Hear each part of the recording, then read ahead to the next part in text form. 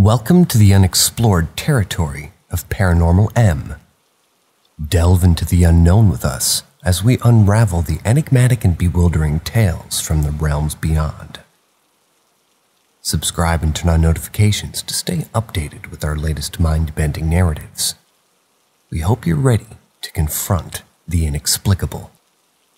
Questioning my experience with a mind reader. So here's how it went down.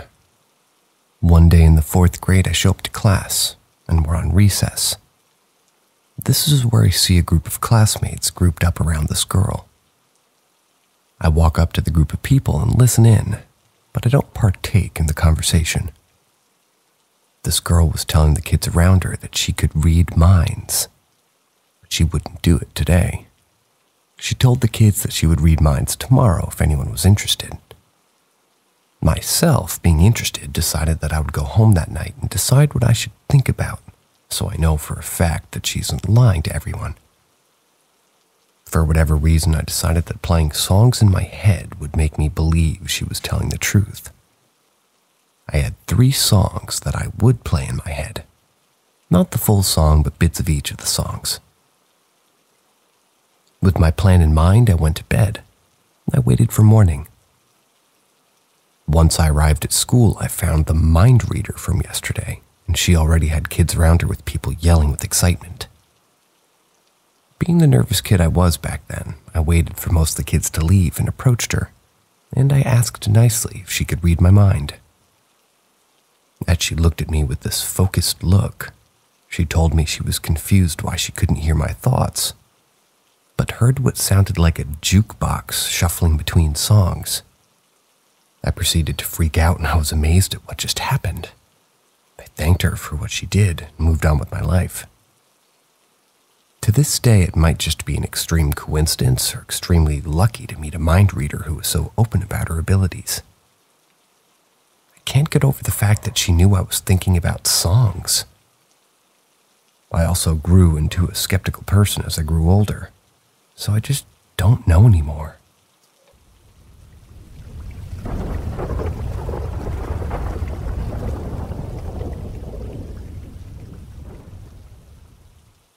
Woke up to myself screaming from a weird spirit dream. I'm visiting with extended family at a house that one of my relatives owned. I don't know who, but didn't recognize the house. There are large portraits of the previous family members that had lived in the house. I'm told the father of the household went mad and murdered his whole family as I'm staring at his portrait. Nothing weird happens for most of the dream, just chatting with cousins and aunts and uncles for the most of it. Towards the end of the family reunion, I'm told a bus is coming to pick us all up and take us back home. I have a large family, so renting a bus would make sense if we were all going to be leaving. My brother and I decide to go to the bathroom before the bus gets here, since it's a long ride back. He goes first. I'm a girl, so we didn't go at the same time. He comes back, and nothing seems weird. I go in next, but it's a bathroom set up similar to a public restroom with several stalls and a large stall with a shower in the corner. All the toilets are disgusting and gross, so I head down to the shower stall. There's a girl, maybe about 17 there, wrapped in a towel and doing her hair. From the back, it looks like my cousin Sarah. I say, "Hey, I know you're just finishing up, but all the bathroom stalls are really gross and I need to pee. Do you mind if I boot you out for a minute and use the toilet?" The girl turns back to me, and I see it's not my cousin. She just laughs and says, "Sure, that's fine." She leaves the stall, and I realize there's just a shower, no toilet. I think, fuck it, this place is creepy. I just hold my bladder till we get back home. I get out of the stall, and the girl's standing there now with clothes on. I feel uncomfortable, and I know she's a spirit for some reason. I say, "Oh, I'm sorry for kicking you out. Guess there's just a shower in there, not a toilet." She just looks at me with a silent blank stare. Start to walk out and she moves and walks next to me and she says, "Why did you approach me?" I said, "You just look so much like my cousin. You both have long blonde hair and I mistook you for her." She smiles and stops as I leave the bathroom. I go up to my brother and ask if he saw a woman in there. He said yes, but he just left as soon as he saw her. He was creeped out. I look and see her portrait on the wall. She's one of the daughters that was murdered. We're all about to leave when the driver says spirits here are known to attach to people and to try to desperately leave the house. To prevent them from leaving with us, we must stand in front of their portraits and say their names. If one did try to attach to us, we'll know because the person will scream when this is done. The father's name is called and nothing. Then I tell the driver I saw that girl in the portrait. He has me step in front of it and tells me to look at in the eyes of the portrait. And I say, "Wendy." The moment he does, I hyperventilate. When I look at the portrait, I'm blinded by white light and I start screaming. I woke up to myself screaming, my cat beside me just looking at me calmly. I calm down and my cat's cuddled up close to me. I've dreamt of dead people before, but never have woken myself up by screaming. It was just so creepy and weird. I had to share it somewhere. I like to think that my cat's protecting me from something. He and I have a close bond, and I know cats are known for protecting their owners from spirits and negative energies. The weird thing is, this isn't the first time I've dreamt of that family or that house. I've had prior dreams of being there with family before. Never ran into a spirit, though, in prior dreams.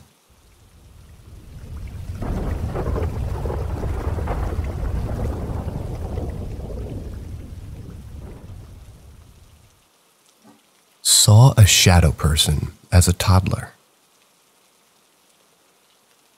This is one of the earliest memories I have in my life. I was around 2 or 3 years old at the time. Not sure, but I knew that, I could talk and walk. I was still using some form of crib as a bed or some type of modified crib. I was laying awake late at night. The lights were off in my bedroom, but I had a night light and my door was open to the hall with the hall light on because my parents knew I was afraid of the dark. Anyways, I'm laying in my crib and my parents had already gone to bed hours before. I see a completely black figure walking in the hallway toward my room. I was filled with absolute dread and terror as the black humanoid figure approached my crib. It grabbed onto the rails and just stared down at me. I don't know for how long, but I remember it felt like forever. Never reached into the crib. My memory gets foggy after that. All I knew at the time, that whatever that thing was, it was absolute pure evil. The next morning I was eating my breakfast with my mom and I asked her if the Power Rangers were real. In my toddler brain, the black-suited Power Ranger was the closest looking thing I could relate it to. My mom said, "No, sweetie, it's just a TV show. They aren't real." Then I said, "Well, are they bad guys?" Hadn't really ever watched the show, but I saw commercials for toys and advertising. She looks puzzled and responds, "No, honey, they're the good guys. They fight the bad guys." I felt really confused and said, "Well, I saw the Black Power Ranger and I think he's a bad guy." My mom just was like, "Oh, okay, maybe he is. I thought they were all the good guys." And she left it at that. I was terrified of Power Rangers after the original incident with my parents. Could never really understand why either. The black figure continued to visit me several other times that year, always at night while I was in my crib. It always was leaving me petrified. As I grew older, I always thought it was such a weird event that had happened. I knew later that it obviously wasn't a Power Ranger, but still had no clue what the hell it was. As an adult, I learned about shadow people, and everything clicked. It was definitely a shadow person or a shadow creature. To this day, I'm not sure what it wanted or what it was doing or why it came back several times to just stare me down in my crib. To this day, still really creeps me out. How many of you guys listening have had an interaction with a shadow person? I have several times, but I'd like to know how many people who are listening have had their own experience. On to the next story.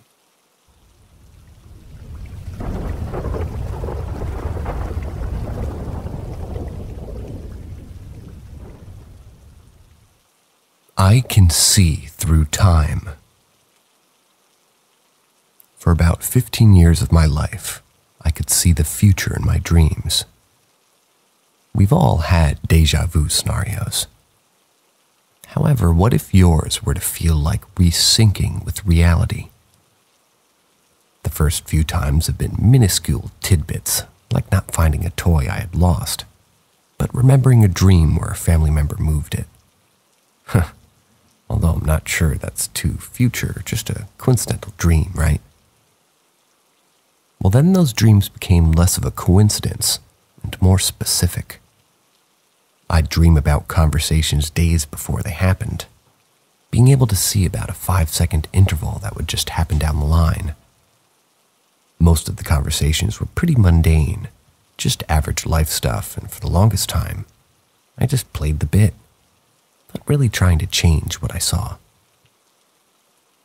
However, as I grew older, I wanted to see how much power over these dreams and visions I had. I started to see sync events and try to interrupt the parts I was meant to play. To my surprise, I did. However, in doing so many resyncs, it started causing minor headaches, and I have no idea why. Maybe putting too much thought into a situation and overdriving my brain. Well, I thought it was a pretty cool party trick, and I tried to explain it with science. You see, I have an eidetic memory, as I'm told. I don't think it's that strong, to be honest, yet I do retain a ton of information that I process. It's honestly allowed me to have a decent career in acting or in debates. Anyway, I'd come up with a theory. My visions in my dream were highly calculated scenarios I'd think up. Then while awake, I'd subconsciously reenact said dream until said part would come into reality. I was comfortable with this theory until I saw other people's lives. Not just future, but their pasts too. People I don't even know. I once met someone who I only recently got to be acquainted with, and one night that person and date played a scene in my dream that was nightmarish. It was a scene of them trying to off themselves. I interacted with the person and assumed if it was like my future vision, I'd want to tell them to be careful of that date. They looked at me with fear, asking how on earth I knew that day. I told them honestly that I had a dream about it and was worried about them. They had retorted to me that they had tendencies in the past. Some that were noted, but the date I mentioned was the one time nobody knew they had attempted anything. We were both shaken. After that, I started to see more random people's futures or pasts and finding them in real life. Some in completely different states with no way for me to truly identify them. So many that seemed to need help at points just became overwhelming. So I stopped sleeping. I gained insomnia and a fear of sleep. After roughly days at a time, my dreams were just dark. I finally get some sleep again. I no longer see other people as much. Now it's back to just random conversations I had, every now and then. And I'll resync up to the days later. Yet I can't help but feel I tap into something mysterious in those dreams. And I've had many more unexplainable tales. However, those I'm truly confident are dreams, and thus I'll be putting those entries in a different subreddit. Now that we're at the end of this little rant, I do want to say I have had paranormal experiences and would love to share more. Like seeing shadows throw out entire closets full of stuff, or recording stuff on a mic and picking up boots in the audio, or having stuff thrown off a desk. But for now, I thought this fun little tale of how my dreams can see the future would be a great first entry on my Tales from the Paranormal.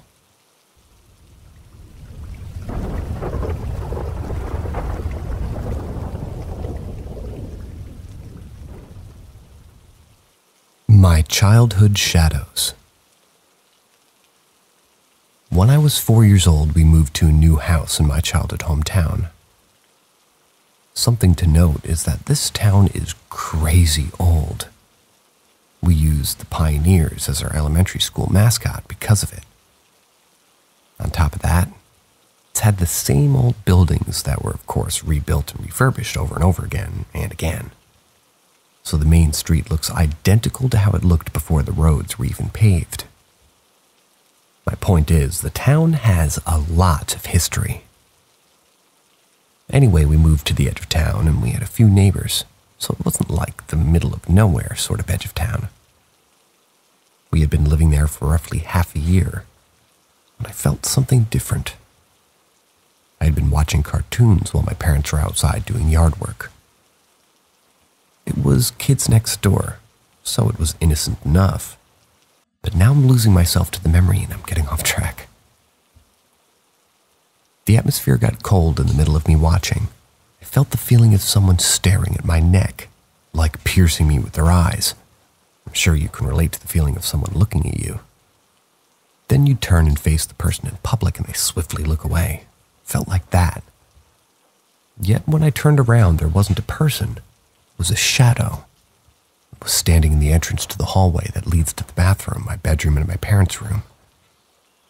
If I had to clock in a height and appearance, it'd have to be around 6 feet tall and male. I always thought it was funny because the shadow had what looked to me like a cowboy hat. I didn't really feel fear, but more of a curiosity. I thought maybe I was making a weird shadow puppet because I didn't really comprehend how light fully tracks because of, well, I was 4 years old. So I waved to it. Nothing moved. It just stood there looking at me.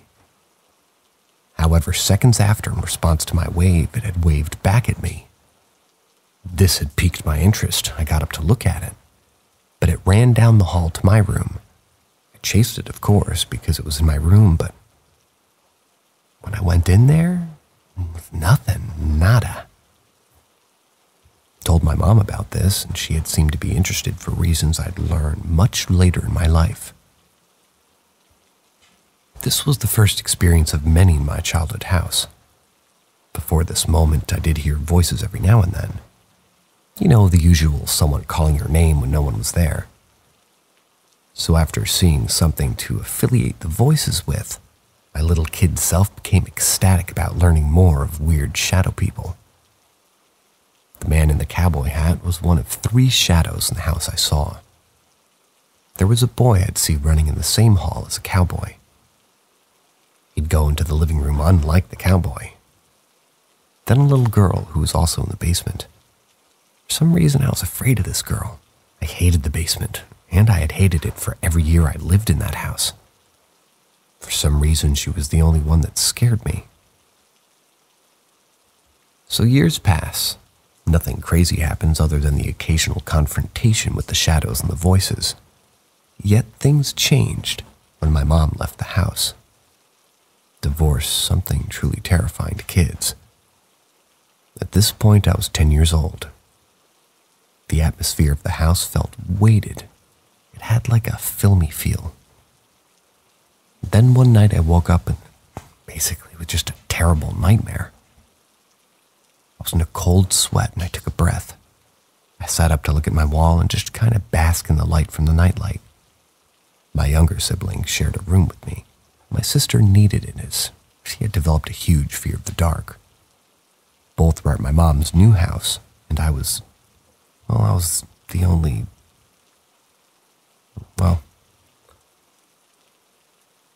I was only in my childhood home because I had soccer practice, basically. I heard a clank come from the closet. It wasn't very loud, Regardless, it did catch my attention, so I looked over. As my eyes adjusted to the dark, I saw a toy train hovering. It was so weird, and yet my mind turned to fascination until my eyes adjusted more. The boy's shadow was holding it. It wasn't hovering there alone, it was being held by a black mass. My brain shot up like lightning as I realized that this was real, and I gasped loudly. Big mistake. The shadow looked at me and it threw everything in the closet out, and all I could hear was running down the hall. I, of course, did a classic young kid maneuver and threw the covers over my head. I forced myself to fall asleep, as if I wasn't supposed to see that, or maybe that this was part of that nightmare. When I woke up, I looked at my floor, and sure enough, everything was emptied from my closet. Not ideal, especially when you had to clean it all up yourself. The house had become more creepy after this, and I'll tell a few more stories in different posts. These are just the experiences that had kind of hardcore made me believe that there are truly things that go bump in the night that we can't fully explain yet. As for why things got so crazy, well, I learned my mom was pagan. She'd apparently marked our house with some seal that was supposed to keep these things at bay. As she also knew they existed in the house, and had her own experiences apparently. When she moved out, my grandmother had found it and broke the seal, thinking it was some witchy junk that my mom left behind. I'm not too religious myself, so I'll just take her word for it for now, although I am developing an interesting theory on why such things may work.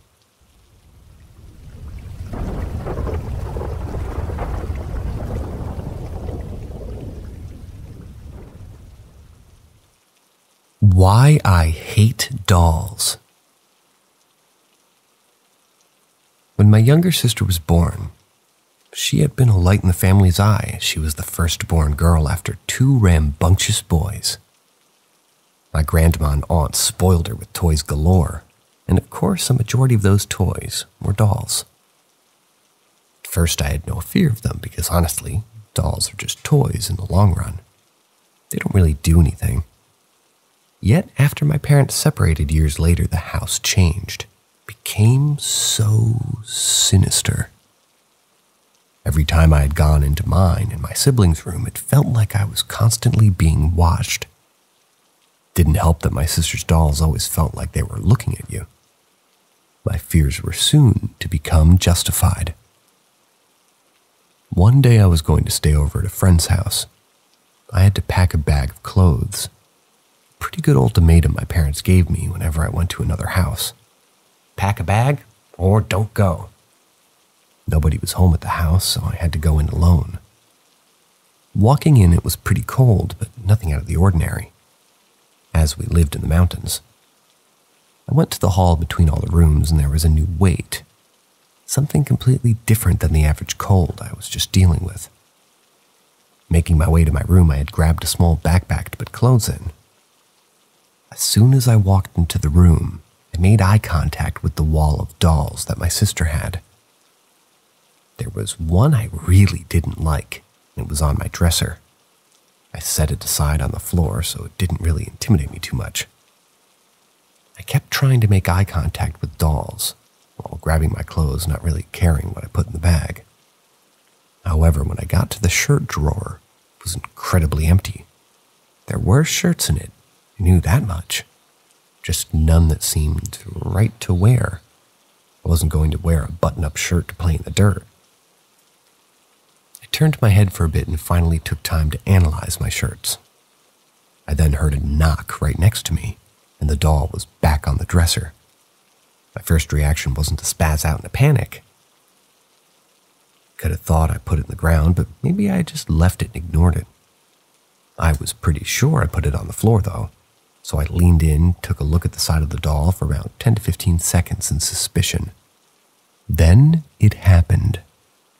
The doll's head snapped to look at me. This wasn't a baby look-see or anything with mechanical parts. It was literally just a plain old doll. So yeah, I freaked out, quickly grabbed a torn-up red shirt and booked it. While I ran through the house to get out, I heard laughter and a ton of whispers. soon as I got out the front door, it all stopped. I hadn't locked the door when I ran out, so I had panickedly opened it and locked it from the inside. Luckily, nothing happened. That's really the end of the story with the dolls, but the laughter was something I heard before. You see, my house had a pretty creepy basement. It was the one place I refused to go into, as it genuinely caused me a lot of fear. I had been in there and I would see a shadow of a girl. She'd turn off all the lights and shut doors while people were down there. Or worse, throw my stepdad's carpenter tools at you from across the basement, each followed by that nasty laughter. So I just hated her, and to give more reasons why I was unnaturally afraid of this girl, I'm confident she was something less than human. When I was 6, playing in my room at night, underneath my window is a grate that leads into the basement. As I was playing, I was looking out the window and bam! There was a giant, sharp, clawed hand that was bloody. As soon as it slapped on the window, it slid down like it was weighed down. I told my mom. She ran out of the room, of course. She took me outside to calm me down. What we saw was something so eerie it's kind of stuck with me for all these years. The grate was dislodged from the wall. She took our dog with us and used it to distract me from, well, it worked on me. But I never ever forgot that when I went toward the basement and saw the girl. So I believe it's thanks to her, or rather, why I fear dolls.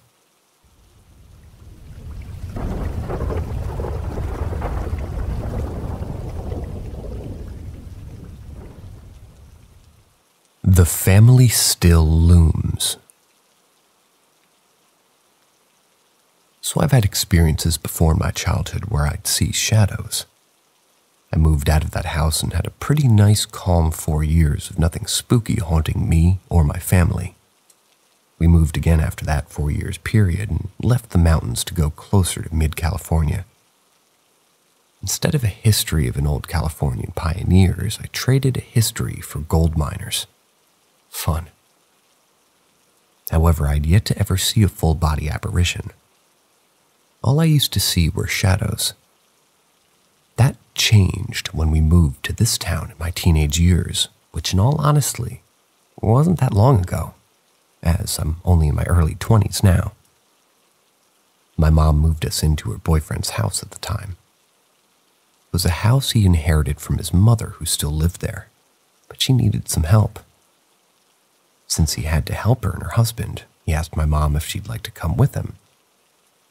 It would make it easier for my second sister to visit. My mom was pregnant with another one of his children. We had moved in and learned that his mother's grandfather built the house, and it's been passed down for generations. However, her grandfather, grandmother, and mother all passed away in the house. Normally, I'm not too suspicious of people dying in a house. It doesn't make it haunted 100% of the time. Yet, with stories my sister told me before we moved, I was keen on keeping my senses up. My first experience with anything paranormal in this house was in mine and my brother's room.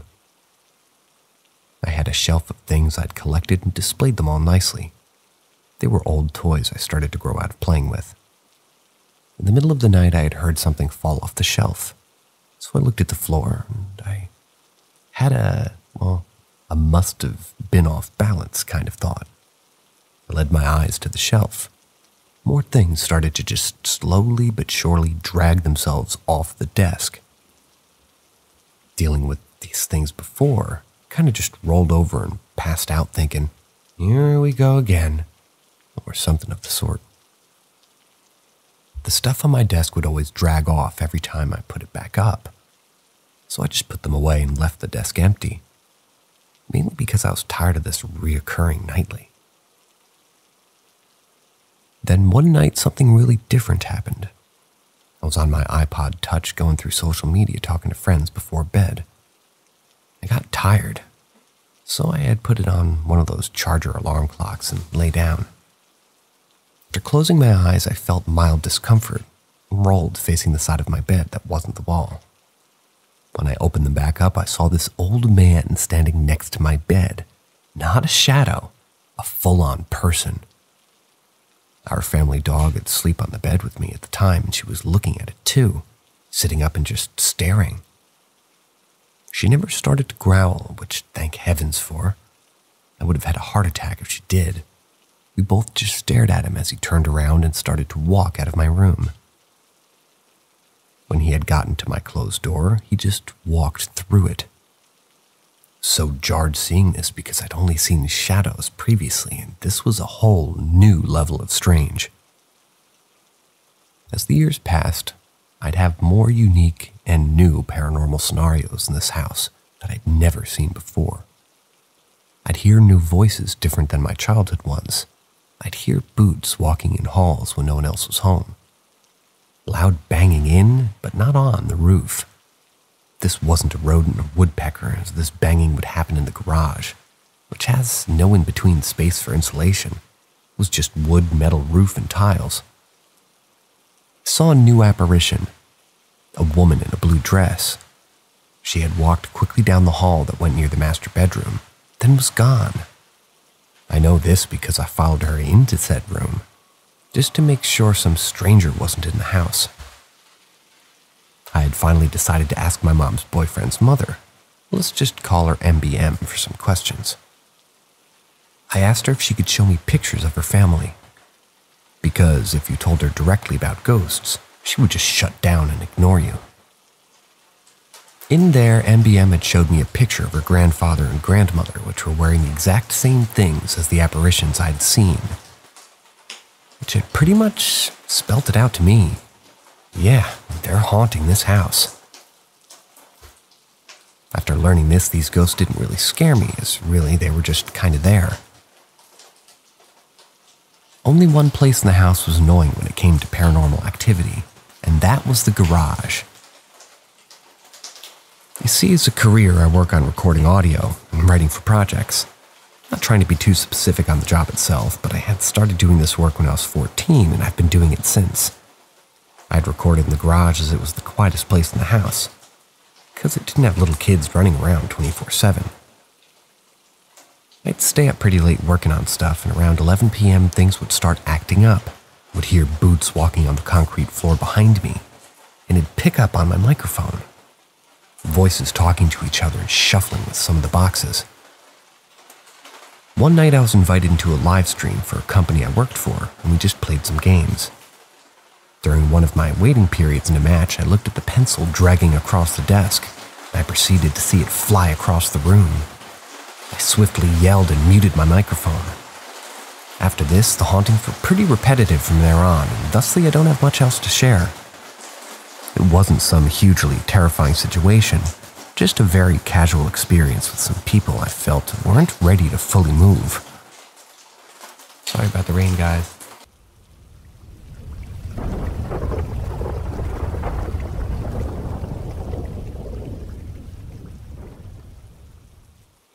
My wake-up call. I've always believed in that there's more out there, and I always have felt something else is around, if that makes any sense, anywhere I went. But around this time in my life, things went from 1 to 11, and it's been a roller coaster ever since. There would be years with no activity, and then all of a sudden, whoosh. I'm in that whoosh phase right now, which brings me on to the following. 15-ish years ago, I wasn't doing so hot. Skip a hell of a lot of detail, and we come down to this night, where I'm staying in a friend's house, crashing on the couch, playing Metroid Fusion on my Game Boy Advance in the dark, with a little LED light that plugged into the top port. It's about 1 or 2 a.m. at this point, and the only light in the living room is from that tiny little light. My legs are crossed, facing the front door as well as the stairs. So I keep playing my game as a regular night, hoping to get tired and get some sleep. But things get weird, very weird. Mid-game, I see something move out of the corner of my eye, reaching the landing of the stairs. I put the Game Boy down and looked directly at it. there is, and I shit you not, a full white figure of a person standing there. Head, torso, arms, even legs. But at this point, the legs kind of bend together, making one single thingy. The head is the weirdest part, because it was solid white figure, though its only distinct features were the two dark spots for eyes, which seemed to look like they were looking right at me. I stare at this in awe and fear for a moment. Thought to myself that I was seeing shit and I was tired, so I rubbed my eyes. As soon as I'm done rubbing, I open them to find this thing is now moving with now 2 separate legs and already 2 steps down. It moves very slowly, kind of like a slow motion video, which was weird, so I rub my eyes again. I'm seeing shit. I watch it go down to the bottom of the stairs, at which point it stops. Keep in mind, its eyes never seem to really blink or anything, and I feel it peering into me. I'm scared as you wouldn't believe at this point. Then it walks around the coffee table, stands next to me and pauses, eyes on my face the entire time. It's not at this point just looking in my direction, it's looking me dead in the eye. I'm about to have a fucking nuclear heart attack. I probably said, "What? What? What the fuck?" 3 times out loud at this point. Then it raises its right hand all the while staring at me and slams it into my left knee. Went into the couch backwards. I'm double jointed, so the only part that hurt was the initial hit. I spring up straight through this thing, terrified beyond fucking belief. I didn't know what to do, so I ran. I ran into the goddamn bathroom maybe 15 feet from the incident where I slammed the door, flipped the light on, and splashed water on my face. I can't tell you how many times. That didn't just happen, I thought. But that's impossible. Ghosts? Real? Maybe. But to physically interact with me made me absolutely make no sense of it. Sitting in this bathroom alone, thinking all to myself, going over every single detail of what happened. Couldn't come up with any logical reason for it. Maybe a light hit my eye. Nope. Maybe I injured myself earlier, and that's why my knee hurt. Nope. Any other excuses? Nope. I can't tell you how long I sat in that bathroom in pure panic mode, but the absolute last thing I wanted to do was open that door. My worst fear was to open it, see that son of a bitch, or whatever the hell it was waiting for me right there. I don't really think I could take it. I would have likely had a real heart attack at 19 or 20 had I seen it right there. Needless to say, I worked up the courage and walked out of where nobody else happened that night and went on with it. But that downright was the scariest paranormal experience I've ever had.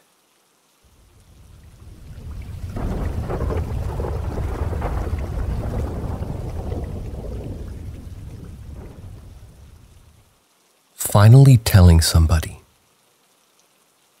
I don't even know where to begin. On the early morning of the 9/11 events, I woke up after having 3 strange experiences of my life. I had this dream where I found myself inside a building after what it looked like some kind of earthquake or an explosion. I could see offices destroyed, desks, phones, papers, printers, computers everywhere, holes in the walls, floors where you could see into other sections of the building. I could see those lights with the long bulbs hanging everywhere and flickering, and I could taste dust in my mouth. Lots of it. At some point, I encountered a huge hole in one of the walls. When I got closer, I could see down to what I recognized was Central Park. This walkthrough in this building lasted for what seemed like forever, and I was the only one there. I remember waking up with the strangest of feelings. Around 1 or 1:30 a.m. in the morning of 9/11, with a huge racing heart, soaking in sweat, a huge headache, but a kind of headache I've never had before. It was a headache, but didn't hurt. Can't explain this. Also a sense of confusion. I woke up from that dream in a hyper state of WTF was that type of thing. I was living in Vermont at the time with an ex. I woke up, went to the bathroom, sat on the toilet, trying to understand what I was experiencing, and to rationalize that I had just had a weird dream. My ex came into the bathroom and asked me if I was all right, since I spent so long in there according to her. But from my perspective, it had only been a couple of minutes. I let her in and shared my dream in detail. She listened, convinced me to go back to bed, that it was just a bad dream, so I did. Fell back asleep, and the next morning I went to work as usual, and that's when I get a call from her at work. I'll never forget what she said to me. "It's happening. Oh my God, your dream, it's happening." I remember freezing in place to the old landline phone to my ear. Can't remember what I said or what I did before walking to the hotel's restaurant TV and watching as the second plane hit the towers. I was in my 20s then, late 40s currently. I'm agnostic and skeptic. I'm no longer with my ex, but we share a daughter and talk every once in a few years, and we really dislike each other. But the only time when we talk like civilized people is when we remember that experience. As the years have gone by, we compare memories of what we recall. We always recall the experience. It's always the same way. Same order of events. I wish I knew what it meant. Maybe there was something I could have done. But maybe they would have thought I was crazy or worse, involved. I carried an immense amount of guilt after. I drank heavily for some time until I moved to Maine at the time and forgave myself on account that I didn't even understand the dream myself to begin with.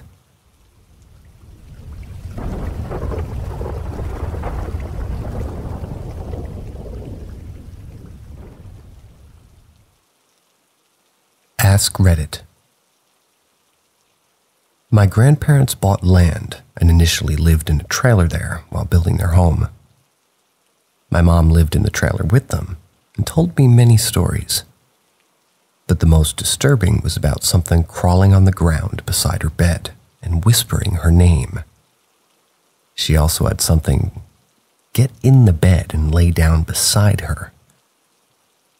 After the house was built, she started messing with Ouija boards and actually had it tell her the name of the man she actually married later in life.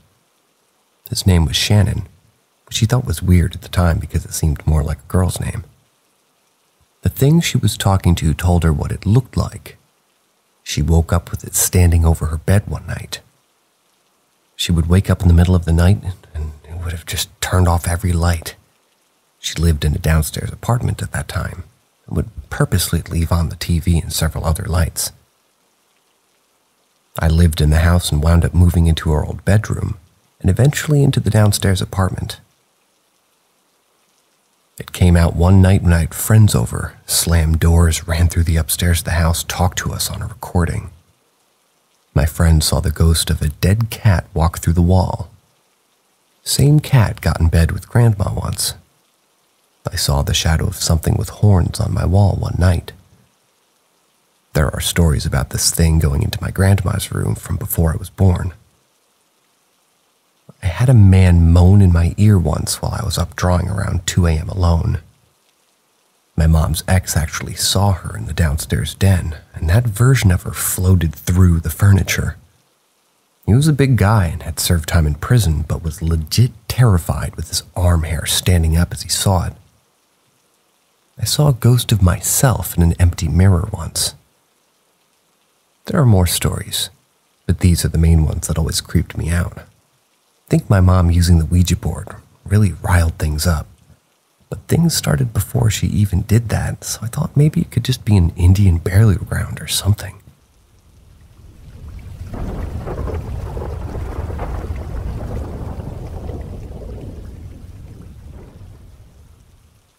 Three knocks, twice. So my sister and I were smoking in our closed garage. She's positioned facing away from the closet wall, having my room toward hers right across the wall. I'm facing at an angle towards hers, away from the wall, and to her right, which again is my room. The wall my sister was facing away from also had a window in my room connected. It was connected on the other side, and as my sister and I were talking, suddenly we hear 3 formal-like knocks. An almost cliché-like space, then 3 more knocks following right after. I was confused and checked my phone as my girlfriend had sometimes popped by to wake me up. She would do this through the window, yet I didn't catch the fact that hers are way more frequent and aggressive, since I'm sometimes a deep sleeper. With no text of reached contact from my girlfriend, after a brief few seconds, I quickly bolted through the near side door out of my window to find no one there. My sister and I recreated said scenario with me knocking outside with both the window and the brick right next to said window. The brick's knocking seemed to be in the middle of the garage, but the window was exactly as we had heard it, yet we found no one. I've heard superstitions of 3 knocks signifying a mocking of the Holy Trinity near 3 a.m., yet this was around 9:30 in the morning. Also, with the knocks being like in a pair and sounding too formal to be a prank with no one in sight. I brought legitimate goosebumps witnessing it. Even checked my attic and my walk-in closet to the right of the window and found nothing. I was hoping anybody maybe had a similar experience or something more specific like this instead of one instance of knocking.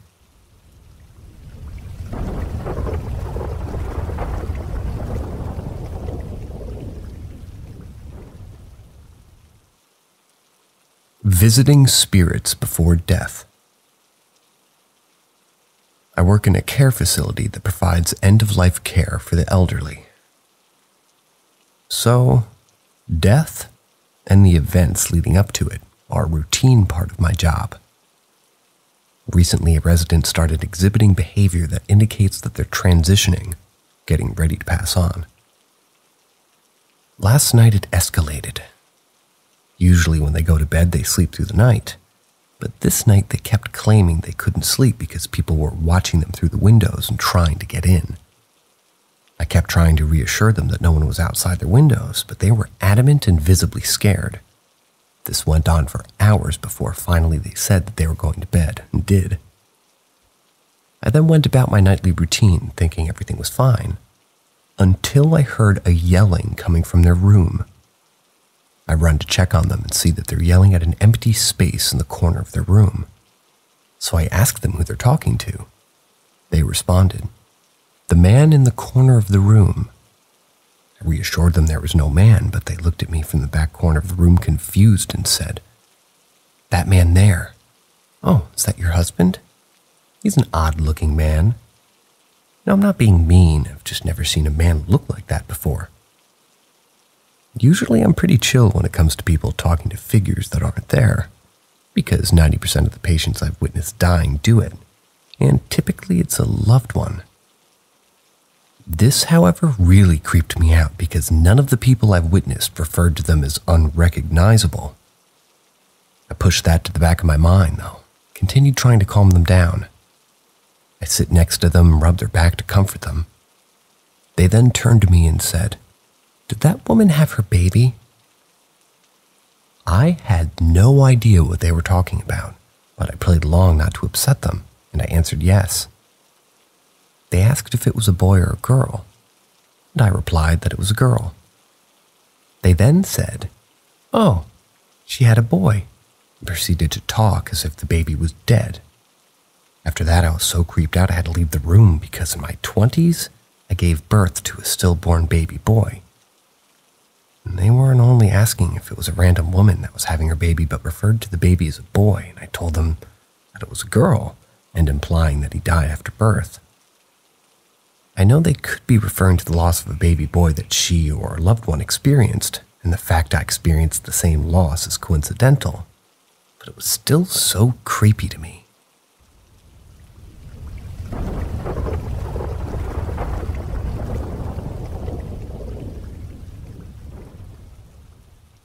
Premonition, dreams, messages, experiences, thoughts. So I've had premonitions since I was a child.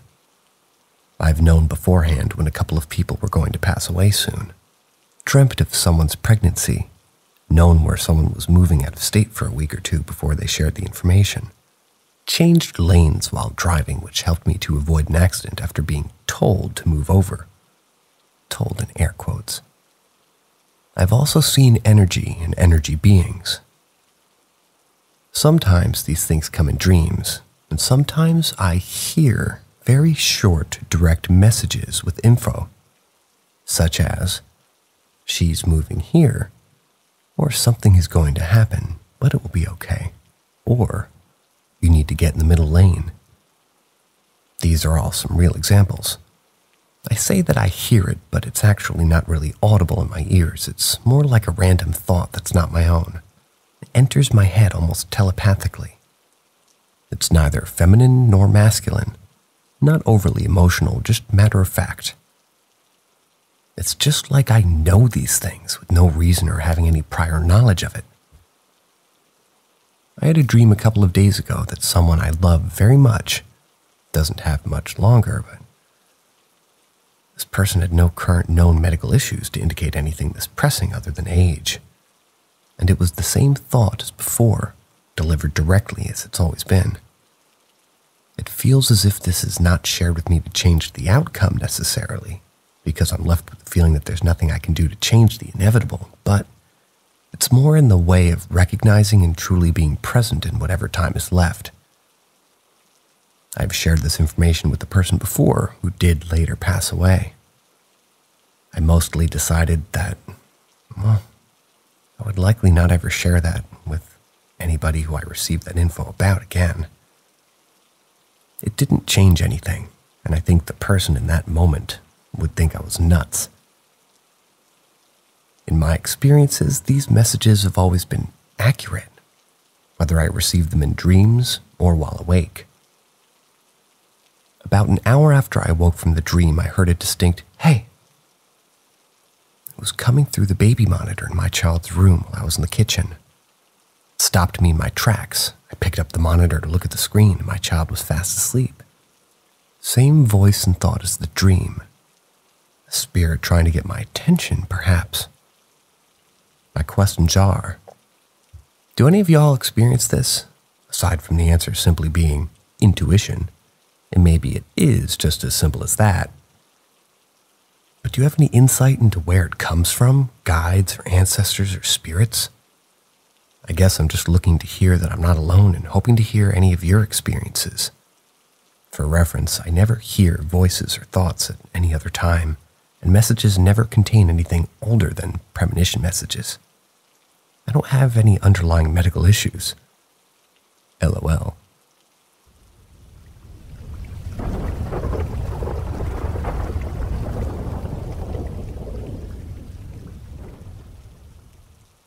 Long story. Was a skeptic, but now I think I'm haunted. Please offer thoughts/debunk.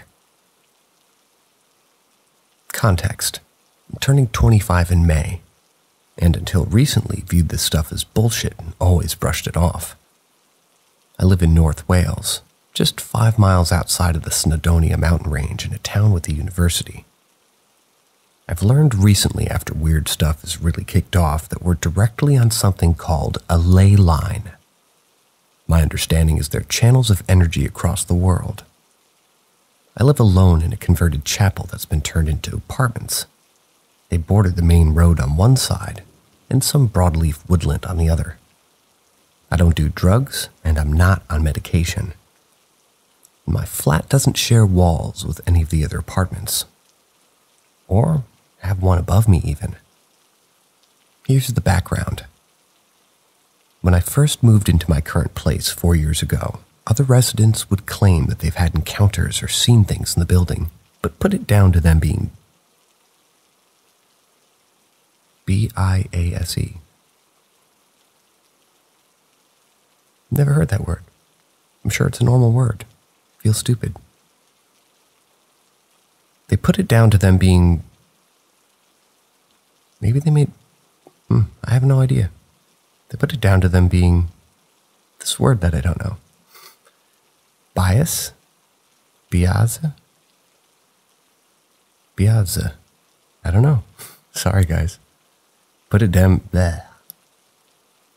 They've had encounters and seen things in the building. Well, it's a chapel, and we all live in it. For the first few years, I've felt randomly uneasy. Like at night, if I want to get a drink from the fridge, I get out of bed, feel like I'm being watched, and felt uncomfortable enough that I decided to go to bed instead. But again, put it down to living by myself in a creepier setting. There was one time I thought I saw a shadow, but I went out drinking that night, got back home, left my lights on, passed out on the sofa, then suddenly woke up and thought I saw that figure standing over me looking into some of my frog tanks. I just told them, "Feel free, look at my frogs. Don't be a weirdo." Then passed out again. This memory stuck with me for some reason, but I've always put this down to me being drunk, and to be honest, even now I do, but thought it was worth noting. But yeah, I have a few other things going on and off, but dismissed it. Then I got my dog. Over the past few years, every now and then, he'd randomly be set off by one corner of my room. He'll be growling, barking, hackles up, and I tell him to be quiet. He just won't. And if I try to walk in my bedroom, he'll block me and not let me in. Not turning to face me, but stepping in front of me and not letting me pass while he's going nuts at the corner. Then all of a sudden, like snap the fingers, he'll stop and go back to being fully relaxed and hop back in his bed. Then when I got my cat there, it would be random times where the dog will do this while the cat's staring at the same spot, fur all puffed up and screaming, hissing, and spitting. And again, randomly, like a snap of the finger, they'll both stop and settle down and act like nothing even happened. But I never really thought too much of it, as it would happen so sporadically, like maybe 2 or 3 times, months of nothing too. Recently, things have started changing. Back in January, I started being woken up at some point between 3 a.m. and 3:30 by the dog standing over my body going nuts at that corner, and the cat at my feet doing the same screaming, hissing, and fur puff. They won't stop if I tell them to. Then again, all of a sudden, they stop and go back to sleep. But rather than being every few months, it was happening 1 or 2 times a week. First big thing. One night, 19th of January, I was walking the dog late down at the woods around midnight. And normally I put one ear pod in to listen to music, but when I reached the entrance, for some reason, I just decided not to have any ear pods on. Wasn't feeling on edge, just passive, not gonna put it in. It was a walk, pretty normal, for like 10 minutes. Then the next sequence of events all happened in the space of a few seconds. My dog goes running off the path, barking and going nuts at something. I look in the direction that he's gone in.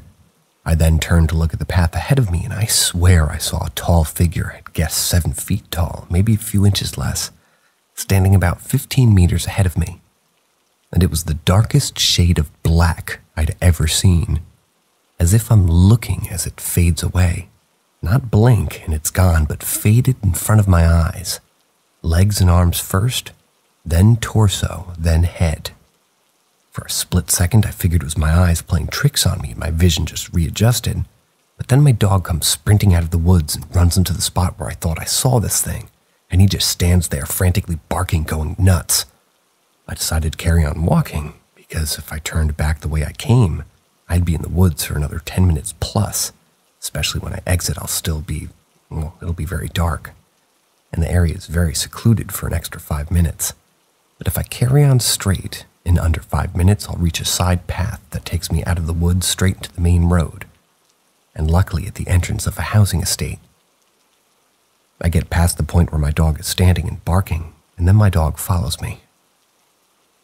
A few seconds later, I suddenly feel really cold. But out of that, could be a placebo effect as I had gotten, in my head at this point. And then I feel like something's following behind me. I'm like 1 meter behind, and my dog turns around and starts barking again. The whole time I'm walking, he's walking right next to me, but he's walking backwards, constantly barking. I don't turn around, and I pull my phone out, 0 signal or 4G. First time I've been without it ever, and I go wild camping a lot. My phone's on 8%. When I checked it 10 to 15 minutes earlier when I was initially going to connect to my head pods, it was like 60%. I didn't turn around to look behind me at all. This carries on until I go under the bridge that the main road goes all over, and like a snap of the fingers, the dog stops barking. Does a wee and acts like nothing even happened. Once I'm in the housing estate, I let myself freak out and had 4G again, so I sent some voice notes to a mate and see if he was awake. I didn't want the phone in case he was asleep, and everyone who heard them says that they never heard me terrified like that. And it's what really got my skeptic friends thinking seriously about this, as I'm not someone who gets scared easily, and when I am scared, I'm good at hiding it and dealing with what's happening. Like when we went camping in Sweden and bumped into a bear. I just went up to it yelling and squaring up and got it to back off. And when we've had 2 guys try to mug us in Manchester at knife point, I carried on walking towards them and called their bluff and told them to actually do something or fuck off. They backed off. Current. Since that night, things have gotten worse in my place.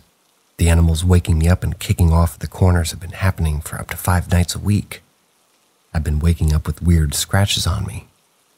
I checked, it's not the dog or cat. No matter what angle I try, I can't make the same scratches with my nails. There's nothing in my bed, no springs poking out that could cause it. And it's weird positions like my thighs, inner, back, and top thigh, top of my feet, toes, side of my body, as well as arms.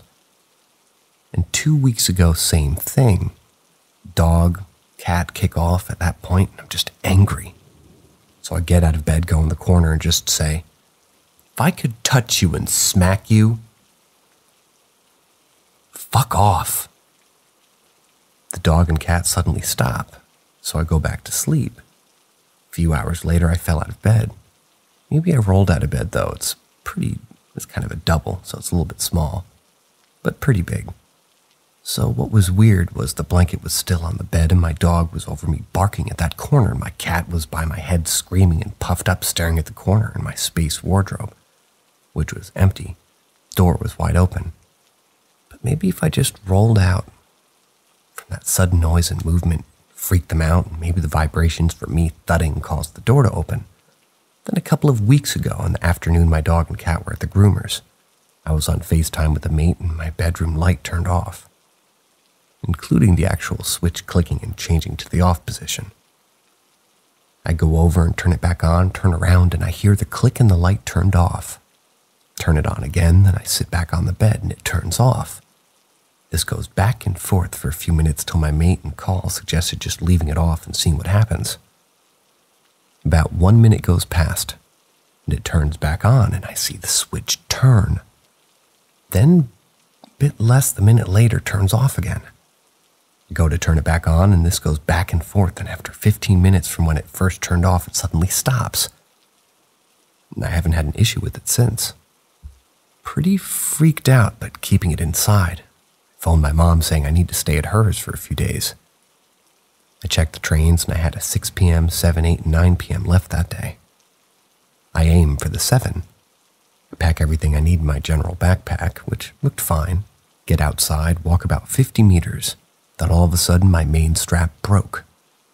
It was an old backpack, but it looked and felt fine when I was packing, but maybe the stitching on the underneath were worn and I overpacked the bag so it broke. So I missed that train, and I grabbed my hiking and camping backpack that was in the same hangar as the other one to repack. But before checking, I quickly chucked something in the oven as I hadn't eaten that day. Yet, I figured I'd have time. I go to grab the other backpack.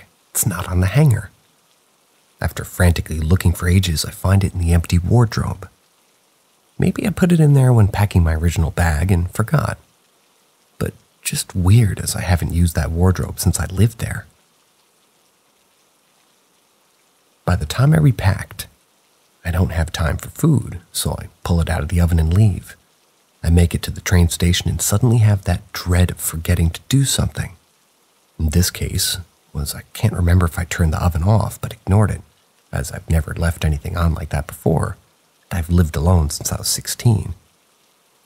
I'm kind of always paranoid about fire as I keep a bunch of frogs and snakes. So I always make sure that the dryer, the oven, the washing machine, all of it's off before leaving. I reached the point that I'm too stressed and I have to go back to confirm. I wound up missing the 8 p.m. train. But this time I actually did leave the oven on. Obviously, it's probably for me being stressed and rushing, so I must have forgotten. That's not like me, and while it probably is a coincidence, couldn't help but feel dread in my gut, feeling like something didn't want me to leave.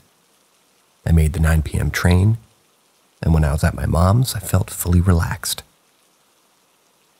Then this past weekend, my mom decided to come down. The first night she was down, I had the best sleep I've ever had in that flat for months. But she said that she had one of the worst nights of sleep that she'd ever had and was convinced someone was walking about in her room.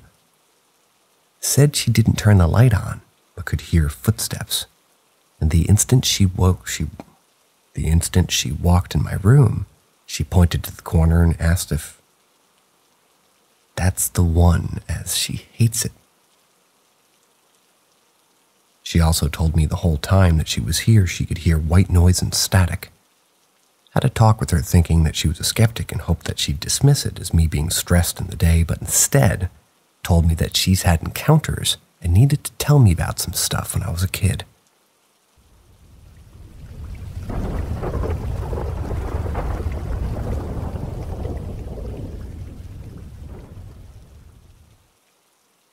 Step into the ethereal realm of Paranormal M. Let us guide you through an array of paranormal wonders and supernatural phenomena. Don't forget to subscribe and turn on notifications to keep up with our latest extraordinary stories. Get ready to be enchanted and amazed. Can infrared beams like the ones from IR guns trigger music boxes and other devices? Just got me thinking. I have an IR temperature gun I use for my reptiles. Has a pretty long range, several hundred meters, and it has an invisibility setting, so you can either have it set to make a visible laser or have none visible but it'll still take temperature readings. Plus the one I got at least has a silent setting so it doesn't make any sound after getting a reading. Though I'm not willing to spend the money on buying REM pods or EMF or music boxes, etc. to see if the laser can set it off or not.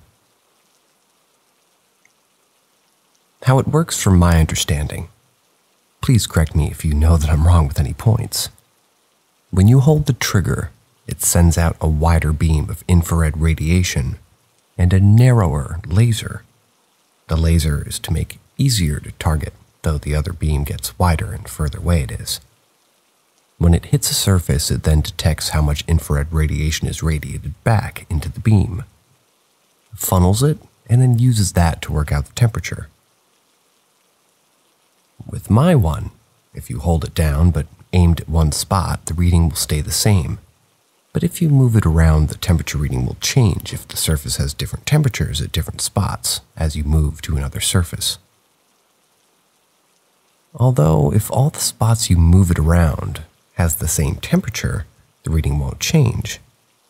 The reason I pointed out, it's not like it's sending a single burst of IR, but instead sending a continuous beam as long as the trigger's held down. So rather than shooting like a gun, it's more like you're activating a rubbish lightsaber, you could say. The beam only stops if you let go of the trigger, in which case it then locks in the last temperature reading that it got. Mine beeps when you let it go to signify that you got a locked-in reading, but also has a silent mode. Plus, it does have a visible laser setting to make it easier to aim, but this can be turned off. So, still takes the temperature as it's beaming the IR, but doesn't have the visible laser to know exactly where you're aiming. That said, still easy to use without the visible laser as it's shot in a straight line. So just like lining up a shot with a gun or a bow, but not having to take into consideration the projectile dropping over distances. That was not very paranormal.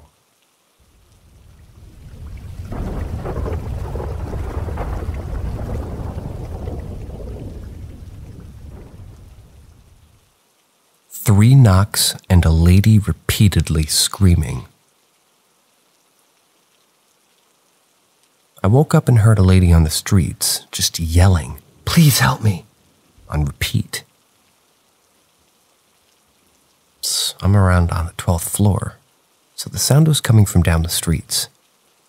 Initially, I didn't think much of it, but from the moment I woke up, I already felt something wasn't right.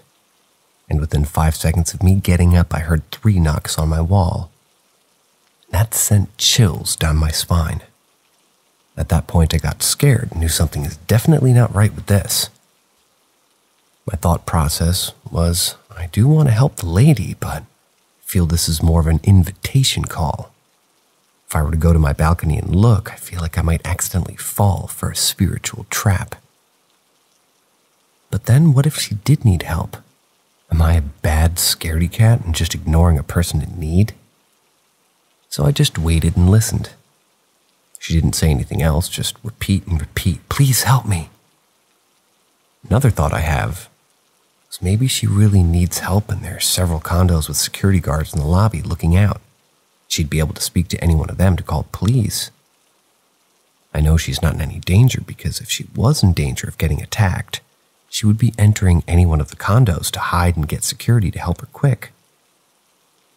The most interesting thing would be, well, which reinforced my thought of it being paranormal, besides the 3 knocks, was that when I stopped focusing on the screaming, I can hear the screams as a cat's meowing. At that point, I just prayed for protection. I went on Google for the Lord's Prayer and YouTube for other prayers, asking God and Jesus to protect my space and my soul. That made me feel better, but the screams were still going. After 10 or 15 minutes, her screams faded away. So I just went back to sleep. I know a lot of people will think that they wouldn't be able to go back to sleep after that, but for me, I can, because this is not the first time I've dealt with the paranormal. I used to need a nightlight or someone there to watch me sleep when I was a kid, but after seeing ghosts for the first time, then I was actually able to sleep without nightlight, which is kind of in reverse. I could go back to sleep because my faith is strong. Mind you, I was still scared though, but I experienced this type of evil shit before, and God and the Bible prayer did help me with that as well, so I felt it'll be fine this time as well. One last interesting thing for that night was my dream after. There was no ghosts or demons in the dream. It was just that I was in my condo, but with a lot of clutter. In the dream, I quickly realized that I wasn't a dream and I wanted to wake up, but I couldn't. I had to put a lot of focus and energy to wake back up. It was around 4:30 a.m. at that point. From my Chinese background, I know when someone calls your name at night to not answer it. Also, from other Western paranormal shows and stories, I understand that the 3 knocks are a request to enter your spiritual space. I don't know what I did to even cause this to happen. I wasn't watching horror or doing some witchy shit or Ouija boards. I wasn't even thinking about the paranormal. The only thing I can think of for this to happen is my mom's in China right now, and she loves to go to spiritualists and temples and get readings and talismans. Hope she's not the one causing this, but I will ask her what she did when I get back, what she was doing exactly on November the 15th through the 16th.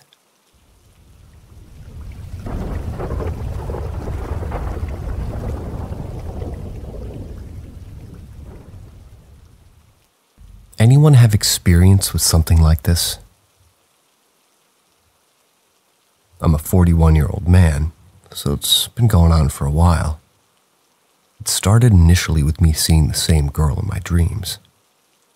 I could remember 6 or 7 dreams off the top of my head as a boy with her in them. She doesn't speak much in them. In some, she's completely silent. Around the time these dreams started, I was going into puberty, of course. I'd also wake up at night hearing a woman's voice calling my name out of the backyard. Not my mother. I knew she was asleep, and her accent was too easy to notice. The problem is, one night my brother woke up when I was 13. Said he heard a woman calling my name as well. Said it freaked him out. He was like 10 or so at the time. By the time I was 15 or 16, the dream still happened from time to time. But I also began to have dreams of a full moon watching me like a great eye. I'd always feel like I was being watched. I moon-gazed at night, and I oddly felt like it was a woman watching me. This feeling still persists to this day, though not as often or as strongly. But I haven't been able to have one successful romantic relationship. I saw this woman for 7 years in my 20s and 30s, but it ended badly. She was also mentally and emotionally abusive, so that left their own scars behind to deal with. I always feel like my relationships or attempts at relationships are under some sort of dark cloud. I even had a friend who does palm readings give me a reading. She said I have a great knack for success in work and making money, which has been true. But she saw only failure in regards to personal relationships and friendships. And to this day, I'm 41 and single, with very few friends as well. I do well putting up the appearance of having everything and being successful, but inside I feel lonely. Sometimes late at night, I feel longing for the girl from my dream, or for whatever I feel is near me sometimes. I've woken up in the middle of the night feeling a deep sense of loss or longing.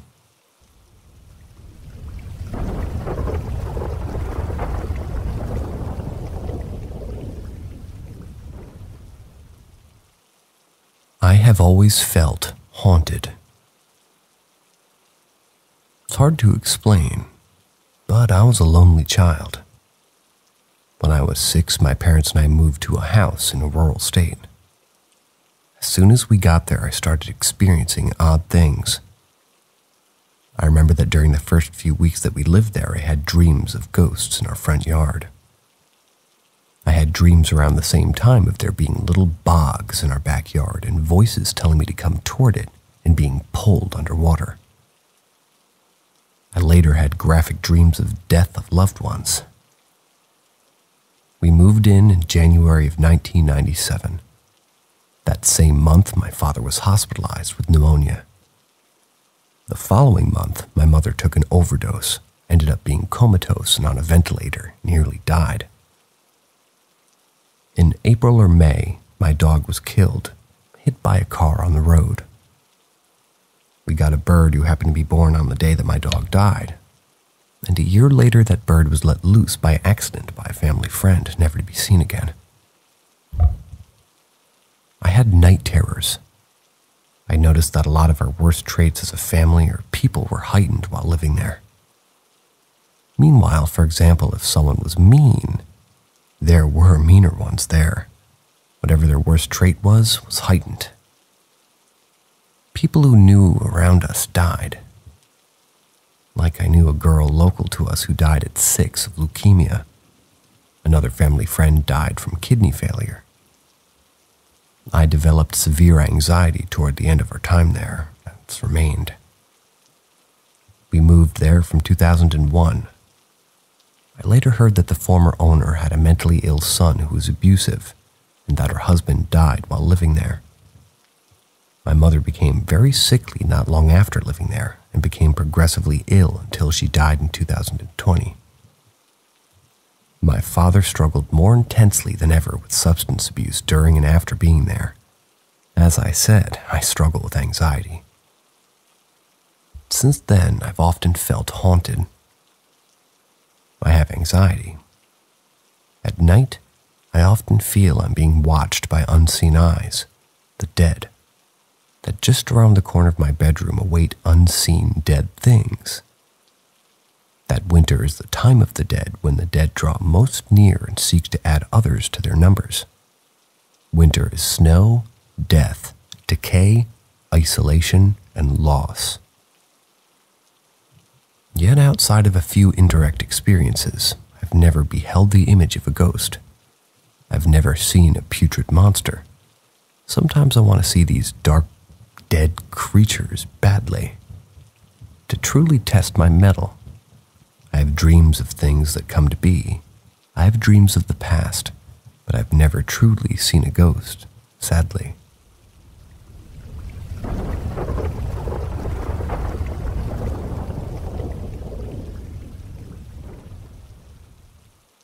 Men in Black Real Encounter. I attended a community center for children in Brooklyn, New York. I had to be no older than maybe 6 or 7. The center would take all the children on trips throughout the summer. So one of our trips was a place in Manhattan, similar to Discovery Zone or a Chuck E. Cheese, but even bigger. I never could quite remember the name of the establishment. I'm guessing, being that it was so long ago, along the walls were interactive tablets for children which had games and learning applications. My godbrother saw it, and he was glued there the entire time. There were ball pits and tubes as far as I could see. They looked like castles to me, 3 separate sections. One section seemed to be closed off. I assume, being that the lights were dim in this particular area. I followed a group of older kids to see what they were up to. And honestly, I had a crush on one of the girls, so I planned to let her know while we were there. Found her in a group of older kids at the top of one of those tub towers, making out. Making out it. Executive decision. Found her in a group of older kids at the top of one of the tub towers, making her way out of it. Okay, executive decision number 2. Found her with a group of older kids at the top of one of the tub towers making out. It had me really bummed, so I left out on my own and I decided to go to the section that's rather dim. There were a huge padded hill at the bottom of the ball pit with a rope above it so you could slide across. I rolled my body down the ramp. When I looked upright, in the front of my face, a young boy laid face down, not moving at all. At his feet and at his head were 2 men dressed in all black suits, completely bald with black shades on. What scared me the most were how pale they were and how they looked exactly alike. All I know is I don't want to be the next kid that got, so I took off running, found my godbrother frantically trying to explain to him what I'd just seen. Before I could even get it out, they made an announcement on a loudspeaker. The next thing I know, my entire group had got kicked out of the place. They told the counselors we were rowdy, which was completely untrue. The counselors thought it was a race thing. I never did tell anybody, I guess out of fear, but keep in mind there was no Men in Black movies made yet, nor was the internet was what it is today. Brutal punctuation. Moving on.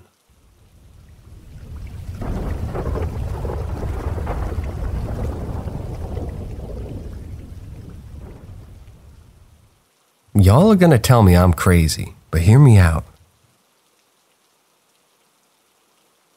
I was at my ex's house, and we were all in the living room and kitchen area.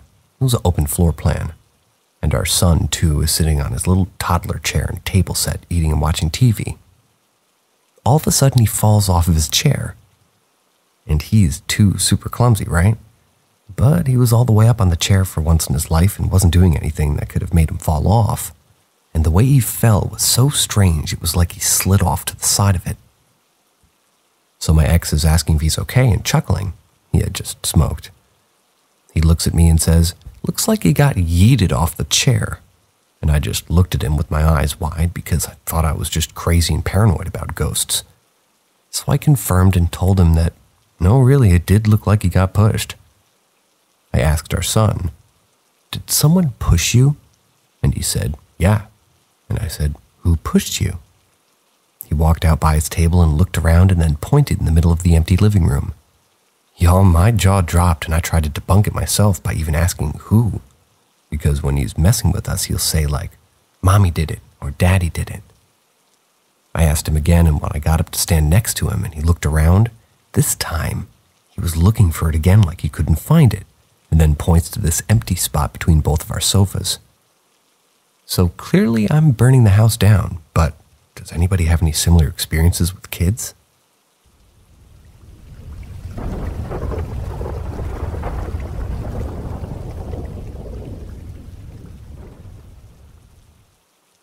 My grandmother's curse. My great-grandma, born in 1939 in Germany, swore this family was cursed until her passing. When she was around 12, her sister went missing on December 24th, though I don't have the exact year. Fast forward to her adulthood, she made her way to America, where our family has been ever since. Every year since, come Thanksgiving, weird things start happening to us. Lights flicker, TVs change channels, mysterious illnesses. In 2021, our 11-month-old puppy collapsed and died on Christmas Eve morning. 9:19 a.m. That number burnt into my memory with an inconclusive autopsy. I vividly remember my great-grandma, even in her wheelchair-bound last months, following us during Christmas gatherings. She was paranoid, fearing whatever haunted our family might claim another child. Family members are convinced it's a haunting, but I lean towards trauma. Thoughts? I'm open to answering questions. My storytelling might not be top-notch. I blame my ADHD for that.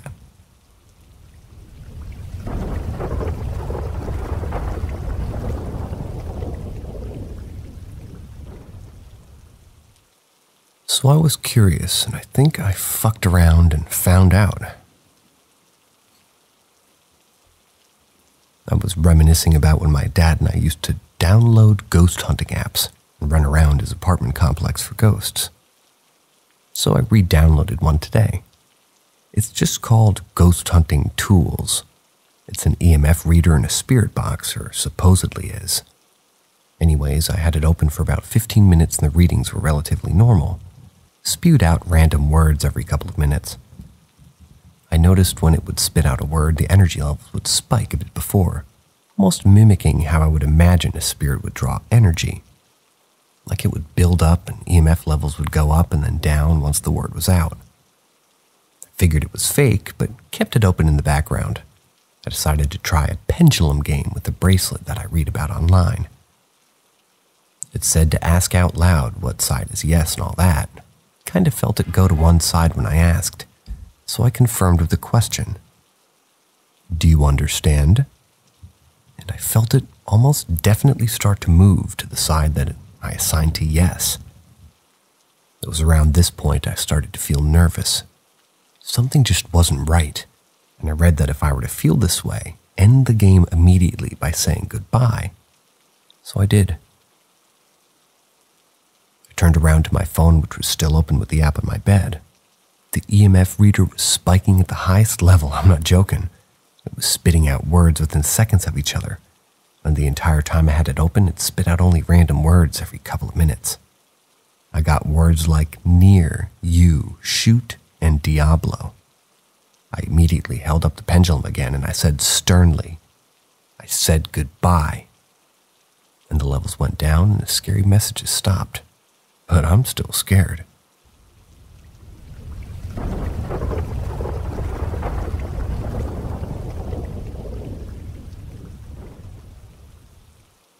Face to face with a demon. So I'm a believer in the supernatural, and have been all my life. I've always had experiences to feeling like I'm being watched, having perplexing dreams of entities that felt too real, or feeling an energy that either was or wasn't happy. Now this experience I'm going to talk about is by far the most intense and outstanding experience I've ever had, and I'd never had even dreamed of experiencing it. So I'll get into it. Back in spring of 2020 was an average night, as I was doing what I usually did, watching YouTube, scrolling through my phone as I wind down from the day and get ready for bed. Nothing out of the ordinary and no foreign or unsettling energies were present. Time goes by. Time for bed, get cozy, start getting sleepy. A couple minutes go by, give or take, and I'm starting to notice it getting cold, and I'm just like, a little chilly. It's that kind of cold. I'm talking freezing down to 0 degrees type cold, which never happens where I live, especially in the countryside during spring. Absolutely freezing. I was shaking and I could see my own breath and I could tell something was way off. sit up and I'm instantly hit with an intense presence of a being in the corner of my room to the right of my bedroom door. Now, my room isn't very big. I'd estimate like a 6 by 12. So if you were in here with me, it'd take less than one step to get to the other side. This thing, quote unquote, that I could feel is standing there just staring at me unmoving. As it took me in, I took it in. I could see this thing clear as day in my head, a perfect image as if they showed itself to me through my third eye, if you believe in any of that. And gods, it wasn't pretty. First, its skin was black as the void itself. No other colors were present. Its face was nothing but 2 hollowed-out holes and a black contorted skull. No other features but empty sockets. Its body and limbs were thin, malnourished to the fullest extent, being like twigs, along with its arms and legs being abnormally long. And this thing was standing at what I estimate to be about 8 feet. Despite this thing being a demon, it held no hostilities toward me. It just stood there looking until, after maybe 20 to 30 minutes pass, and it finally leaves. Temperature warms up. No more presence, and I'm alone once more. It didn't shake me up as much as it did astonish me, being so close to such an otherworldly being, let alone its center of attention. I know this is a fairly out there and extremely boggling experience, but if anybody else has had a similar experience, do let me know. It would be nice to know if I'm not the only one who's had something like this happen.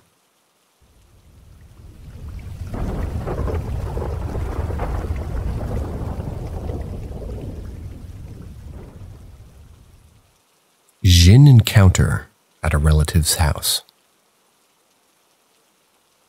As a Muslim, we believe that those entities that anyone encounters, such as a ghost or a poltergeist or an apparition, are all jinn. Some of them just like to scare people for the sake of pranking. Others are absolutely evil and might literally harm you, like scratching or even worse. With that said, a long time ago I was staying at a relative's house. He was my uncle. He had a wife and 2 kids. They had a decent house, nothing big. Now keep in mind that the apartment's on the ground floor. You might hear kids playing or yelling outside. They keep the window open quite often. Anyway, I was alone there. They had gone out to the mall with my mother, and I kind of didn't want to join them because it would have just been boring to join them. So I decided to stay and just play video games, and the night started fine. Some time passed. I started hearing some noises like kids talking. I brushed it off as I thought it could just be someone outside, as mentioned before. But I kept hearing it louder and louder. I went to check the window, but there wasn't a single soul outside. So I decided to shut the window and go back to my game. Some time passed and I started hearing children talking and yelling. This time it was a little louder, as if it was inside the house. I got startled and checked around only to find absolutely nothing. When I sat down again and went back to playing, the noises started. This time it was getting louder and louder. I had a headset back then and put it on. It was connected to the monitor so I could hear the game. The noises became so loud that even with the headset on, I could hear them. And mind you, I was terrified, and just like that, the noises stopped all of a sudden. I felt someone was pulling the back of my shirt up. I jumped like I've never jumped before and just ran out of the house. And from that day, I never went back to that house again. When I opened the door, I found my father outside the house, about to ring the door. He looked at my face and asked what was wrong. I told him the story. He didn't believe me. However, he told me not to bring that up to my relatives so I wouldn't be disrespectful when I see my mother. I told her the story, but the loom on her face, I could tell she believed every word I said because later I found out that my relative used to do seances in his house, and even his wife and children used to experience stuff too. Needless to say, that was one of the most terrifying experiences I ever had in my life, and since then, tried my best to never get scared of encounters like that again. I had other experiences after that, such as noises and taps and similar stuff. But I learned that if you pay them no mind and don't show fear, they leave you alone.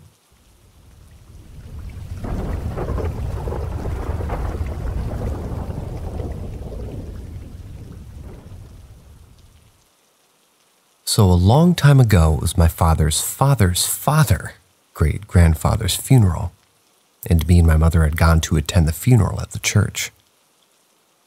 So basically, when you enter the church, the start of the church itself has a graveyard, which is like 50 years old.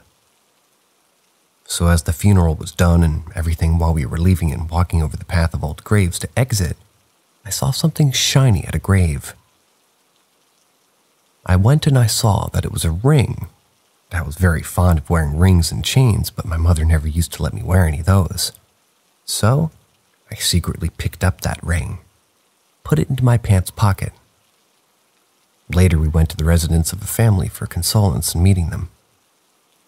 So I don't know what happened, but something struck me to say that I picked a ring from the graveyard to my mother. So I said it to my mother, and I picked an unknown ring fallen at a graveyard. She got angry and immediately told me to throw it off. Yelled at me. I got scared and went out of the house to throw the ring. I threw the ring in the gutter, like I actually threw it in the gutter, and it gushed down in the water, and then I entered the house and my mother said that you should never take anything back from a graveyard. With that, we all spent good family time. Then me and my mother came back home, so we get tired and shit, and I went to my room to change clothes, and I was checking my pockets. You know, like if I had any paper or handkerchief or so. But, as I put my hand in my right pocket of pant, I take my hand out and find the ring still with me. I was so shocked and scared, I stared to shiver. I remember like I had, for real, thrown that ring away on my own hands into the gutter. So how it's even possible for it to still be with me? But then I remember that the mother told never take anything back within yourself from a graveyard. I immediately put my clothes on, and without telling my mother about the situation, I run to my nearby church, placed the ring at the Mother Mary statue, and prayed there for 10 minutes. Got back home, and luckily this time the ring wasn't there. But honestly, I was so stressed that how on earth a thing which I had thrown away was still with me.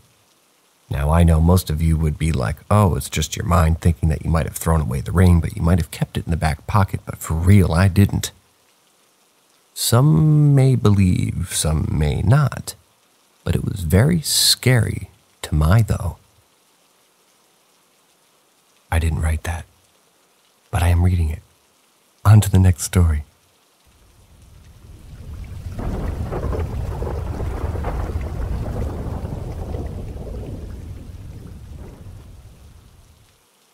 Anybody ever felt somebody had died before you even knew it? So last night I had a vision when I was in bed. As soon as I closed my eyes to go to sleep, I saw a limp hand sticking out of the gravel. My eyes shot open immediately. I don't know why, but I knew somebody had died. I went to check on the kids and hoped it was my imagination. Couldn't tell who it was, but I just felt it.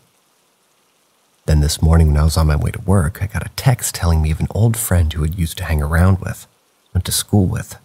They'd passed away last night. But we hadn't been close for a few years. I'd barely seen him for a long time. I'm so confused right now, like, how did that happen? I spoke with my partner about it, completely worried about judgments, and even thought about just keeping it to myself. She told me when her uncle died, they called his brother, but he already knew, despite him just being found in his home. He said he had dreamt about his brother coming to say goodbye. He already knew before they had. The whole thing was blown in my mind, to be honest. I've had similar things happen before, but I've always put it down to coincidence. But last night, I was so shocked. My head's actually pretty battered today.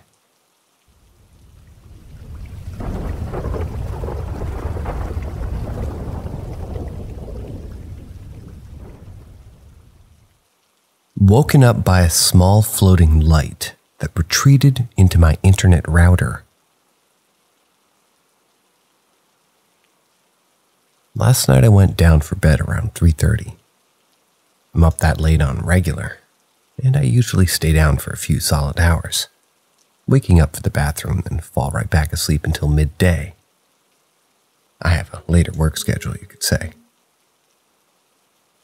Half an hour later, I'm jolted awake by a flash of white light, right in my eyes. Immediately, the light shot up, flew across my ceiling, landed straight across the room on the router that sits directly ahead of me on my desk. If I had to guess, it was about 6 inches in diameter. Not exactly an orb, just floating light. Shapeless. In my remembering, 12 hours later, it was almost like the light was being cast by an object that I couldn't see. It was cast onto my ceiling and subsequently the wall that the router rests against. There was no form to the source that I could see. It was as if the light was then absorbed into the router, and the whole event was over within 2 seconds. The router lights are green for reference, no sound, quiet in the room except for the fan that I run at night. My first thought, of course, went to the supernatural, mostly because I'm very interested in the subject. I've been pretty much my whole life. I consider myself a rational guy, though, so I started thinking of possibilities for what had just happened. The only one that makes any sense would be car lights coming in from outside. I have a window that looks out in my cul-de-sac, and the neighbor across the street will sometimes leave early in the morning, usually between 5 and 6, though. And that, of course, doesn't rule out the possibility of a car at that time. There's just one problem with that.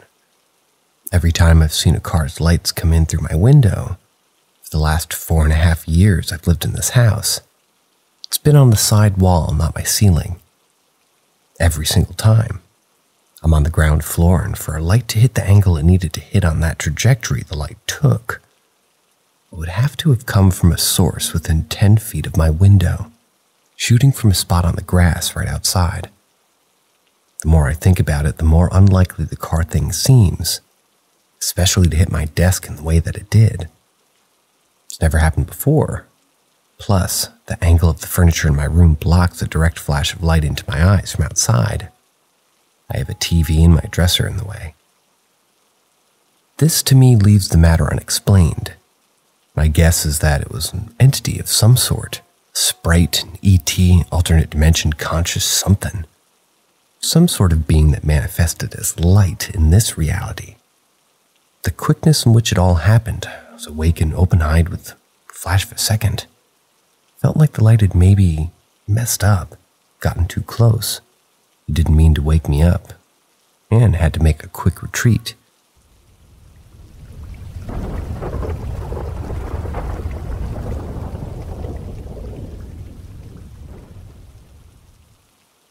Ghost walked towards me. 1 to 2 years ago, I stayed at my parents' house.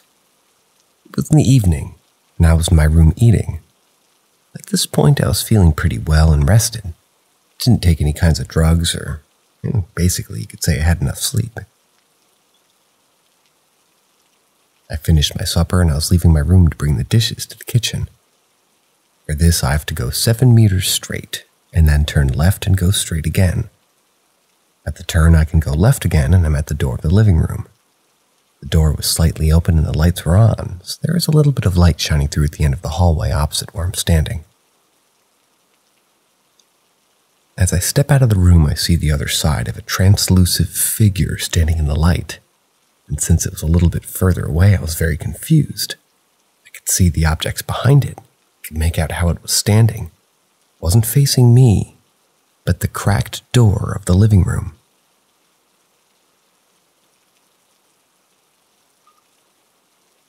My father sits at an angle, so that he could actually see through that cracked door right where the shadow was standing.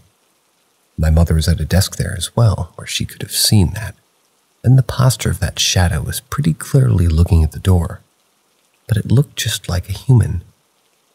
My parents were talking inside and never realized. I stood there completely confused. Then the shadow turned its head toward me, looked at me for a moment, and then it turned completely toward me and started walking. No red eyes or anything, but its movement was very clear in 3D. Well, it started walking towards me. When I think back, it was clearly a shadow figure, but in my confusion I thought it was my brother. He was also at home and his room is next to mine. That was the only thing that made sense to me. And since the hallway is pitch black, I was waiting at my door so I don't bump into him with my dish. My door was open and my computer screen was on, so there was a little bit of light in front of me as well. It was very clearly walking toward me, and at this point it all made sense. It was my brother, but actually not. They had the same height, but that thing had no visible face, just a translucent shadow, but with all the human features. Mind you, when it locked eyes with me, it didn't look away once. I can remember my thought process pretty well. I look at the ground and after 2 to 3 seconds, I'm thinking to myself, what's taking so long? Why is he walking so slowly? That thing wasn't even in the halfway. I look at it again and see how slowly nonchalant that it walked. Kinda walked a little bit funny, not in a supernatural way, but it used its shoulders and arms, walking like he's the shit, but still moving just like a human. I look at it annoyed, and my next thought was, why is he staring me down like that? Even though I couldn't see a face or eyes, its head was locked onto me the whole time. Like a second later, it crossed the halfway, and I kept looking at it. I was thinking, man, that hallway is really dark. I would see the whole body of the shadow completely in the pitch black. It really stood out to me even in the darkness. It's now around 2 to 3 meters away from me. And then it stepped into the screen light coming from my computer screen in my room. That's when I realized that's not my brother. Didn't move an inch, I was in shock. It stopped in front of me like 1 meter, now standing very visible in the light of my computer, its head still locked straight at me.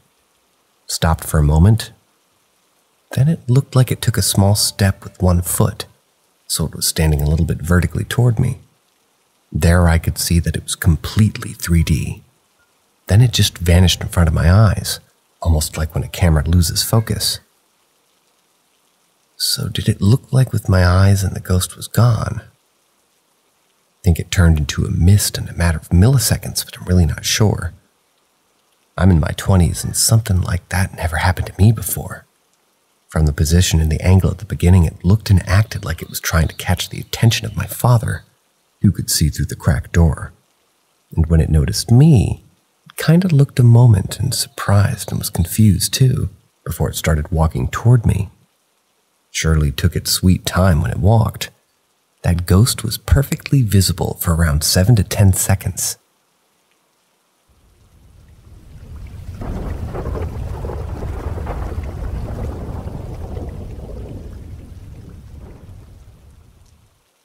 Ghost played a prank. About a month ago, my best friend, her husband, and I stayed at a hotel in a very historic haunted area where we live. We decided it would be fun to do the Estes method with my spirit box. If you don't know what that is, it's a ghost hunting technique that you use with the spirit box. One person puts on a blindfold and noise-canceling headphones plugged into the spirit box, and you repeat only what you hear through the box while the others ask questions to the energy that you're trying to contact. We started off normal with her husband being the one with the box, asking typical questions like, "Is there anyone here with us?" We got a few responses, but nothing to blow our socks off. We did this for about 30 minutes until we let my best friend go under. This is when things got fun. Me and her husband asked if anybody here would like to speak. And immediately she said, "I'm here." We asked who, and she said, "It's Pat." Now earlier that day they used a crappy phone app to contact spirits and they got the name Patrick, so we assumed it may be him again. We kept asking questions and she randomly said, "I'm the one that took your phone." Earlier when they did use the phone app, her husband lost his phone, looked everywhere toward the bed apart, and walked away to come back to it sitting right on the bed in plain sight. At this point, we're screaming and laughing like, "No way!" I make a comment saying, "Oh, he pranked us." My best friend, not being able to hear a word we're saying due to the headphones, repeats, "Yeah, it was just a prank."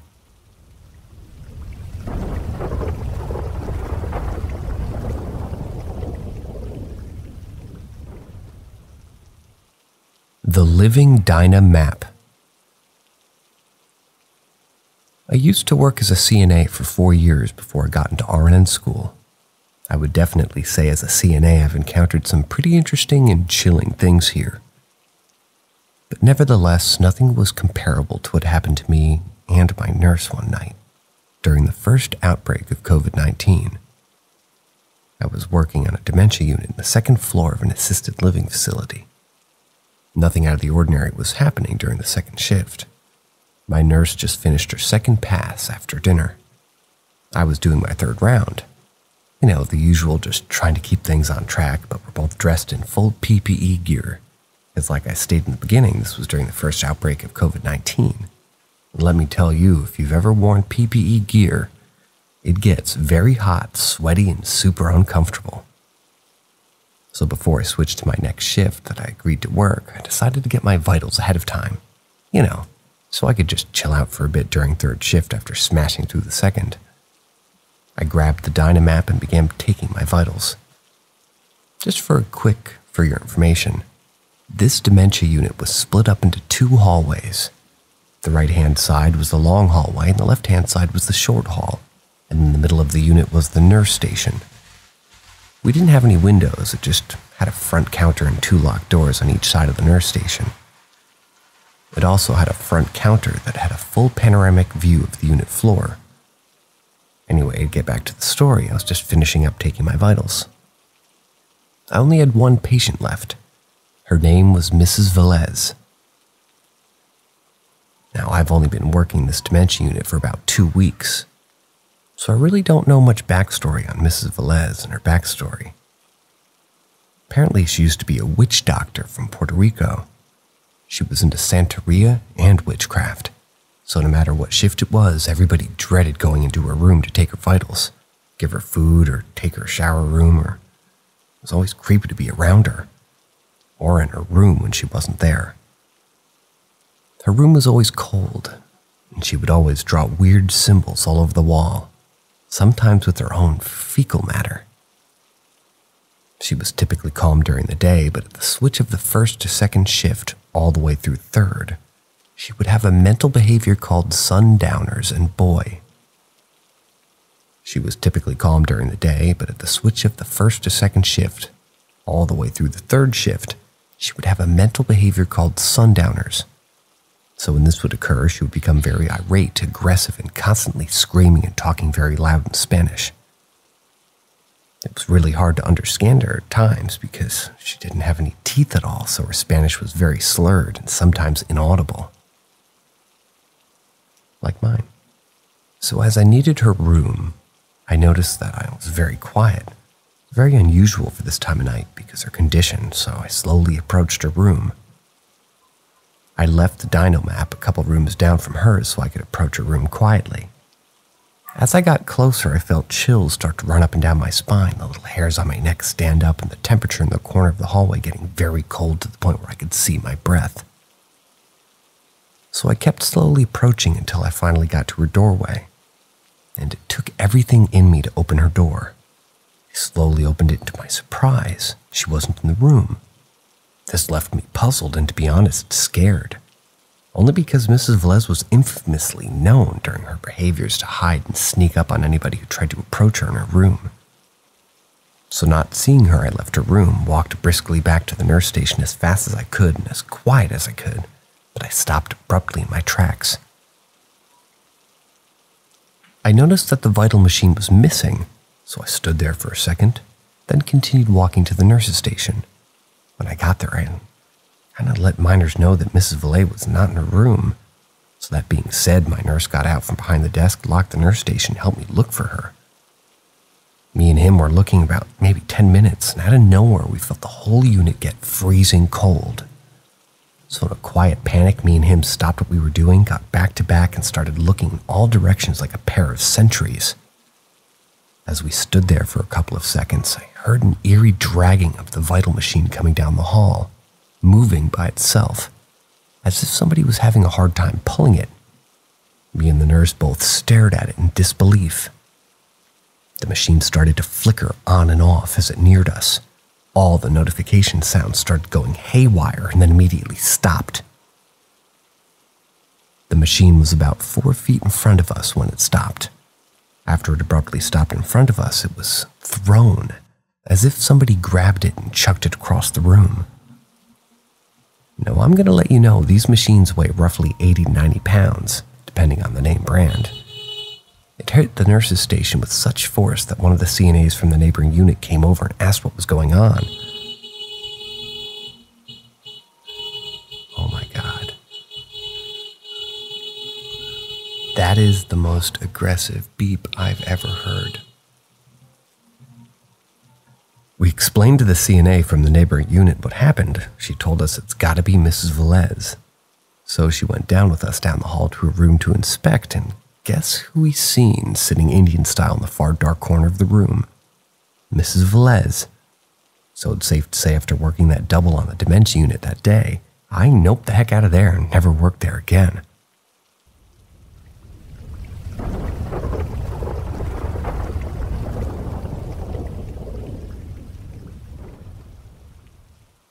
Not a sighting, but very weird still. Today I sat out in front of my house, putting Christmas decorations up. My neighbor's cat stared at me meowing. It's at this point I remembered an experience with that cat that I never posted anywhere due to the weight of the events at the time. In December 2020, my mother passed away. It was a quick, short bout with cancer. Literally within a month, she was gone. I have a feeling she hid how sick she was, put off going to the doctor. I had no idea that it could happen that quick. It was a tragedy itself, but the bigger tragedy was that she was a month out from meeting her first grandchild. That said, at the time, my girlfriend lived with me. And due to how far being into pregnant she was, we stayed upstairs at the time playing PC games or watching Netflix and chilling. The week after my mom passed, things got weird. We kept hearing stuff downstairs. Both cats were in the room with us. We were awoken by this noise. It being an old building was out of the question, as it was pretty new construction, but every time I went downstairs, there was nothing. Could it be my mom? Maybe, but things changed when I heard the noise. Ran down those stairs faster than my portly self should be able to. As I reached the bottom of the stairs, I saw yellow eyes staring at me from the dark, claws etched into the screen of the window, nearly ripping into it. The neighbor's cat hung from it.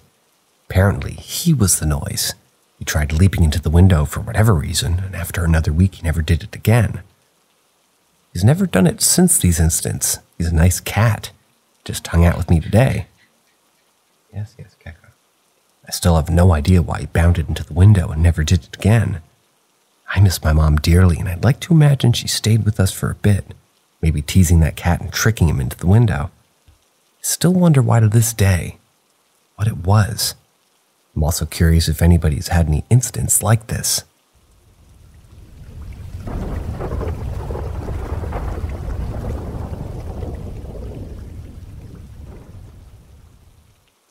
Ouija board, my chilling encounter. All of my life I've told myself that I would never do a Ouija board. However, a few nights ago after a few drinks, my friends convinced me to try it. After losing a friend to suicide last week, I tried to speak to them through the board. I asked questions that only my deceased friend would know. They were not answered correctly. I thought that the other person I was playing the board with was moving the piece. I became upset and started cursing at the spirits, calling the Ouija board a hoax. This would later prove to be a mistake. After a while of watching my friends play, I decided to be a smartass and ask if the spirits could put me to sleep because I was quite tired.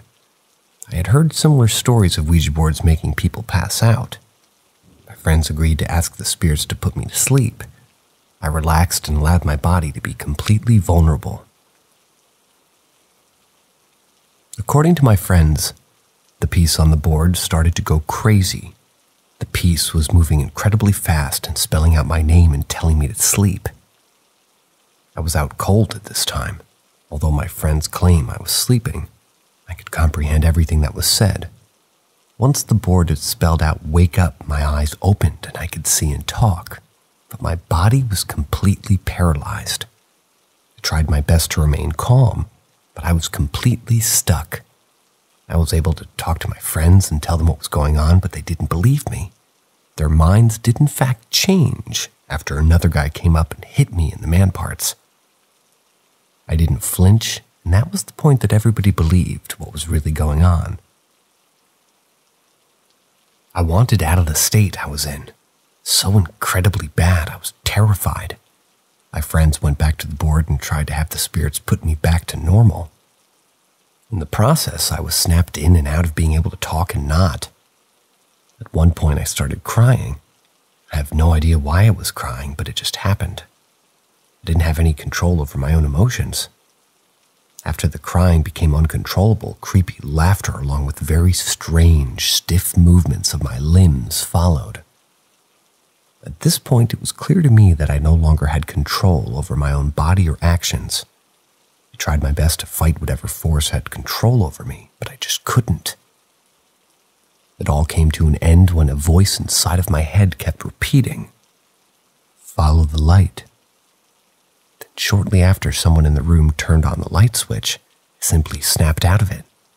I woke up with pure joy, thankful to be out of the state that I was in. I jumped into my friend's arms with the joy of having control over my body again. In the aftermath of that fateful night, the encounter with the Ouija board became an indelible chapter in my life. The skepticism I once held transformed into a profound awareness of the mysterious forces that can transcend our understanding. The struggle for control over my own body, the unsettling commands, and the eventual release after. Following this enigmatic directive left an imprint on my consciousness. This experience compelled me to acknowledge the existence of unseen dimensions, urging me to approach the spiritual world with newfound respect and caution. As I reflect on that fall night, I carry with me not just a story, but a profound lesson about the complexities of the supernatural and a delicate balance between curiosity and the potential dangers that lie beyond the veil.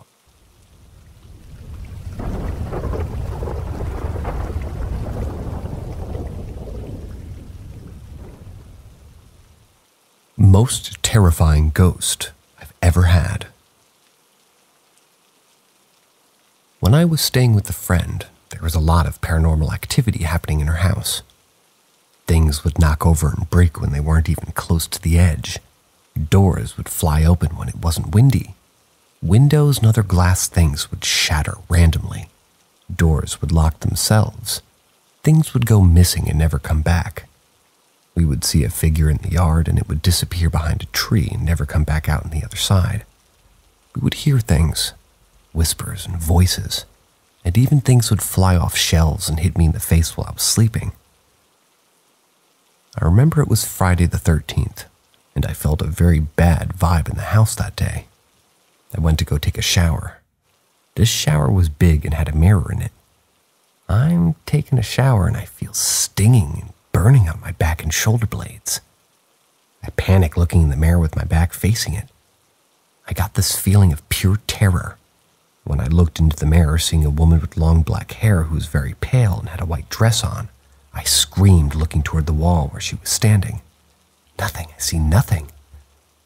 I got out of the shower frantically, wrapping the towel around myself, only to turn around to get out of the bathroom and see this woman again. But her eyes were gone. She was bleeding from her eye sockets. Her eyes were literally gone. She ran toward me at full speed and curled up into a ball on the floor. My friend came in to find me crying on the bathroom floor. She went to comfort me only to find I had deep scratch marks on my back and shoulder blades. I left that trip 3 days early. No fucking way I'm ever going back to that house.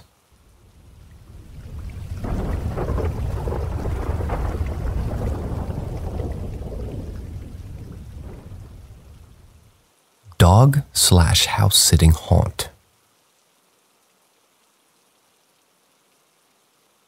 My sister was house/dog sitting for one of my old clients. That week I had to get my car serviced in the city. I lived in a different city like 30 miles away. My sister and I worked together. We decided to drop off my car and I would stay with her. We can go to work together. The house she was sitting always gave me creepy vibes. Even when I would be there alone, it has this weird foyer that makes it feel like someone's on the top just watching you. The guest bedroom was upstairs where the foyer was. I would sleep on the couch because it gave me heebie-jeebies. It just always kind of was a weird feeling in this house. It's built on an old town in California. This day we were downstairs. There's a kitchen, living room, and the foyer thing is by the front door, but still kind of peeks over above us. Yep, this house is huge and beautiful. We hung out downstairs, made food, and ultimately ended up falling asleep on the couch. My sister slept on one side, I slept on the L part of the couch. Basically, I couldn't see her sleeping unless I propped my body up to look. It was our early day for work. We had to be at the office by 7 or 7:15. Of course, meaning that we had to wake up pretty early. My alarm didn't go off yet, and I heard so much commotion in the kitchen. It's right behind the couch. The sink turning on and off and pots and pans clattering, almost as if someone was cleaning the kitchen. I was thinking my sister had gotten up before me to feed the dog and give herself some more time to get ready. I was half asleep. I didn't say anything because I'm a firm believer of getting every minute and second of sleep until my alarm goes off. I fell back asleep and told myself that my alarm would wake me up. I didn't check my phone the first time I woke up, so I don't know how much time had passed, but I was awakened by my sister's alarm set 20 or 30 minutes before mine so she could feed the dog. When I heard her alarm and saw her waking up, I immediately woke up because in my mind she was already awake and making noises in the kitchen. Turns out, she was never awake and in the kitchen for the first time when I woke up. I asked her if she woke up earlier and did anything in the kitchen, and of course she says no. To this day, it freaks me out. I almost wish I got up and turned around to see what was going on, but I'm also terrified of seeing anything. Unless the old dog got in the mood to clean the kitchen. I have no idea who that was. Heebie-jeebies confirmed.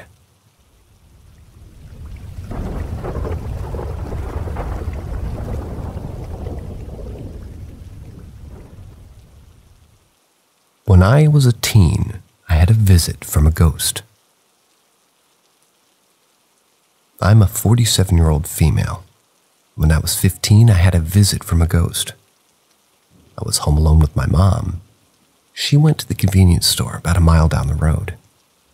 My dad was at work, and younger brother was out with friends. I was in my bedroom with the door open reading a book. My mom was gone maybe half an hour. While she was gone, I heard a female voice call my name.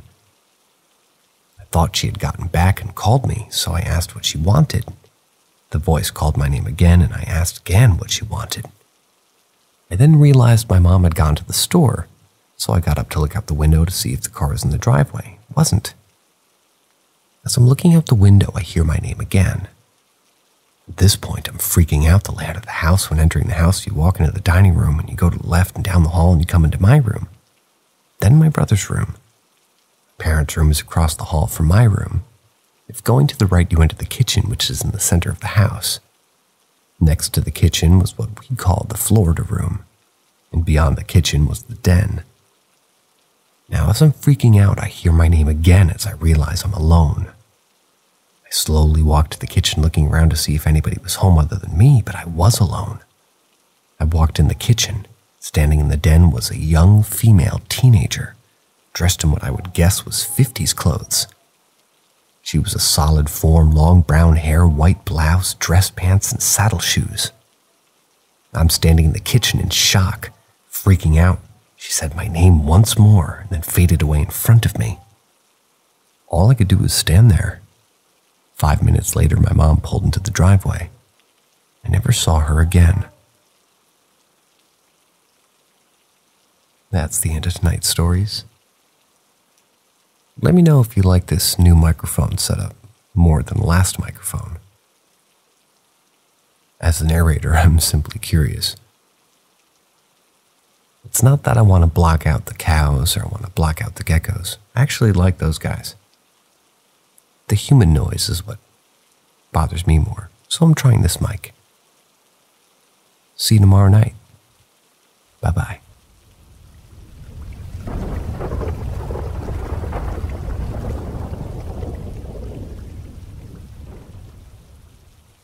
Greetings from the haunting world of Paranormal M.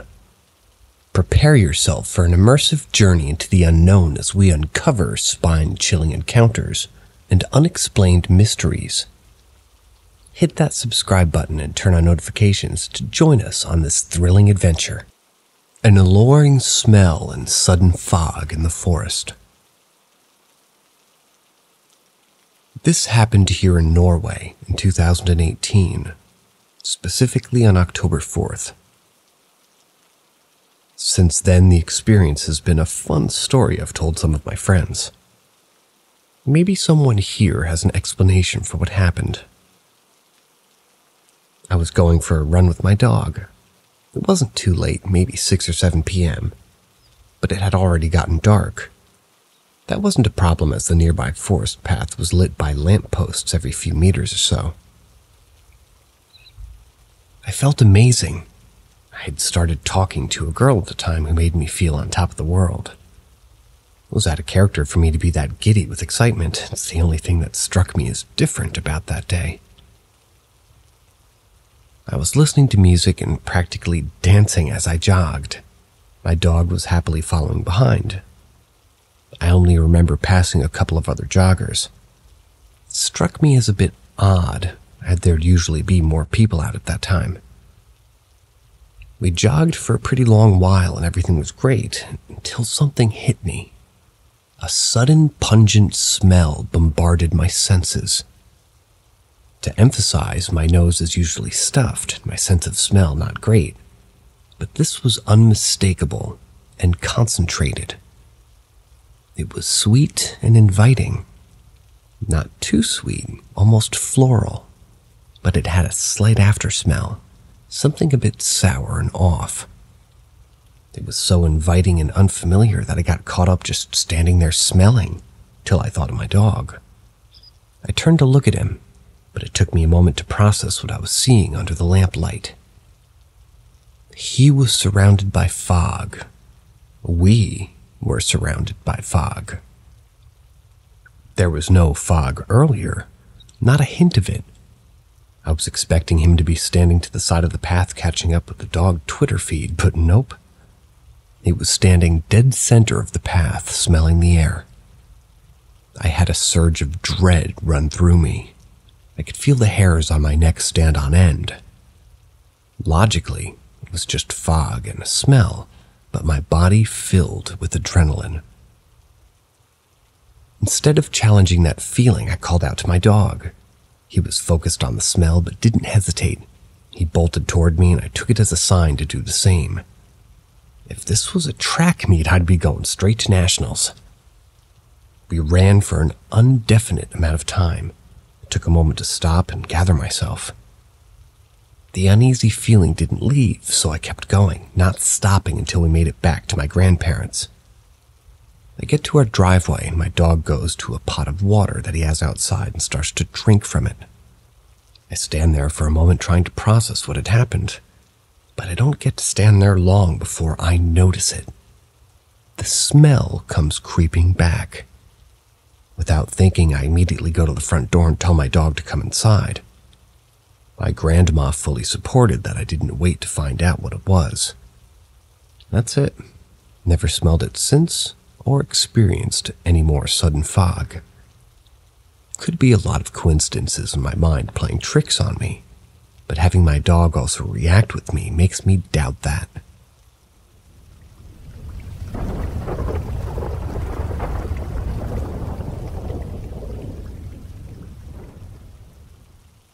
Has anyone else seen the Lady in Black? I, a 22-year-old female, have always had problems with sleeping and going back to sleep as far as the age of 7 and 8. I didn't have the best childhood. Both my parents were drug addicts and split up while I was about 5. My father was abusive towards my mom and would cheat constantly when they were together. Due to that, my siblings and I were put in foster homes when I was 6 or 7. My sister and I were always together in the same homes, total of 3. And my older brothers were also moved from home to home separate from us. Around the time we had all moved in with my mom, my sleeping problems had gotten worse. I couldn't sleep. I would feel like I was being watched and would stay up as much as I could due to some chest pains and constant horrible nightmares. That would subside until high school. During high school, I would get sleep paralysis 2 to 4 times a night. If I were to take a nap during the day, I would get some sleep paralysis. I would just deal with it. Up until I started to see shadows and hear voices during sleep paralysis. One night I had fallen asleep and woke up and saw a figure standing at the corner of the room. It was a lady, dressed in all black with a veil over her head. She slowly approached me, then got on top of me and started screaming in my face. This terrified me. I had never experienced something like that before. During this time, I was also depressed and suicidal. I didn't see her again or think about it until today.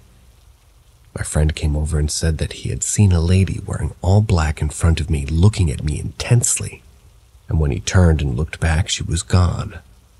What does this mean?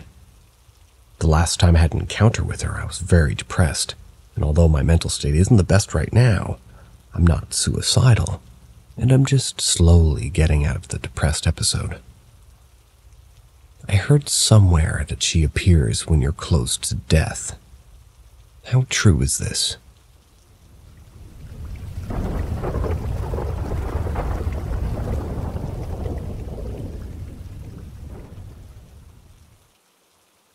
First story post. Skeptic verified experience. Forward.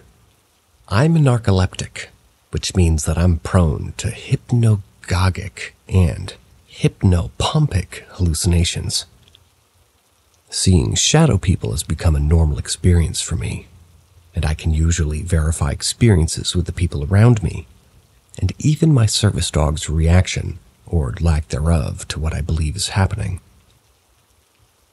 If one is not familiar with hypnagogic and hypnopompic hallucinations, they're simply hallucinations one experiences as they're drifting in and out of sleep.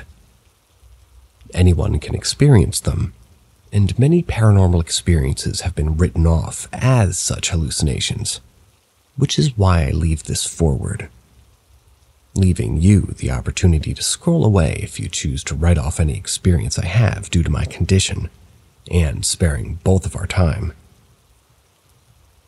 Background. I was 16, still living with my parents in their little double-wide trailer. The house was set up so when you walked in the front door, you were immediately in the living room and dining room.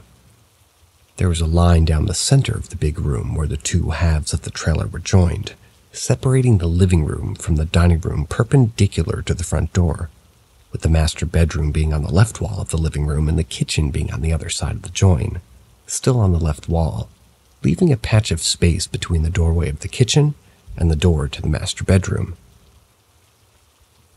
The couch was set up as a barrier between the area that served as an entryway in the living room, facing the master bedroom. So, if looking at the room from the other perspective of coming in the front door, the couch would be on the right side of the room facing the left side. The TV was just to the left of the door of the master bedroom, and just to the right of the master bedroom was the patch of space between the kitchen and the bedroom where the house was joined. Between the master bedroom and the kitchen was an old piano that filled the patch of wall completely. Just to give some scale of how big that space between the kitchen and the bedroom was, from the rightmost cushion of the couch, you could see straight into the master bedroom and somewhat into the kitchen. But sitting on the left side of the couch, you couldn't see into the room nor the kitchen, but could see anybody who came out of the kitchen or out of the bedroom. Now on to the encounter. Story. I was sitting on the right side of the 3-person couch with my service dog. A dog who was specifically trained to not be easily spooked or break their attention easily. Sitting in between my and my dad, a man who was a slight skeptic, preferring to not talk about the paranormal at all. We were watching TV, and I was in a relaxed position. It would be reasonable to assume that I was falling asleep, and as such, I assumed that the larger-than-grown wolf-dog-shaped black mass running from the kitchen to the master bedroom and disappearing was just one of the hallucinations that I get. And as such, I began my fact-checking list, which began by looking at my service dog, who had just been dozing off and was now sitting up, eyes wide enough to see the whites of his eyes staring intently into the bedroom. Spooky, but I could still shrug it off as my dog sensing my panic and assessing the situation and trying to find what caused me to startle. Next, I moved on to my dad, who was trying to quickly look back to the TV and act like nothing had just happened. I asked him if he saw that, with him answering in a casual but slight warning to drop the subject tone with a, "Yeah." Next, I asked, "The thing that just ran into your bedroom?" And again, this time in a curt, I said drop the subject kind of tone. "Yes." I dropped the subject. It was clearly freaking my dad out, but still sat with the slight giddiness and satisfaction that maybe this entire time it hasn't just been hallucinations.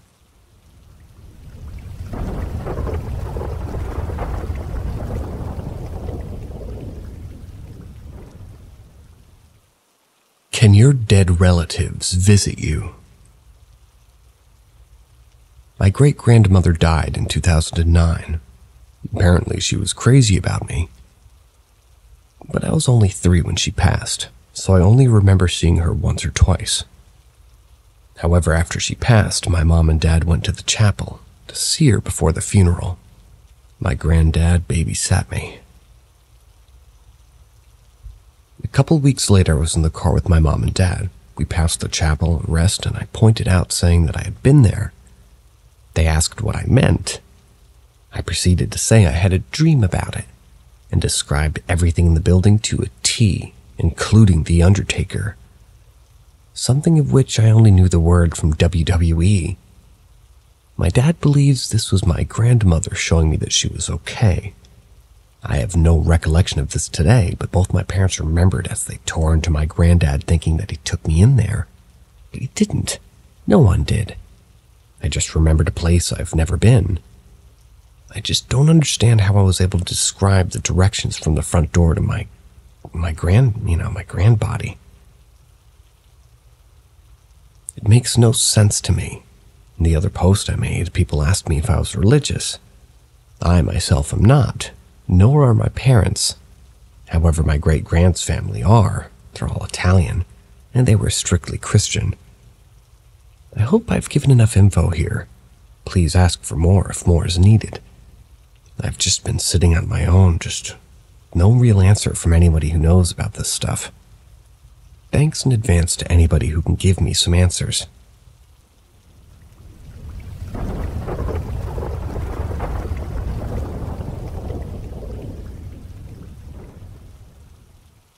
Can anyone explain this? However, I moved in with my dad in August of 2022, shortly followed by my little brother. My brother and I have witnessed things, an example being, before moving we heard this computer power on when coming home.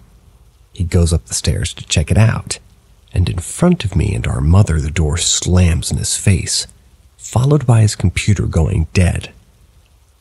However, the main reason I'm posting here, if the things we've seen and heard at our dad's house, well, I'll list them, so be warned, this post will be a little bit long. 1. I'm on my PC, and I hear a wind-up music box. It plays the first few seconds of When I Grop Up by NF. That chime. Take my headphones off to listen and it's gone, followed by a shadow flying past me. I brushed it off as my own shadow until I edited the footage I had recorded. Before my head turned, a figure is seen darting across the frame. That same night, my little brother saw a figure running upstairs. 2. My dad was hovering and vacuuming the stairs, and he saw the same sort of dart I saw. He was more annoyed as he's always wanted something to show itself. He put the Hoover down and watched TV.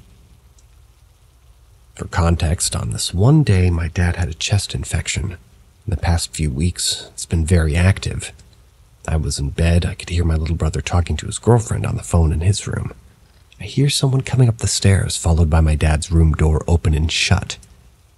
Then I hear my dad cough downstairs. I asked my brother about it, and he heard it too. Finally, number 4 is the one that freaked me out the most.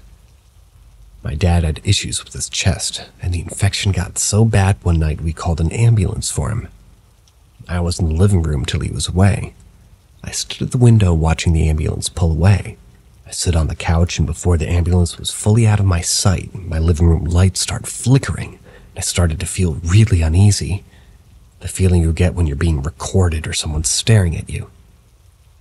I tried to link my phone up to the TV to watch videos as I didn't feel comfortable wandering in the dark back up to my room. As I do, the internet cuts out. This could have just been the Wi-Fi though, just good timing. But the next morning my dad was back, and I was telling him my little brother heard a whisper, and he described like somebody going shh in his ear. Later that night I was in my room and had the exact same thing happen to me. That's the main things that have happened.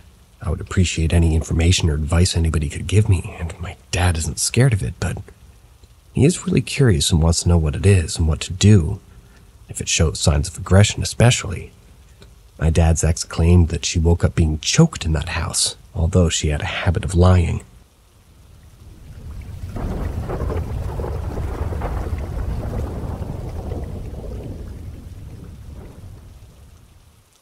Ask Reddit. When my son was 3, he started having dreams and visions of people coming out of holes and dancing in his room. He said they were trying to tell him something. He also said he would wake up to see faces in the dark, and they were screaming at him. There were many nights when his screaming would wake me up and I would run into his room. It honestly sounded like he was being attacked. One night in his room, he was telling me about one of his experiences that I saw a streak of white light move up over his face while doing so.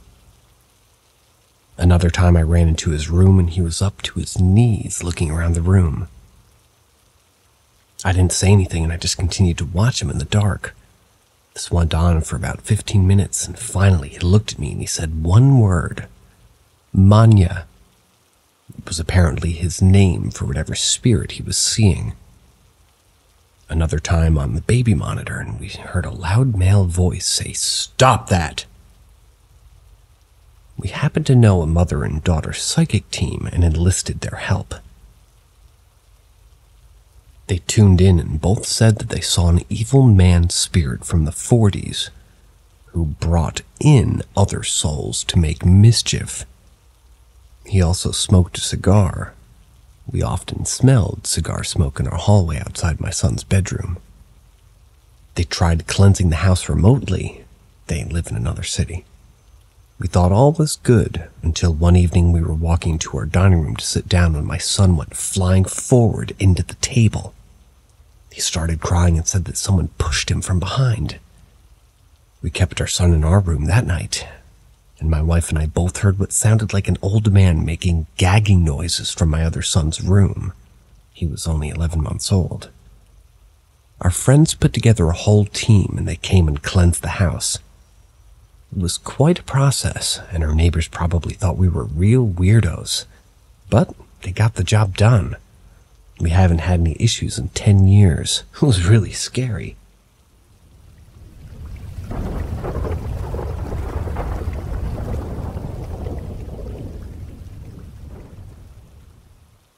Crazy experiences that we've had. So we've had a lot of crazy experiences in my childhood home, live next door now. When I was about 8 years old, an RC car with no battery came flying out of my room, and it made conscious decisions on how to move. Like if it ran into a wall, it knew how to back up and turn the wheel at the same time. It would also react to being yelled at.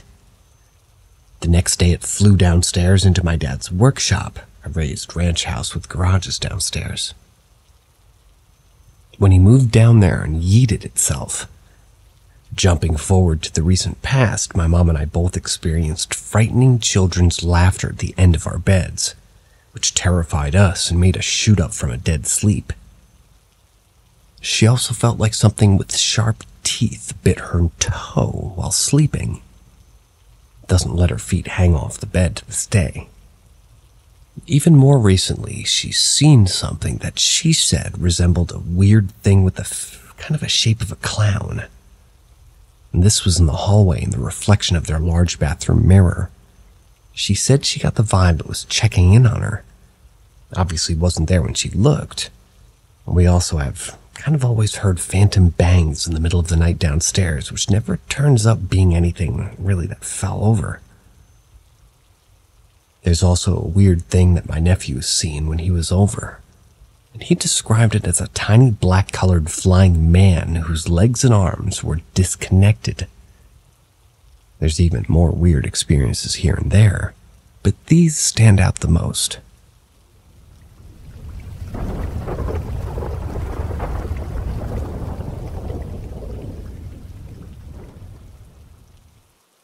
Story. During the 1970s, my mother worked as a night nurse. She and her colleague had finished doing rounds, but they were at the nurse's station. At the other end of the hospital with a terminal illness lay her friend's husband. My mother was doing paperwork when suddenly she felt a disturbing chill. This unsettled her to the bone. This was followed by a frigid, shuffling presence moving past down her hall. She turned to her friend and said, "Something dead just walked past me." Perhaps a minute later, the phone rang. It was for her friend. Moments before, her husband had passed away. Another story, not necessarily paranormal, but disturbing. The 1970s were a time of darkness and loss for my family. Numerous family members died, and rather young. My mother was a single mother, struggling to raise 2 girls alone. She was in nursing school, living at home with her parents and her sister.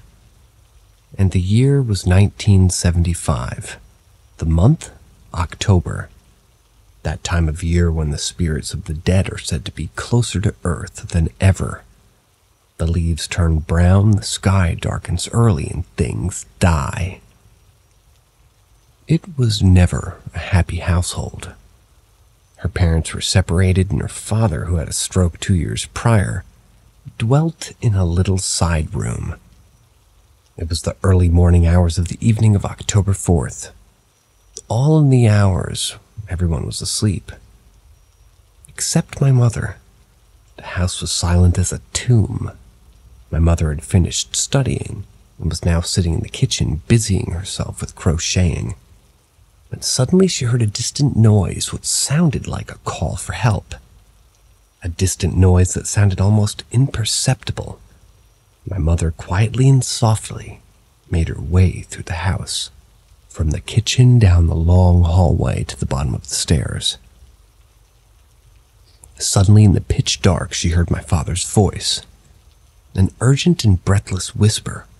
"Nance, is that you?" My mother recalled that her leg began shaking. She bounded up the stairs to his room. She found him sitting on the bed, blinking wildly, sweating profusely. Gasping, he said, "Can't concentrate. Can't focus." Over and over. She woke up the rest of the house. The house was in a panic. EMS were called, and my grandfather was brought down the stairs in a stretcher. My mother kissed his forehead. My aunt and grandmother went with him to the hospital. My mother stayed home to watch the house. As she watched him leave, she knew she'd never see him again. The hours passed, and my mother's feelings turned to a certainty. He had died in the waiting room of the hospital, mid-sentence in conversation with the attending doctor, as he suddenly entered respiratory failure. A second stroke had claimed his life. He was young at the age of 55. A day later, my mother and my grandmother were sitting in the living room. Suddenly, the family dog began barking at seemingly nothing, fiercely barking and backing away, scared. "That's your father," my grandmother said, as the dog continued barking and whimpering. "He's come to say goodbye." He was given a wake at the local family funeral home. It had been a business for decades. He was buried a few days later. It would be the last funeral the home would give. The funeral homeowner himself died days later, laid out in the same place.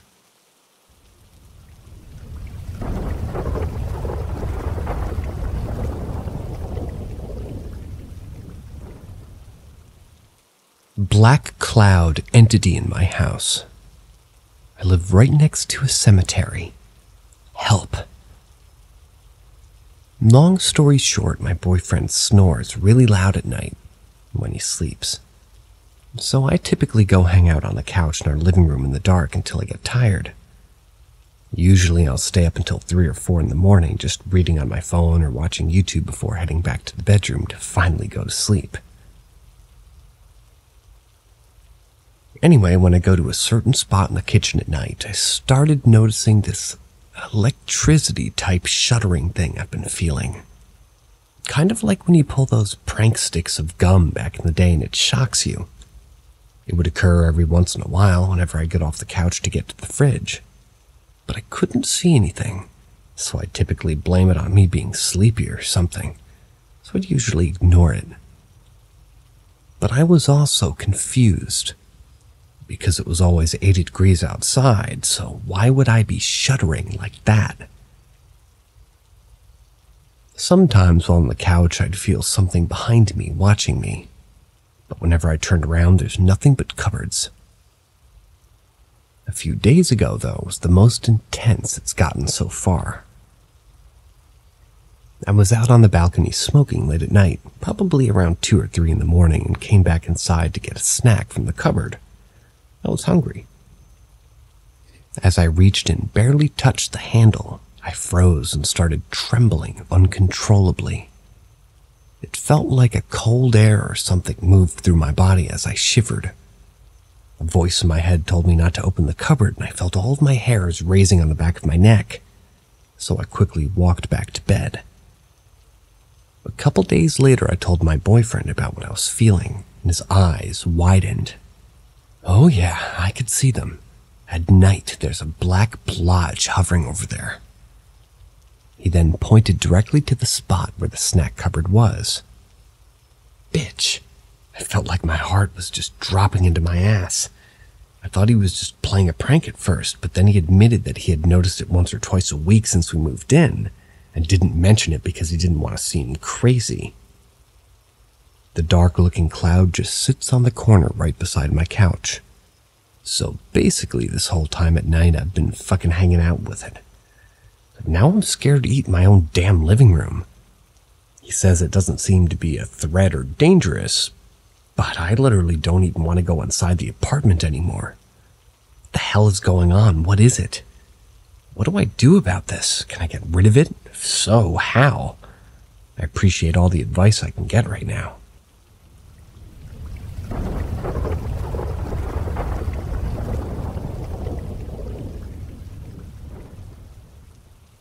When a teen, I had a visit from a ghost. I'm a 47-year-old female. When I was 15, I had a visit from a ghost. I was home alone with my mom, and she went to the convenience store about a mile down the road. My dad was at work, and the younger brother was out with friends. I was in my bedroom with the door open reading a book. My mom was gone maybe half an hour, and while she was gone, I heard a female voice call my name. thought she had gotten back and called me, so I asked what she wanted. The voice called my name again and asked again what she wanted. I then realized my mom had gone to the store, so I got up to look out the window to see if the car was in the driveway. It wasn't. As I'm looking out the window, I hear my name again. At this point, I'm freaking out. The layout of the house when entering the house is you walk into the dining room. If you go to the left and down the hall, you come to my room, then my brother's room. My parents' room is across the hall from my room. If going to the right, you enter the kitchen, which is in the center of the house. Next to the kitchen was what was called the Florida room, and beyond the kitchen was the den. Now, as I'm freaking out, I hear my name again as I realize I'm alone. I slowly walk in the kitchen, looking around to see if anyone was home other than me. But I was alone, really alone. I walked in the kitchen. Standing in the den was a young female, a teenager dressed in what I would guess was 50s clothes. She was a solid form with long brown hair, a white blouse, dress pants, and saddle shoes. I'm standing in the kitchen in shock, freaked out. She said my name once more and then faded away in front of me. All I could do was stand there. 5 minutes later, my mom pulled into the driveway. Never saw her again.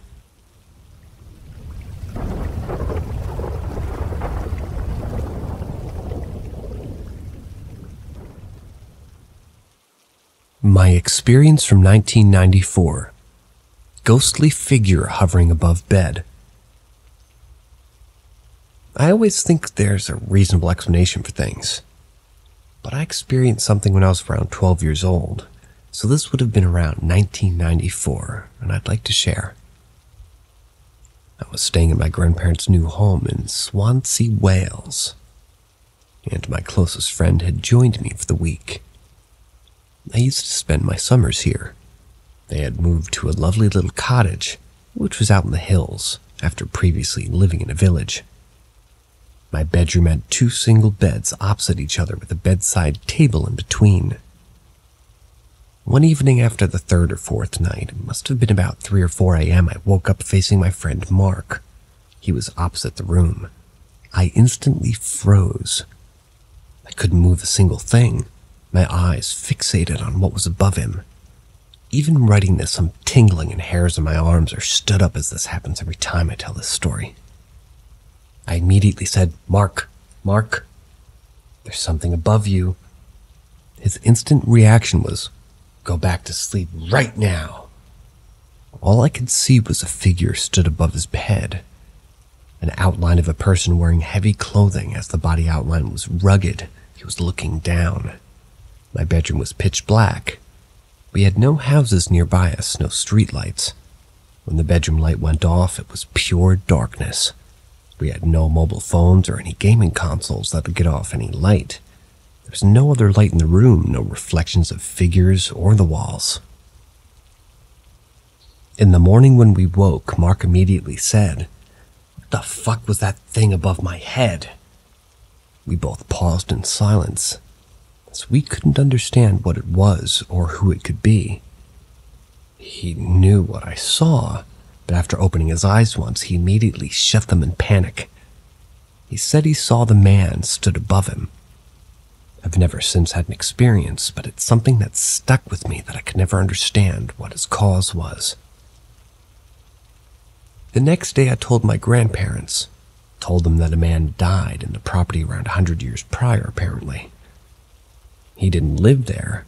He was doing some form of construction work. This was identified after my nan's china ornaments kept falling off bookcases, and the dog would growl at the wall under the kitchen table. The dog would never go under the table, even if his ball or a toy would go under. They'd done a bit of digging, went to the local library to check records.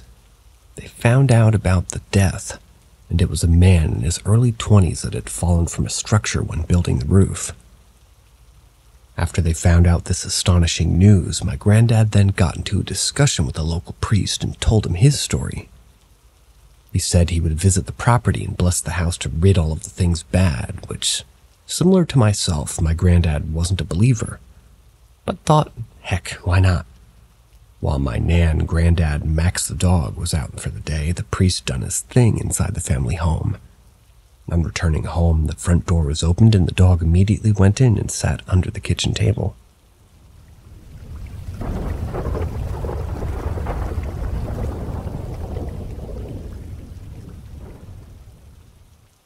My childhood fear was revealed to be true.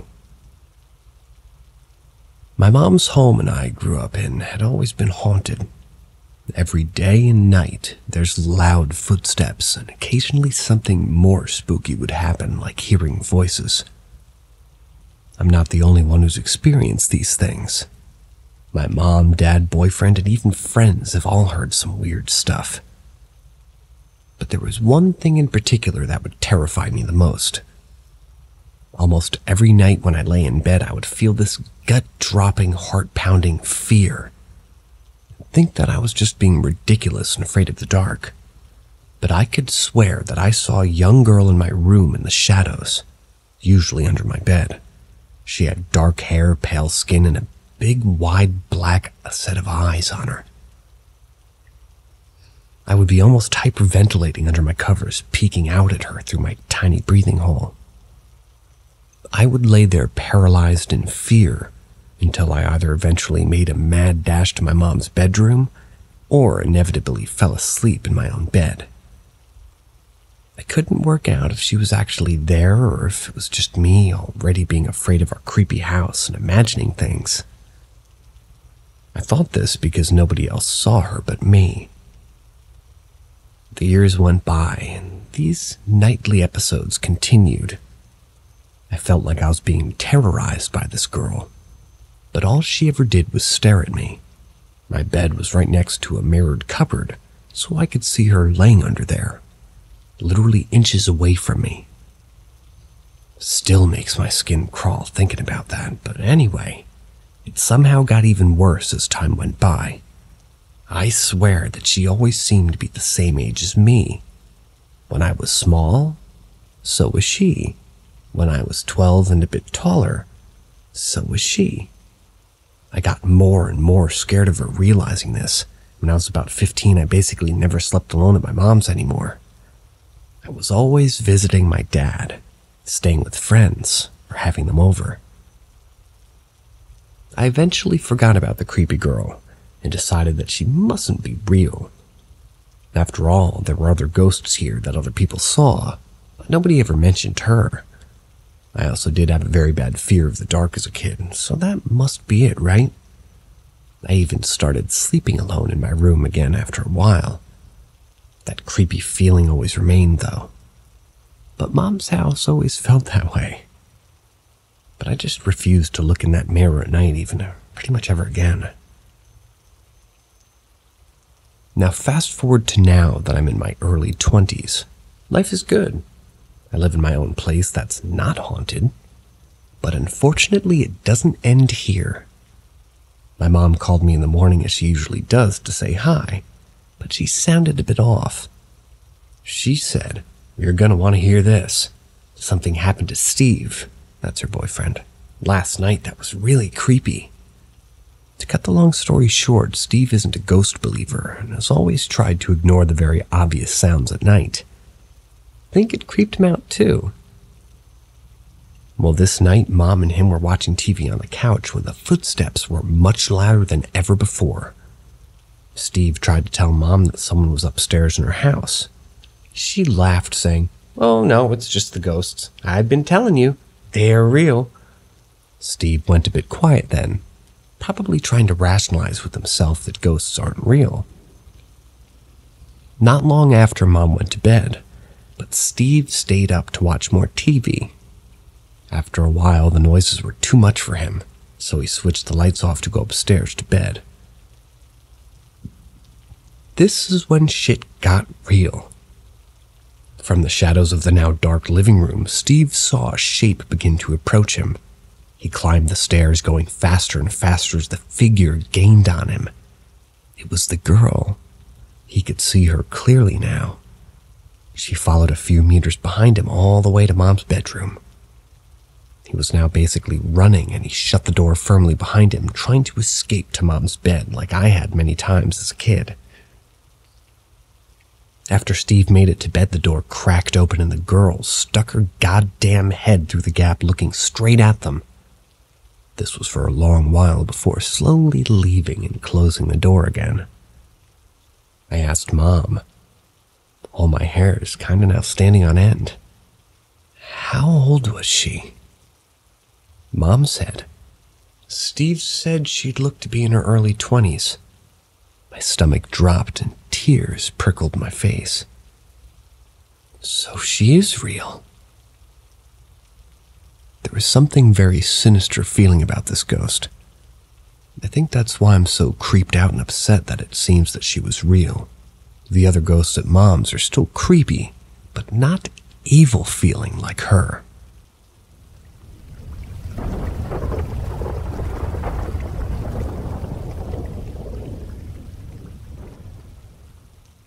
The ghost of a man who committed suicide at my family home. Along with the other spirits that appear to occupy my mom's house, there was this man. I didn't see him much when I was young, but as I got older and older, I would catch glimpses of him more often. The encounters were always very brief. He would watch me all the time, whether I was cleaning or sitting in my room with the door open. When I vacuumed, I swear that I could feel him getting closer to me. I'd get so scared I had to stop vacuuming so I could hear again. Despite this, I never really felt scared of him myself. It was just a weird experience. I don't generally enjoy encountering ghosts. I would often catch glimpses of him every time that he followed me. I felt like I was almost imagining things because I never saw him very well. However, at night it was a bit different. The whole house was. During the days, Mom's house is eerily quiet, apart from the occasional footsteps, and it has an uncomfortable feeling I can't describe. At night, the whole house would become louder and also more eerie at the same time, if that's even possible. The footsteps got worse, and some nights I heard a pair of footsteps that sounded like they were wearing heels. They would get faster and faster, approaching my bedroom door, then disappear. One night there was a thud on the door.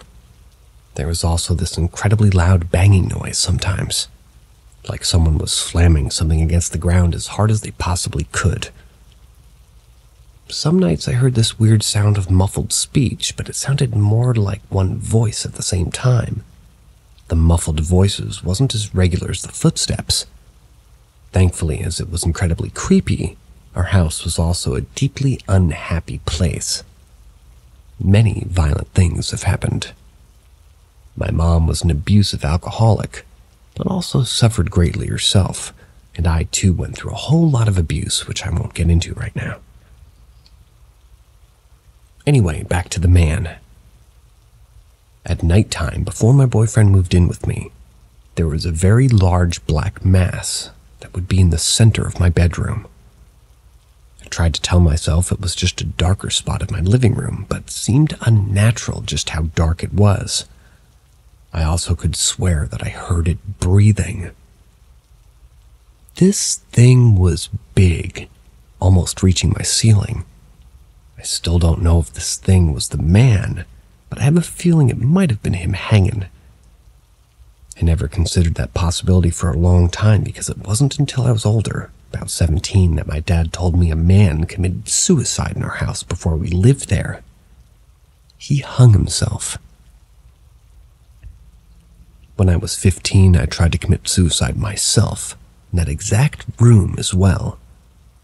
I know this sounds weird, but I think it made the ghost grow more attached to me. I also became even more sensitive to spirits after this. Maybe because I did technically die that night, but was brought back. I would see him more often, and it became a normal thing. I even strangely felt like he protected me from the creepy-ass ghosts I spoke about in my last post. In a house where I often felt very depressed and lonely, he kept me company. I still never saw him clearly, though. I could just tell that he was tall, lean, with short hair. Even though I grew used to him, it felt a bit odd still. Then one night when I was now 18, I was watching TV with my boyfriend in my room. I always requested for him to come with me and wait by the door, as I was kind of scared of the pitch black house at night with all the creepy shit happening. Although this night I didn't, I don't know why. So I made it to the bathroom and did my biz, and just as I was going to turn the light off, I was looking at my phone. At 1:25 a.m., it read. I turned the light off and was about to hurry back to my room, but something made me freeze in my tracks. "I'm sorry." A man's voice whispered in the ear from behind me. I could feel his breath and presence. Felt like he was towering over me from behind. "River?" My shaky voice squeaked. I already knew it wasn't my boyfriend. I flew down the hallway back to my room.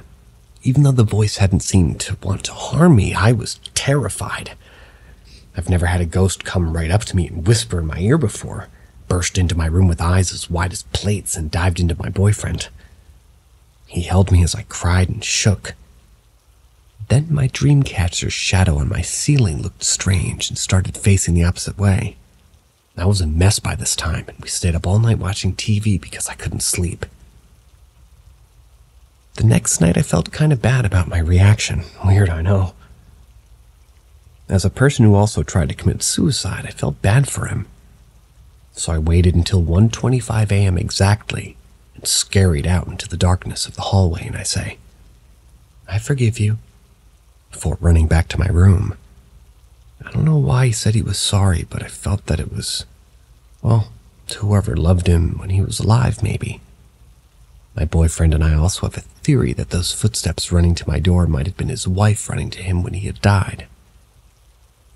A year after this experience, I moved out with my boyfriend. The day we moved, my brother and his fiancée were over to help us.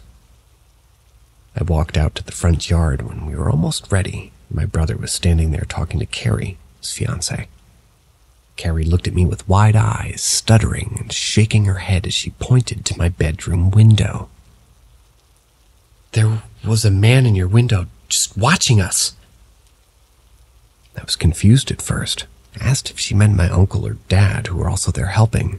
She shook her head no, and I could tell she was struggling to find the words to say in English. It's her second language. No, a strange man. I could see him properly. He was shadowy." My stomach sank. That was the last time I heard of him. I don't plan on returning to my mom's anytime soon.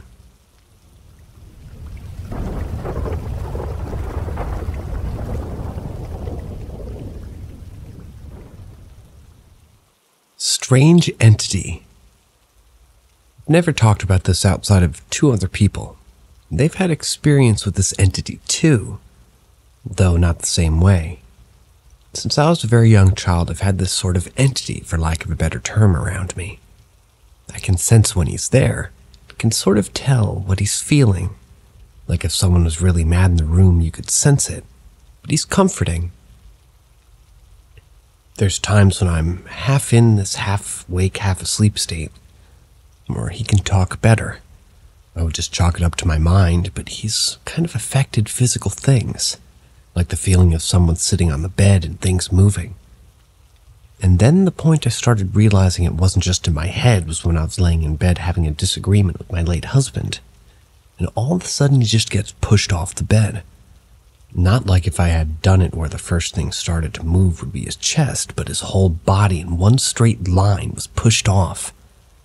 He actually jumped up and said that was the entity, wasn't it? Like he could tell. And that's happened with my current husband too, where I'll be on the other side of the room or something and it'll push him hard, enough to knock him over. I'm just 5'3" compared to his almost 5'11".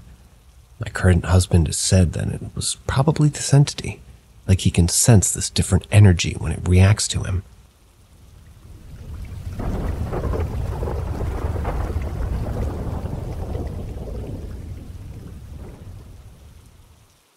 Lady in White. I'd like to preface this with the fact that I have no idea exactly who or what it was that I saw, but it's pretty spooky regardless of whether or not it's got an earthly explanation. And that's the part that continues to haunt me 10+ years later. I grew up in Sleepy Hollow, New York, home of the Headless Horseman, and allegedly a number of other hauntings. Me too. I was 16 at the time and riding shotgun in my then-boyfriend's car, headed home on Old Sleepy Hollow Road at around 3 a.m.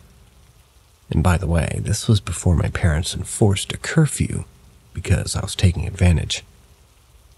At the end of Old Sleepy Hollow Road is Sleepy Hollow Road, and then a stop sign at which making a left brings you through a densely wooded area to my parents' house.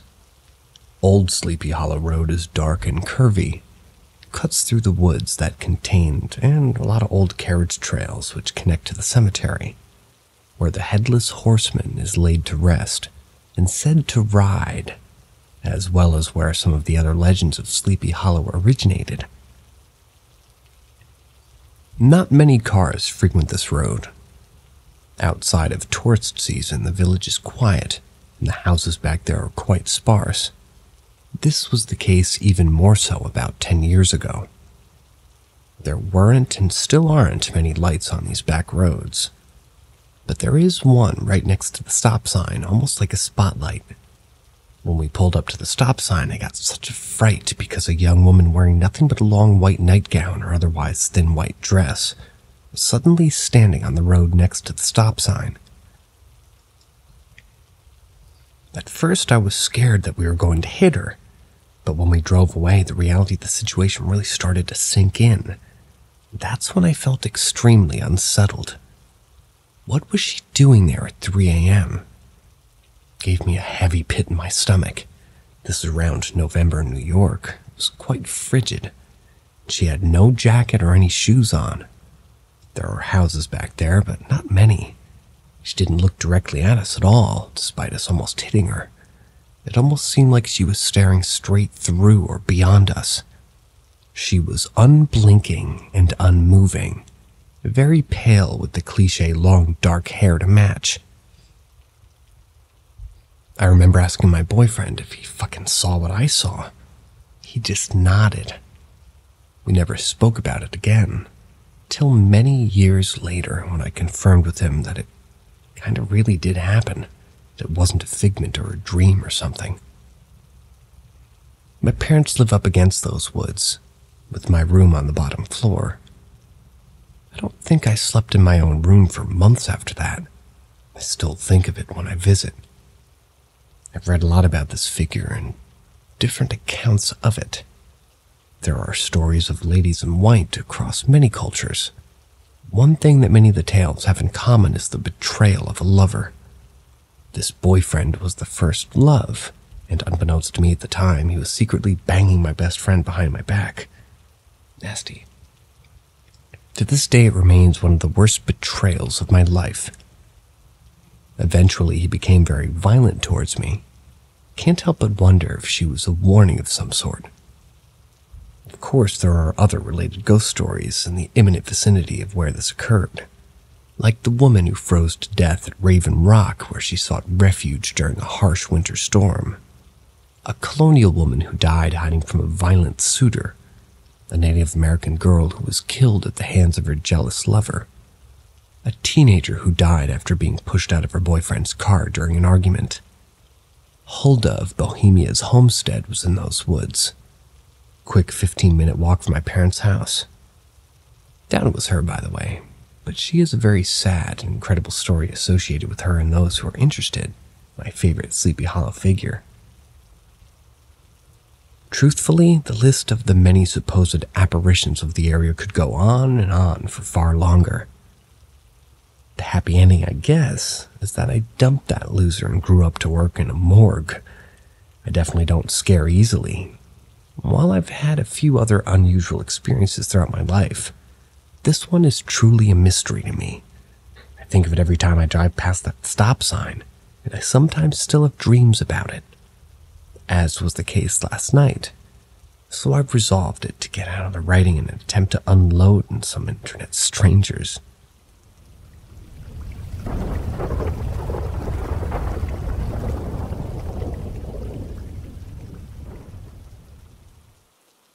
cat rubbed against my leg.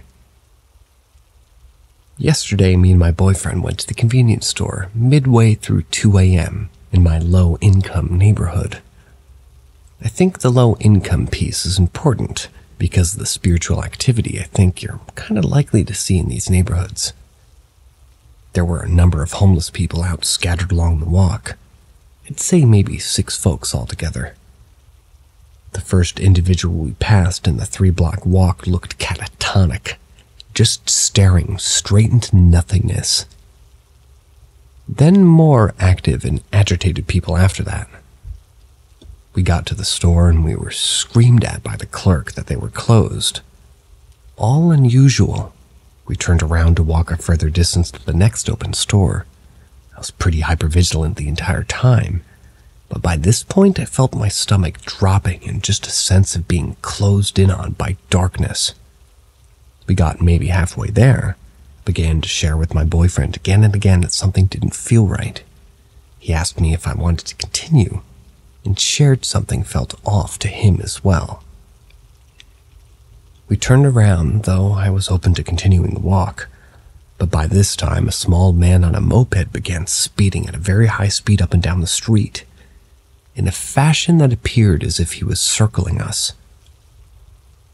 We get back to the apartment.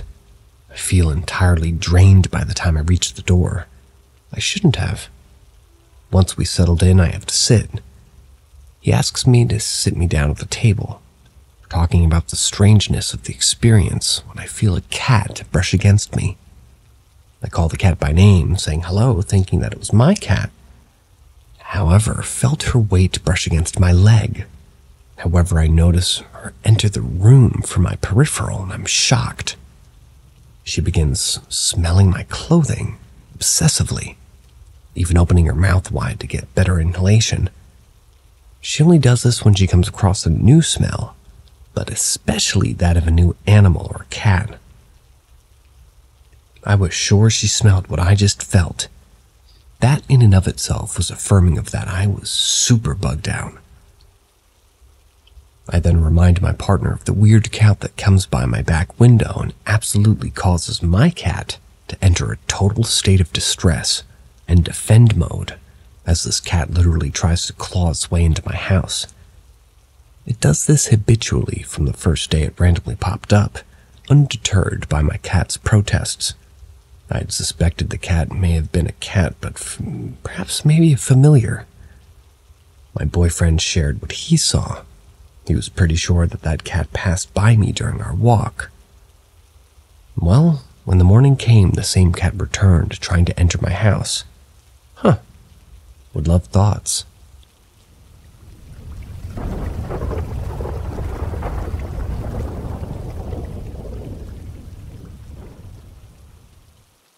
Welcome to Paranormal M, the realm of the inexplicable wonders and paranormal phenomena.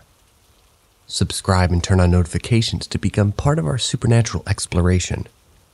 We hope you're ready to be spellbound by our collection of ghostly encounters and eerie tales. The story of my haunted childhood cottage. My mom had me young, at 15. So while I was still a baby, we lived with my grandmother in her cottage home in a smallish town west of the beach in Ontario, Canada. It was a cute blue 2-story cottage with a big forest out back. A little after the time I was born, in 1996, my grandmother had become estranged from her father. But he kept saying how badly he wanted to meet me. He died shortly after. One of my earliest memories was laying in bed with my grandma, having a nightmare, waking up, and her going to get me a glass of milk. The room was dimly lit, but I could still make out everything in the room. However, in the dark doorway, I saw a tall, almost translucent figure standing there. It wasn't moving, didn't have any identifying features. It was just there, like it was staring at me. When my grandma returned with my milk, it vanished. When I got older, I told my mom and grandma about this encounter. My mom told me that when I was still a baby, we were in the basement. I was in my swing chair. She was sitting on the couch and she said everything happened all in one moment. The dog started barking, a VHS tape that was enclosed in a click-lock glass case opened and flew across the room. I started crying. My mom was nowhere near the VHS tape and the glass cabinet couldn't be opened on its own. My grandma shared that once I was old enough to talk, she was bathing me in the bathroom. I asked her who the man standing behind her was. She turned and there was no one there, but I was laser focused on him. Anyways, we all think it was my estranged great-grandfather. He didn't do anything malicious, he just wanted to make his presence known and to meet me. After these incidents, nothing out of the ordinary happened that anybody can remember. Although, when I went back to visit in the summers growing up, I can distinctly hear footsteps in the middle of the night walking around when no one else was awake.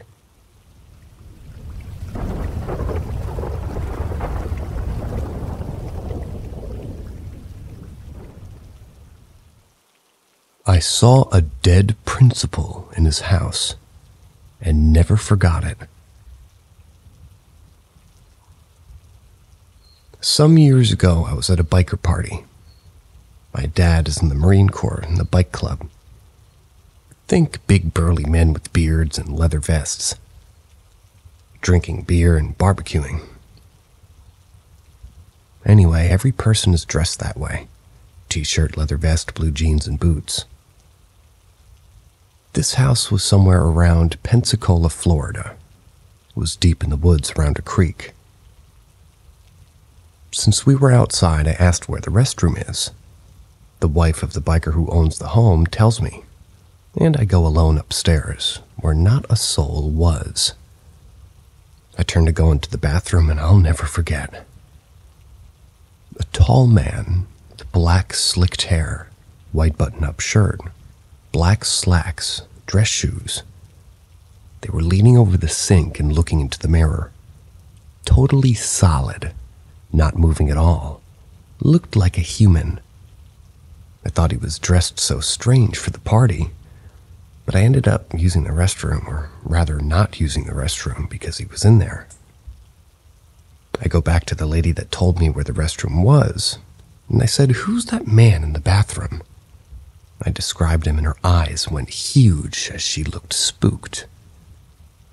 She then told me the principal of the school lived and died in that home, and I apparently described him accurately. She told a lot of people around us it was so remarkable at that time. I didn't go back upstairs alone after that. The only solid apparition I've ever seen.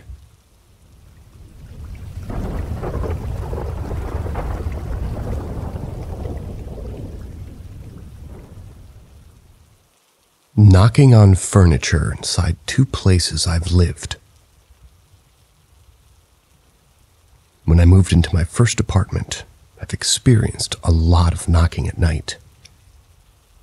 Since I was up late a lot, think like 11 p.m. to 5 a.m., playing games online and talking, I've had on a near nightly basis knocking coming from a corner of my living room. Usually it would be 3 knocks in succession, each separated by a quarter or half a second. I thought for the longest time that it was my downstairs neighbor hitting at the ceiling because I was talking at night. This kept going for like 2 or 3 years straight. Only when I moved out I realized when moving my IKEA TV stand that by applying pressure on the top wood piece, it would give off the exact knocking sound, making me realize it came from that thing all along. It was too rhythmically timed as if it could have been the wood expanding from heat, cold, or moisture. This was the first time I truly believed in some kind of spiritual activity. I used to find it interesting, but never paid actual, attention to believe in it. I've also had those knockings happening on a new fridge, which I also bought when I moved into that place. But that I rationalized by how I thought a fridge worked. Though at times, it was really hard knocks, nearly a banging and popping, but usually not timed. After I moved, I slept in the same room as the kitchen, and at night, again, there were noises coming from the kitchen. Also some kind of knocking. But it usually appeared when I left bed to go to the bathroom. One would think my movement might have caused some kind of effect on the wood in the kitchen, even though it was concrete. Now, the weird part is that even my intent, which I tested numerous times by slowly lifting myself up in bed, would instantaneously result in a knocking. I'm truly convinced that those were real, paranormal events, anyway. Maybe I should mention that it happened on 2 continents, Europe and North America, at which I lived for several years each. Now, I'm back in Europe for 3 years. Haven't had any experience ever again like that. I also tried communicating in the second place I've lived in, asking for a sign or maybe a knock on my command, but to no success whatsoever. My question, which is why I created this post, does or did anyone else experience the same? Do you think this has followed me, or is this considered a generic form of haunting?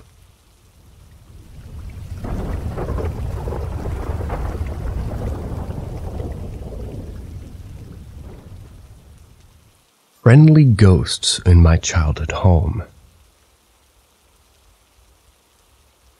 I have a lot of ghost stories to tell about my childhood home, but I'm going to dive into just one. Just a little bit of background. My house was built in 1880 and has a lot of history around it. In every room, there's a doorbell right next to the entryway. It all connected to this device in the kitchen that would buzz and say which room it was coming from. When I was a kid, the doorbell still worked in every room, and you could hear it around the house. We knew that it was for the servants that used to work in the house over 100 years ago. My house also had 2 staircases. One quote-unquote main staircase and one that connected right to the kitchen, which is off of my room. I often hear people going up and down the stairs when no one's there. And voices. We have a big family, and my sister and I used to share a room right next to the 2nd floor. We had twin beds that were parallel to each other. In this story, I was probably 8 and my sister was 7. One night I wake up and I'm so thirsty.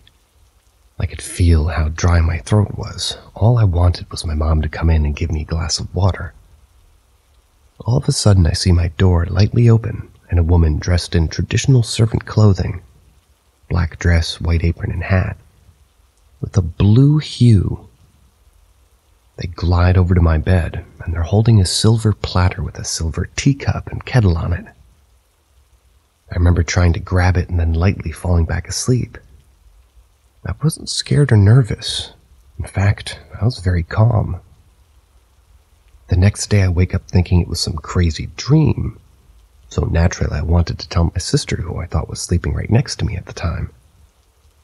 Before I even begin telling my story, she tells me that she saw a blue woman next to her bed handing me a silver platter. I couldn't even speak, I was so shocked. Our stories lined up almost exactly.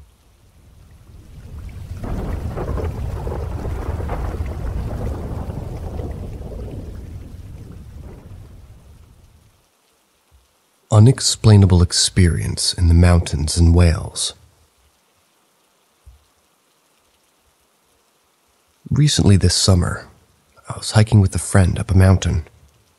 While on the trip exploring a range in the Dee Valley area, It was morning time, a nice temperature, good visibility and dry, perfect hiking weather. We were well prepared with a rucksack full of additional layers, food, and water. We're both pretty experienced, yet amateur hikers. Anyhow, we're walking very slowly up the mountain and it starts getting colder. We think it's just a change in weather, so we put on some additional layers and we keep going. Anyway, we made good progress, but as we kept going, we got this foreboding feeling, like we weren't welcome there. We both had goosebumps, and were super quiet because it just felt like anything could happen. At the same time, visibility is getting poorer, to the point where a gloved hand in front of our face was barely visible. We had to hold hands not to lose each other. Then all of a sudden we hear a woman scream. I can't explain to you the agony and pain in this scream. It sounded as if the woman was going through something indescribable. We both froze and then shit ourselves and started coming back down as quickly and safely as we could. As we go down, it gets warmer and clearer, and the atmosphere less foreboding. When we got to the bottom, I looked back up the mountain, not a cloud in sight. Where did this fog come from? We immediately jump in our car, lock the doors, and drive off.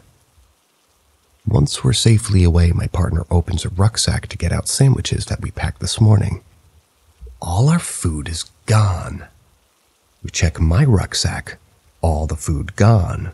Water and additional layers still there. Now we thought maybe we just, brought our additional layers and we dropped the food. That whilst that may be possible for some of the food, other bits of food were kept in separate compartments, so that didn't make any sense. We thought maybe we had forgot to pack it in the morning, left it in our Airbnb kitchen, but we were sure we packed it, and besides, nothing at the Airbnb when we got back.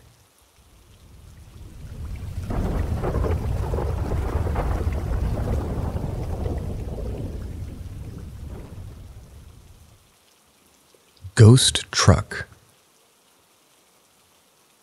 This was like 2 months ago, but it's by far the worst shit I've ever experienced. And I've been in 1800s farmhouses that make The Exorcist look like a fucking tea party. Me and my boss were coming home at around 4 a.m. down the secondary highway and fuck all nowhere, when this 70s F-350 hauling ass, like 140 kilometers an hour, came straight for us and disappeared. My boss didn't say a word for the next 16 hours until I showed up for work the next day. He told me to fuck off, threw the truck keys on the roof. I bring it up with a few of the locals at the nearest town a week later. They fucking lost their shit. All of them were like, "You've seen it too, I swear I wasn't tripping." Shit like that. That's when I realized this shit goes deeper than I thought. So last night I was in my basement, and I swear to fucking God, I saw an old dude wearing a torn up flannel with no legs and a quarter of his head gone. Hauled ass up the stairs into my neighbor's house because fuck that shit. I've always felt followed while alone down there. Our 2 pit bulls will not even go downstairs, and the fastest I've ever seen them run was back up the stairs. My dad says that he hasn't seen shit ever, which I refuse to believe. Apparently the motherfucker in the basement matches the description of the dude driving the truck, so I don't know what the fuck's going on.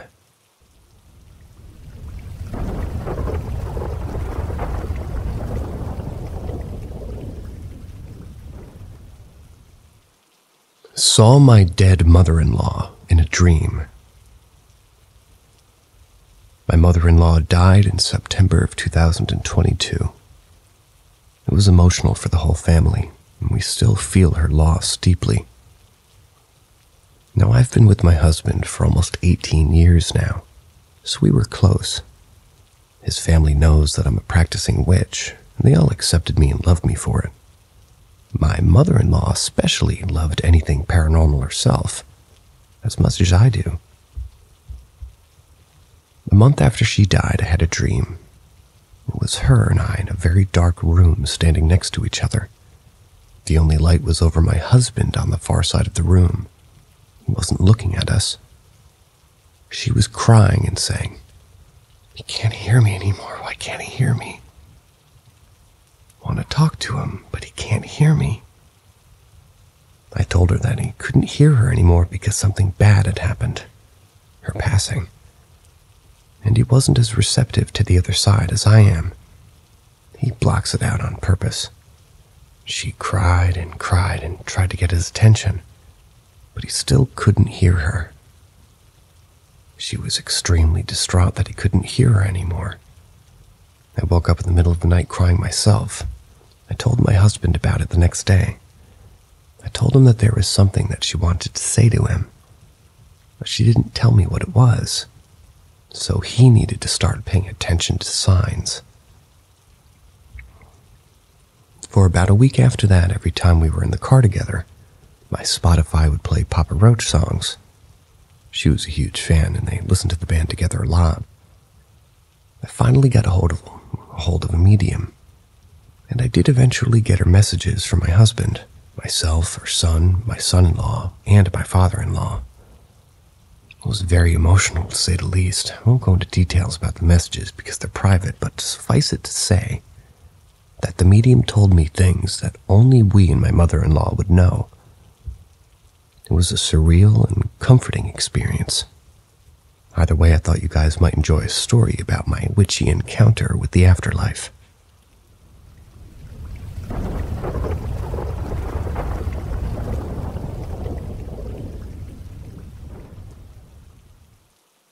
Maybe a haunted doll.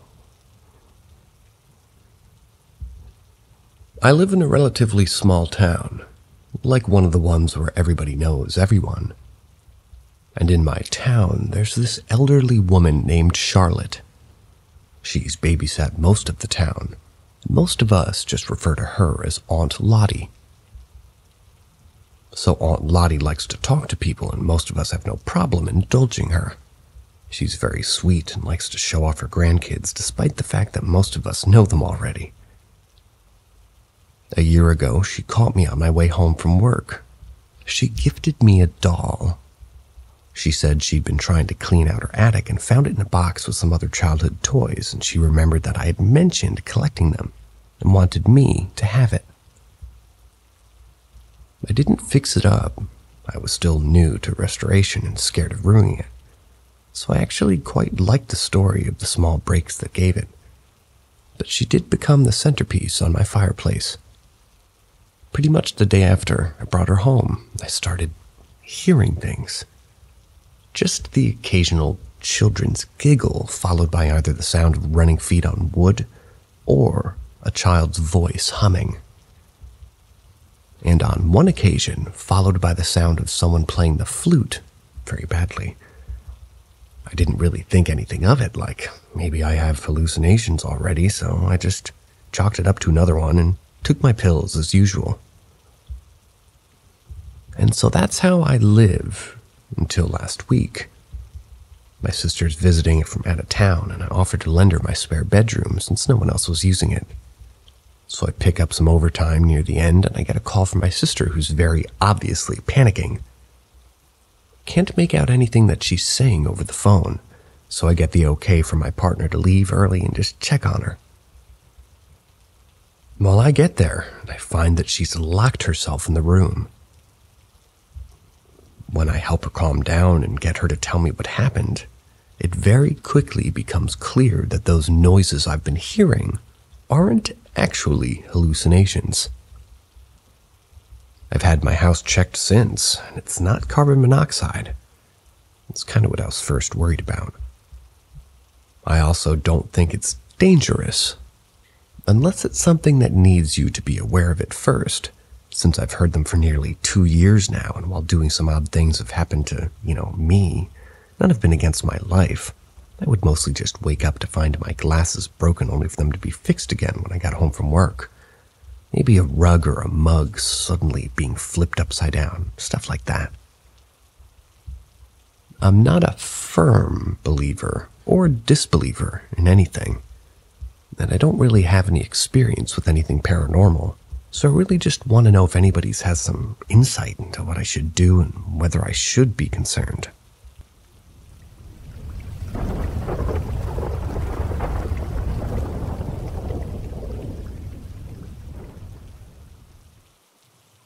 I think my dad's house is haunted. I used to live with my dad till I decided to live with my mom a few months ago. I think my dad's house is haunted. My uncles, one of my uncle's girlfriends, started living with us as well. She mostly stays in my uncle's room, but Grandma, Grandpa, Dad, and my stepmom all live in the same house, including me. I'll just give them names. Dad is going to be D, uncles U1 and U2, the girlfriend G, Grandma and Grandpa G1 and G2. As the narrator, I'm just gonna give them names myself. What makes me think that my dad's house is haunted? Well, to start it off, I always sleep on the couch. And something my one uncle and my grandma would sleep in the living room and the floor with me. One night I was awake, and so was my grandma. I was trying to fall asleep when we heard these really loud footsteps coming down the stairs. Mind you, the stairs are made out of wood, but the floor isn't. And so we thought it was just, my dad. We looked over in the direction of the footsteps to see no one. I didn't really know that Grandma was awake at the time. I only knew once she told me that my dad the next day was like, I was also awake. There was also this time where it was in the middle of the night. I heard footsteps and I pretended to fall asleep thinking that it was my dad. But then I literally heard the footstep in front of me, but I could see no one. I couldn't process what was happening, so I just covered my body with a blanket. I would also see shadows in the corner of my eyes. Sometimes they would be in the corner of the door, or sometimes in the middle of the room. Sometimes I would see something move in the corner of my eyes as well. One of my grandmas on my mom's side, my mom and dad, they're divorced, once visited me, and she said that she had seen a little kid peeking on the stairs. She herself has already seen spirits. It is very spiritual. Sometimes I would sleep in my other uncle's room if he's on a business trip. It's already happened 2 times, but I've heard voices in my pillow. I wasn't really about to fall asleep at the time, but maybe it's because I was half dreaming. Oh wow, I didn't expect for this to be this long, but oh well. I've never experienced it again after living with my mom. The shadows, voices. Nothing. Actually nothing.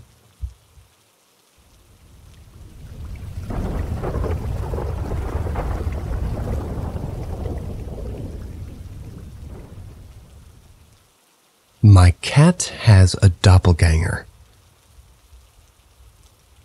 Where I live, we have many stray cats in the area. One day, a skinny black cat came to me meowing to come inside. I started feeding him every day and eventually got used to being inside, and let's advance ahead now. It's been 4 years, and he's healthy and loves staying inside as much as out. He's an older black cat. I'm not sure what age he is. He loves to sleep in my room at night, and I keep a nightlight on. He loves to not fully be in the dark. He'll sleep on a small padded chair I keep in my room against the wall in front of my bed. I first noticed this one night about a year ago, thinking that I was dreaming. My cat was sleeping in his chair, and below the chair toward the floor was a dark mass as well. It was the spitting image of the black cat. It seems to mimic what he does. When I get up to go close it, it'll always be gone. I see this thing or entity quite frequently, and it's usually always somewhere near the cat. I saw it cleaning its paws and face, and this was below the chair as my cat slept. I could see its pointy ears flicker as it moves its paws over them. I've seen this so many times now, I don't even get scared anymore.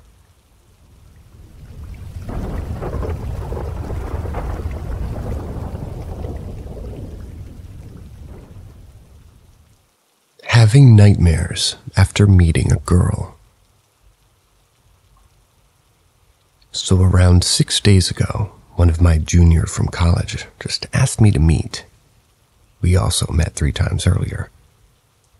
So I remember I wore a full black hoodie and dark denim jeans and went to pick her from her home, and her home is in like a high populated area, but just a while before her home there's also a place with trees, greenery, and mostly empty area.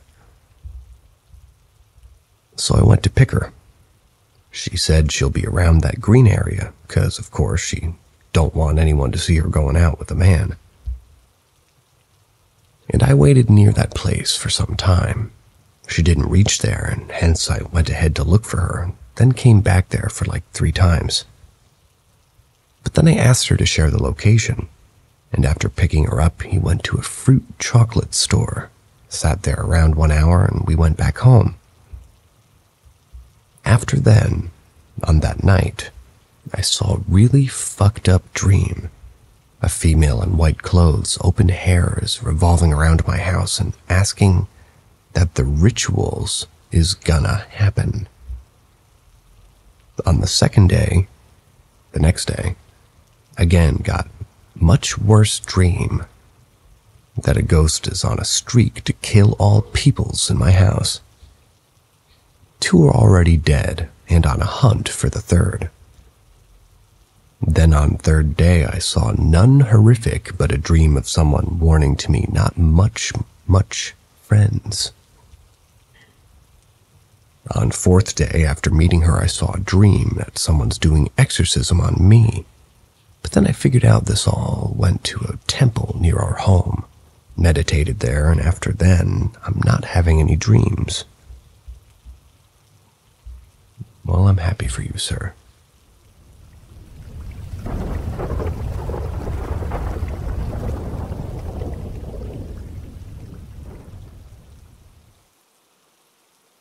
Did I see a demon? This happened earlier this year. One night I woke up to my phone ringing at 3 a.m. It was a woman I had just met asking to hang out. I had a bad feeling about it immediately. I guess I'm really stupid because I agreed. I know I'm lucky I didn't get killed. We get to her friend's house and I instantly regret ever meeting her. Her and her friend start doing drugs. She kept saying it was just Adderall, kept trying to get me to smoke it. Her friend then tells me it's meth. No, I didn't do meth. Her and her friend start arguing about, well, everything. I begin to call for an Uber. At this point, they've been yelling at each other for 20 minutes and they're arguing about a selfie she took. Her friend kept saying she edited this picture. Why are you such a liar? She kept saying that she didn't edit the picture and that it was her mom in the photo. They show me the photo in hopes I can settle their argument. It's a selfie of a woman standing with her back turned to a mirror.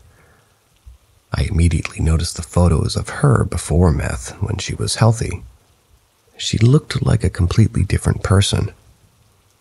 However, there was something standing in the mirror behind her. It clearly was not of this world. It was a bony, dark, humanoid entity with no face. Immediately, I got the hugest chills all over my body, and it felt like all the blood had drained out of me. It looked attached to her. I was so disturbed that I got 0 sleep, took myself to an Orthodox church that morning, sobbing as I walked in. Later, I called my best friend and told her about it. She said that one time she did mushrooms and saw the demon attached to her ex-boyfriend who used to be addicted to all sorts of drugs, including meth. Perhaps it's easier for demons to exploit drug addicts. I don't know. Could also be that the photo was edited. But it didn't look like it to me. Nevertheless, scared the fuck out of me.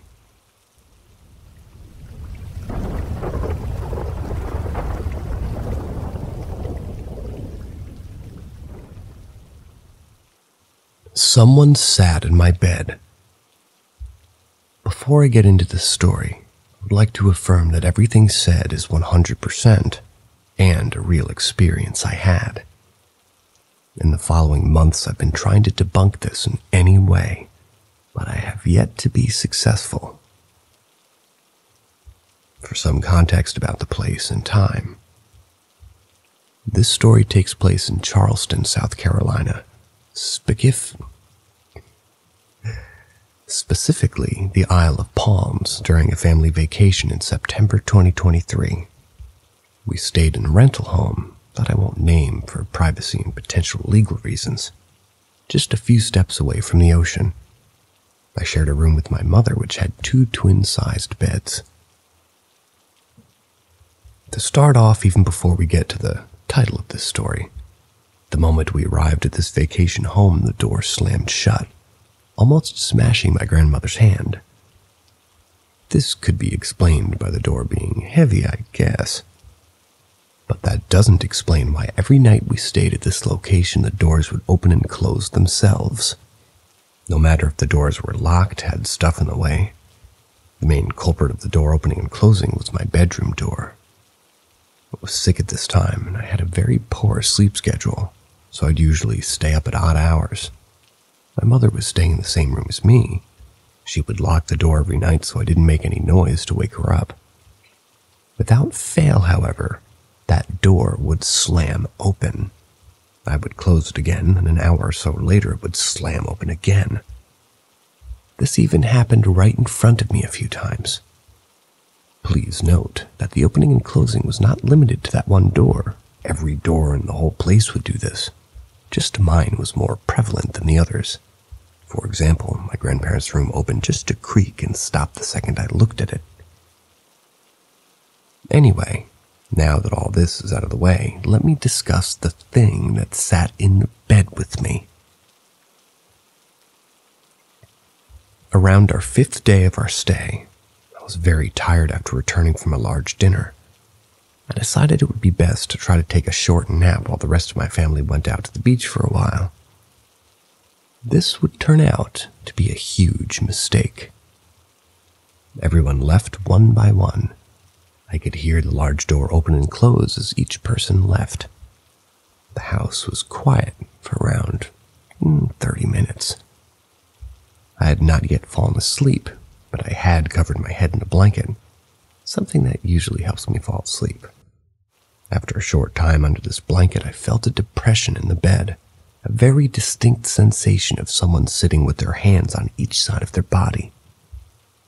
Keep in mind, this is a very small, twin-sized bed. If this were one of my family members, I'd be able to feel them brush against my body. However, the only thing I felt was the indentations on the bed. From what I could tell, it felt like a small woman sitting down. Not a lot of weight, but just enough to definitely be able to feel them sitting next to me. They said nothing, did nothing, didn't even move. This shocked me, obviously. After a few minutes, whatever it was making the indentation on the bed seemed to stand up and leave. I did end up falling asleep after this by some miracle. However, my fever had gotten much worse. Please let me know if you have any ideas or have had a similar experience. I would say I'm more of a skeptic, but this was kind of crazy to me.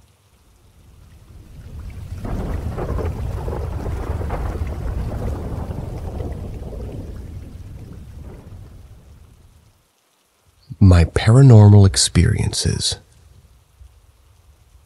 I have many experiences I consider paranormal in the house where I live, especially when I was a kid and a teenager. Before I was born, my mom has a bunch of weird experiences, especially in her room. She tended to wake up because of tachycardia, always at 4 a.m. and see shadow people. A couple of times they tried to approach her, but she says a white light circle-shaped thing appeared, and they disappeared when this light arrived. Once she didn't want to open her eyes because she knew she was going to see them. so she wanted to hold my father's hand. My dad's tall, so he has big hands. But instead of that, she feels a small hand, like a child's hand. There were no children at home. She says that this presence didn't scare her and held the hand tightly, but it let go of her hand gently. Then she and my dad moved to another room. I know this could have been nightmares or sleep paralysis, but what I've seen are not nightmares. It all started when I was around 10. Things used to fall from their places, but not in a normal way. You know, sometimes we leave things very close to the edge of tables or shelves. This was not like that. Stuff that nobody had touched and was not close to the edge would fall, but not in a normal way either, as if someone threw it, like a projectile motion. That happened with my toys, with my books, many times. Sometimes we saw it, and sometimes we find stuff on the floor or heard it falling. Once my cousin Patty was visiting, and we and my parents were going to have lunch at a restaurant. My parents had some stuff to do, so Patty, who's older than me, and I went back. She went up the stairs before me. I clearly saw that she went to the kitchen. Well, I saw someone going to the kitchen directly to the refrigerator when I arrived. When I got to the kitchen, there was no one there. She was at the bathroom. The experience I remember the most happened the day they celebrated my 11th birthday. After my party, my mom went to a job dinner. My school friends went home at like 6 p.m. There were some candles and snacks left there, so my cousins, Liz, Fiorella, Sandry, and Patty, I decided to play with some dolls, saying that it was their birthday. It was like justification to eat the leftovers. So we went to that room I mentioned before, where my toys and PC were. Liz was like 18 at that time, so she didn't really want to play with us. So she was expecting some time playing games on the PC. We let two of my dolls sit down in chairs at the end of the room. One was a normal doll, the other was a 75-centimeter doll. Those were popular a long time ago. We were playing a game where you dance, and when the music stops, you gotta stop dancing in that moment, and don't move like you're a statue. We asked Liz to be the one who turned on and off the music. We were playing for like 30 minutes, and suddenly we all looked at the dolls. The big one moved by itself. Like an invisible hand was holding it and threw it to the floor. The five of us saw the same thing. We all ran away from the room. Sometimes it was difficult to stay at home. We could feel an awful atmosphere. It was heavy and dark. My family's Catholic, so they called a priest to bless the house and paid for a mass of souls. Purgatory. Never heard of that before. Paid for a mass for souls of purgatory. The same day of the mass, I was playing PlayStation with my cousin Liz. We saw how a video game instruction book moved without anybody touching it on a table. After that day, those kind of things stopped to happen little by little. I'm not into any religion, but I do believe in good and evil. Maybe the visit of a priest helped. We don't live there anymore. We moved long ago. Currently, my dad rents that house, and the tenant hasn't complained. So I guess maybe nothing happens now. But despite all the stuff being stopped, I would never live there again. I just wonder if someone here has had any similar experiences. The lights my mom saw, if it wasn't sleep paralysis, things falling. This is the first time after more than 20 years I wrote about this on the internet. It's something I don't tend to tell any of my friends.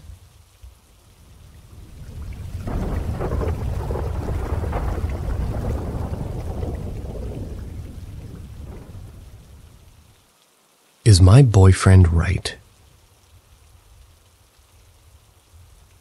So about 2 weeks ago, I went through a solid 3 days of god-awful sleep.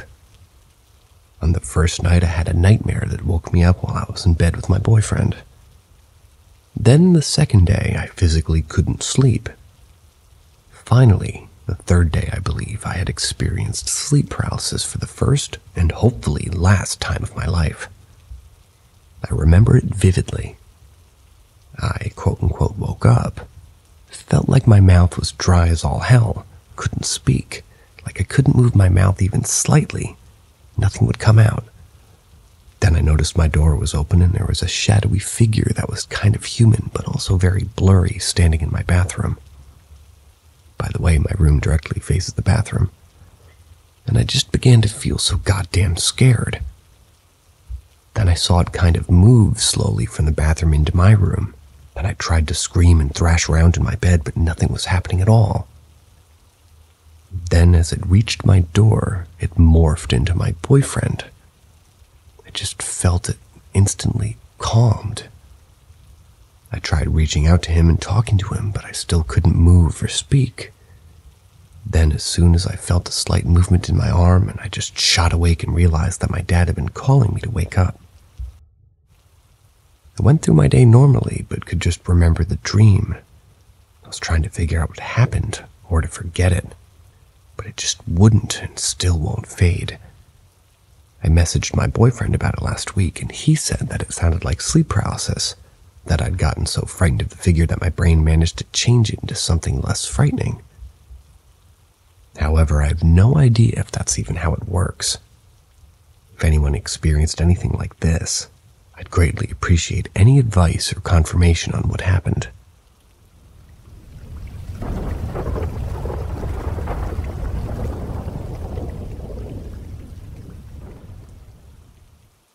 The Call Center Clairvoyant.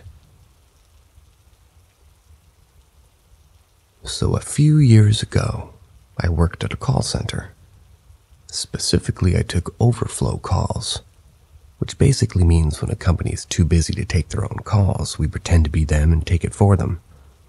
But here's the thing. We dealt with thousands of companies. We'd literally pretend to be a new company every single call. And we also had a lot of staff, so that's going to be important to know. So anyway, one day I receive an overflow call from a sofa company. I pretend to be the sofa company, answering how the sofa company would answer, but then the caller says, "I'm glad I managed to get through to you." I was like, oh yeah? Do you want a catalog? Because we weren't really the sofa company. I always just tried to do the bare minimum, like send someone a catalog by going to the company's website, ordering it, which anybody could do instead of just fobbing them off with a callback from the real company. But then she said something I didn't like one bit. "No, I actually don't even want a sofa.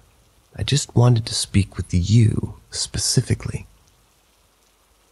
I was like getting weird chills at this point, because just to put things into perspective, the chances of her getting through to a person she wanted to get through in this overflow company were astronomical. She could have dialed 1,000 times and never reached me. Anyway, I was like, "Okay, so what is it you're after?" And then she said to me, "Firstly, I just want you to know that your dad's surgery goes well next week. And I know your nan's worried, but you're going to become closer than you've ever been before. And that's saying something, because I know you're close now.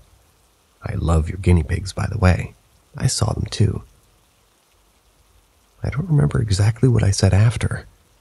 This was a few years ago now, but I remember ending my sentence with, "Saw them how?" To which she said, "I died. Many years ago in a car accident. When they brought me back, I saw things." My shift had ended at this point, but we kept talking anyway. If she was an old friend, maybe, but truth is, I was worrying about my dad. All day, just during my shift in fact, but somehow, I believed her, that he would be fine throughout his surgery because of what she had said. You could say someone was having a laugh with me, but no one in the company knew my dad was having surgery, or that I was close to my nan, or had guinea pigs, nor is there an outbound call option on our computers. Or you could say that it was a friend that doesn't work for the company then, but no one outside the company knew which companies I took calls for, much less this random sofa company. As I said before as well, the chances of getting through to a specific person you wanted to talk to was next to impossible. One minute I'd be a sofa company, the next part of an accident lawyer company. The next minute I'd be buying shoes for some old lady. Still can't explain exactly how it happened. I told my parents, and them being super religious thought that the devil had spoken to me through the call. But this lady was nicer than anything. Anyway, there's my story. It was the only interesting thing that ever happened in that call center. Aside from the possible devil thing, I find that job to be terrifying in and of itself. I couldn't tell you the number of times I'd call someplace thinking, I don't think you actually work there. I think that you're completely lying to me. And your story makes my thoughts true. Thanks for telling me that.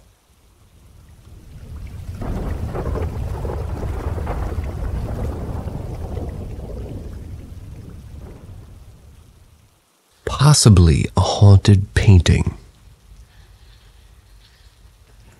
Around when I was 14, I had to stay with my grandparents while my house was getting an addition. The house was small. I had to sleep in the pull-out couch in the living room.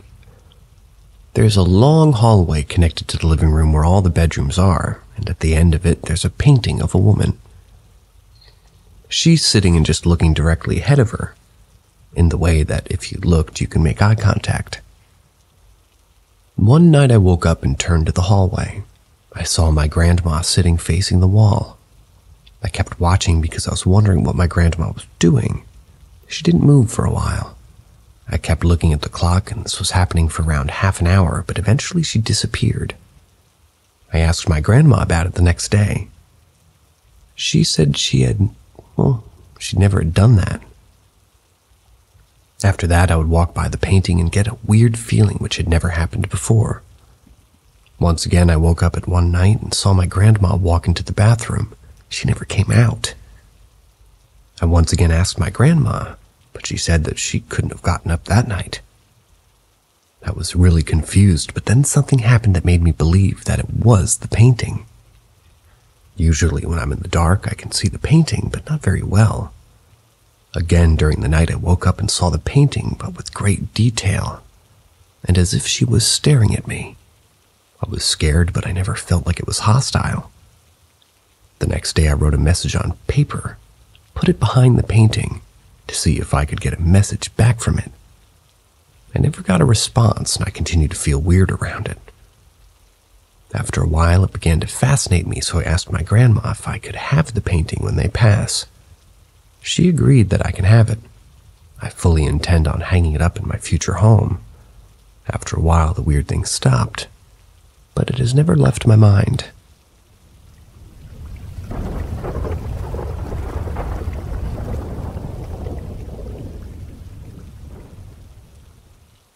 Mr. Sandman.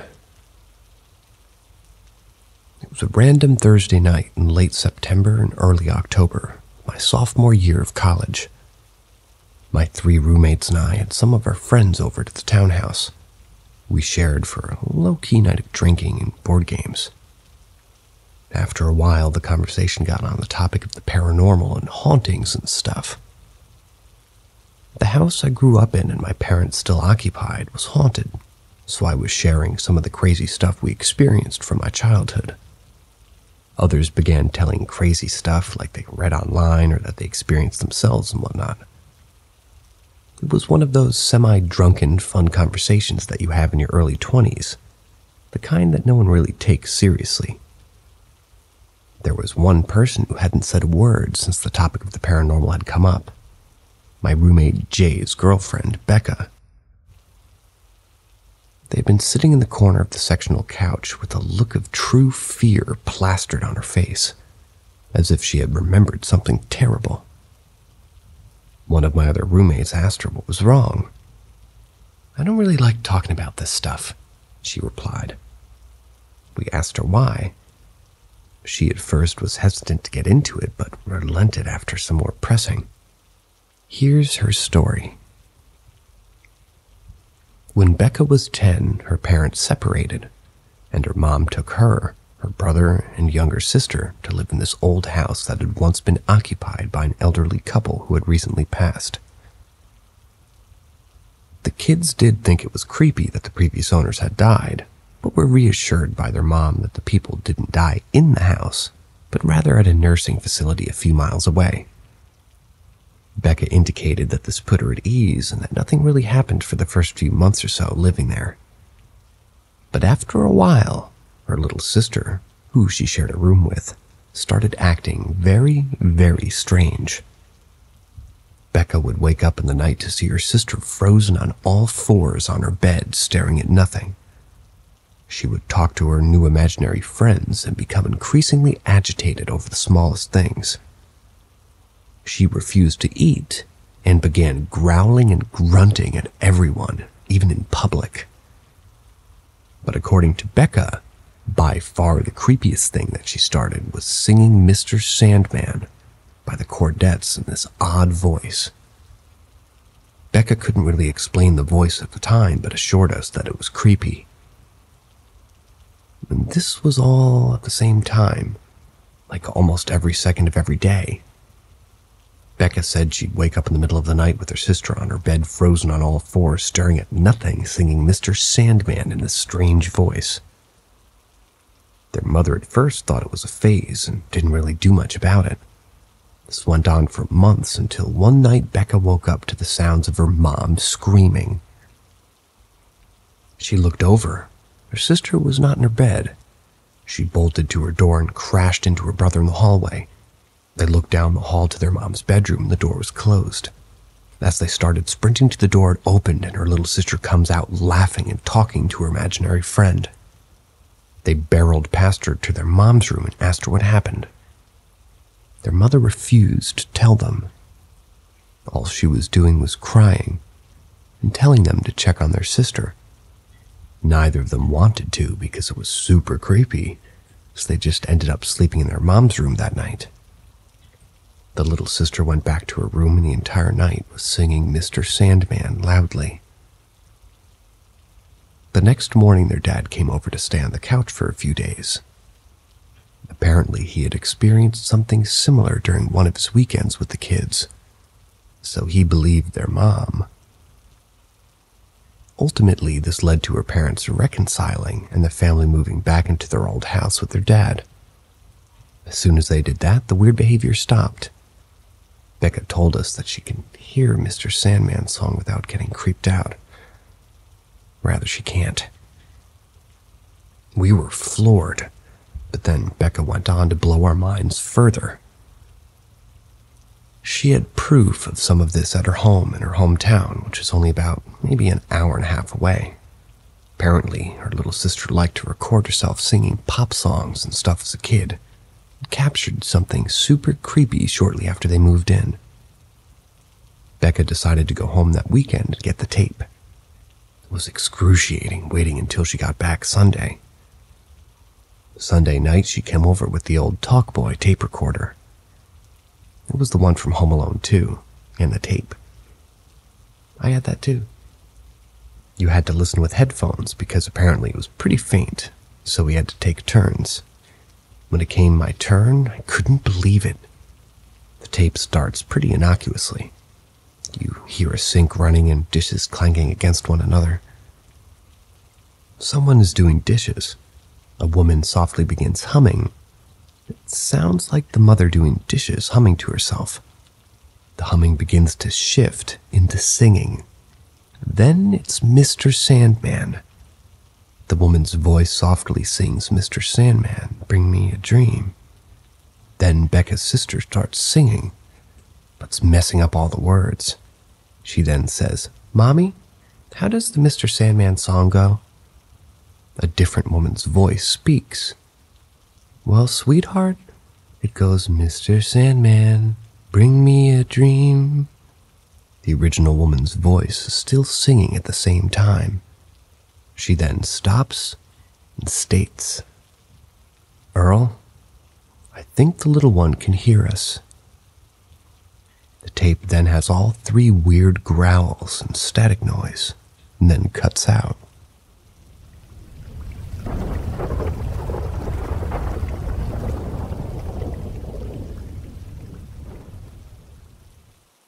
Baby out of wedlock.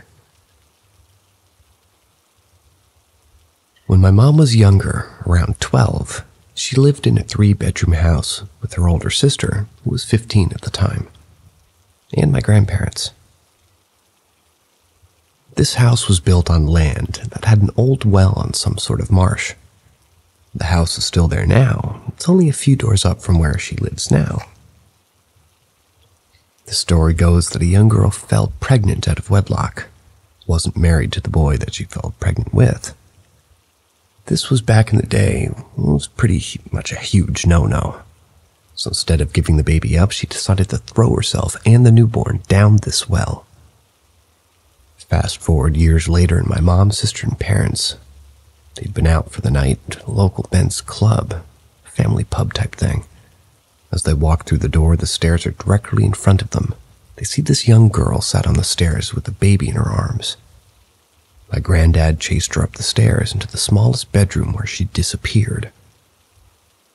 Most nights they would hear a baby faintly crying or see this young girl in the back garden. A few months after the girl on the stairs, my mom's sister woke up screaming. My mom could clearly see her being pulled down the bed by her legs. My mom jumped up to pull her back, and they found finger marks on her legs. A few other things have happened over the years, but that's a story for another time. We also know the people who live in the house now. They've been there for years, and they hear baby crying all these years later.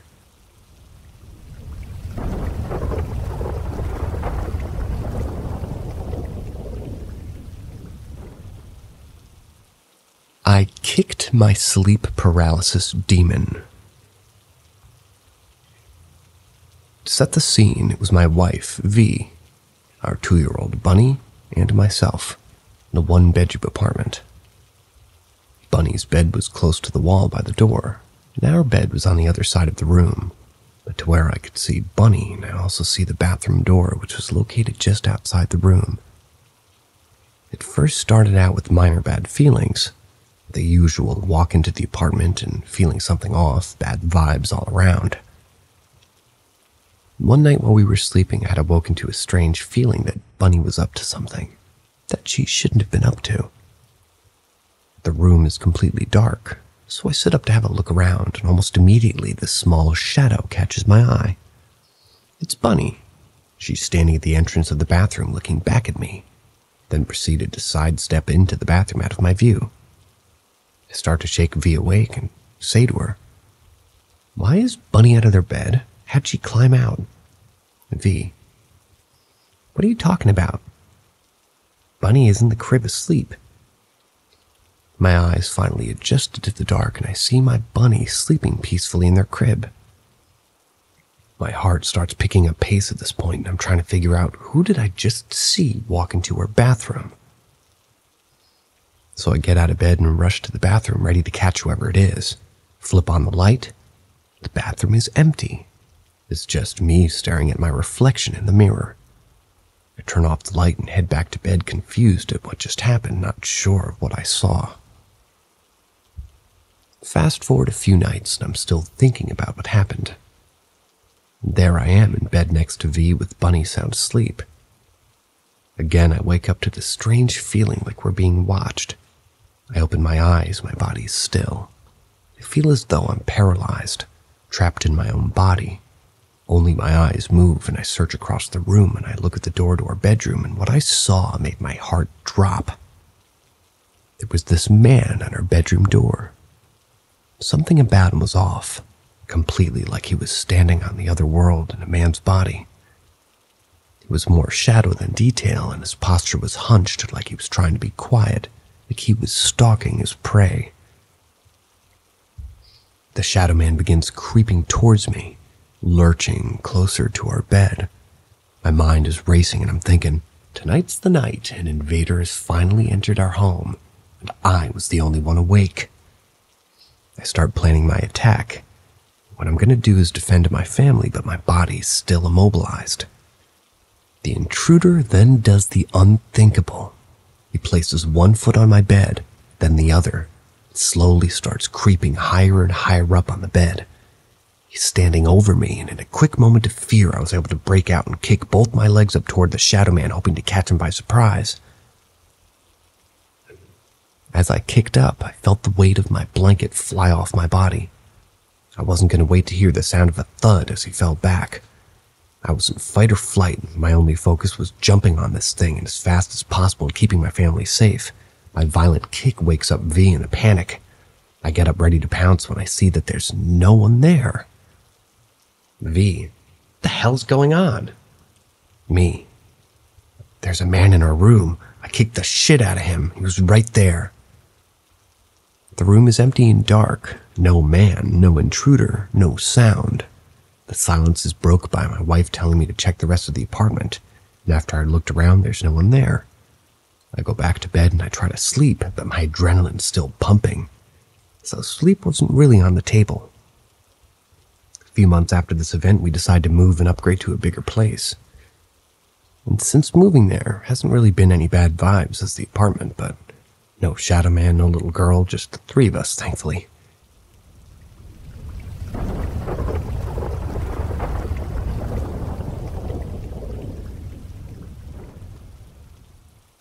Thrown object. A few years ago, my girlfriend and I were laying in bed watching a new movie on a projector that we had just gotten. We had the projector sitting on a table about 2 feet from the edge of the bed. The table was roughly the same height as the bed. The projector was hooked up to my laptop, which was sitting next to it, closed. Right behind the projector was a medium-sized Bluetooth speaker. It was rectangular, about 2 inches tall and deep, about 6 inches long, and probably weighs about 2 pounds. All these things were about as centered on the table as they possibly could be, and they easily had 8 or 10 inches to move on any side of the table.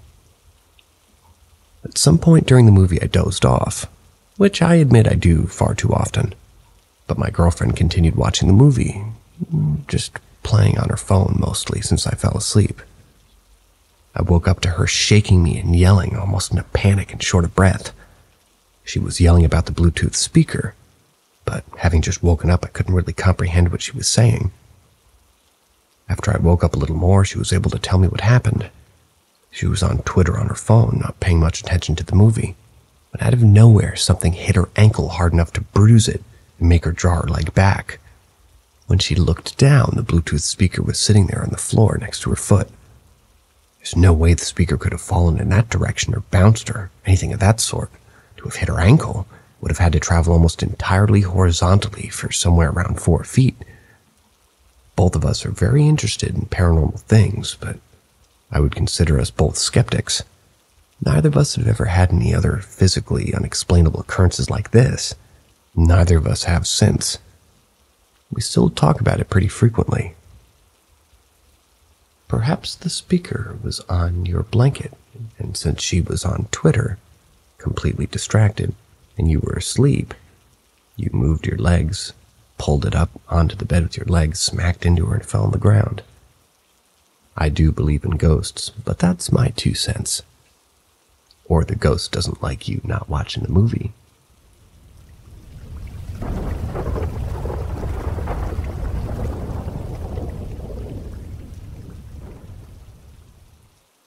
Ghosts in the hallway.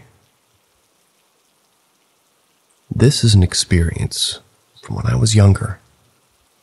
Growing up, I always suspected our house was haunted. Not only because I experienced strange encounters, but other people who've been to my house have as well, without any prior knowledge of weird experiences there. This particular time I'll never forget because how it made me feel. Still don't quite understand what I saw. Maybe some of you can help. I was 13 years old at the time. My bedroom was upstairs. It was the last bedroom in the hallway to the left.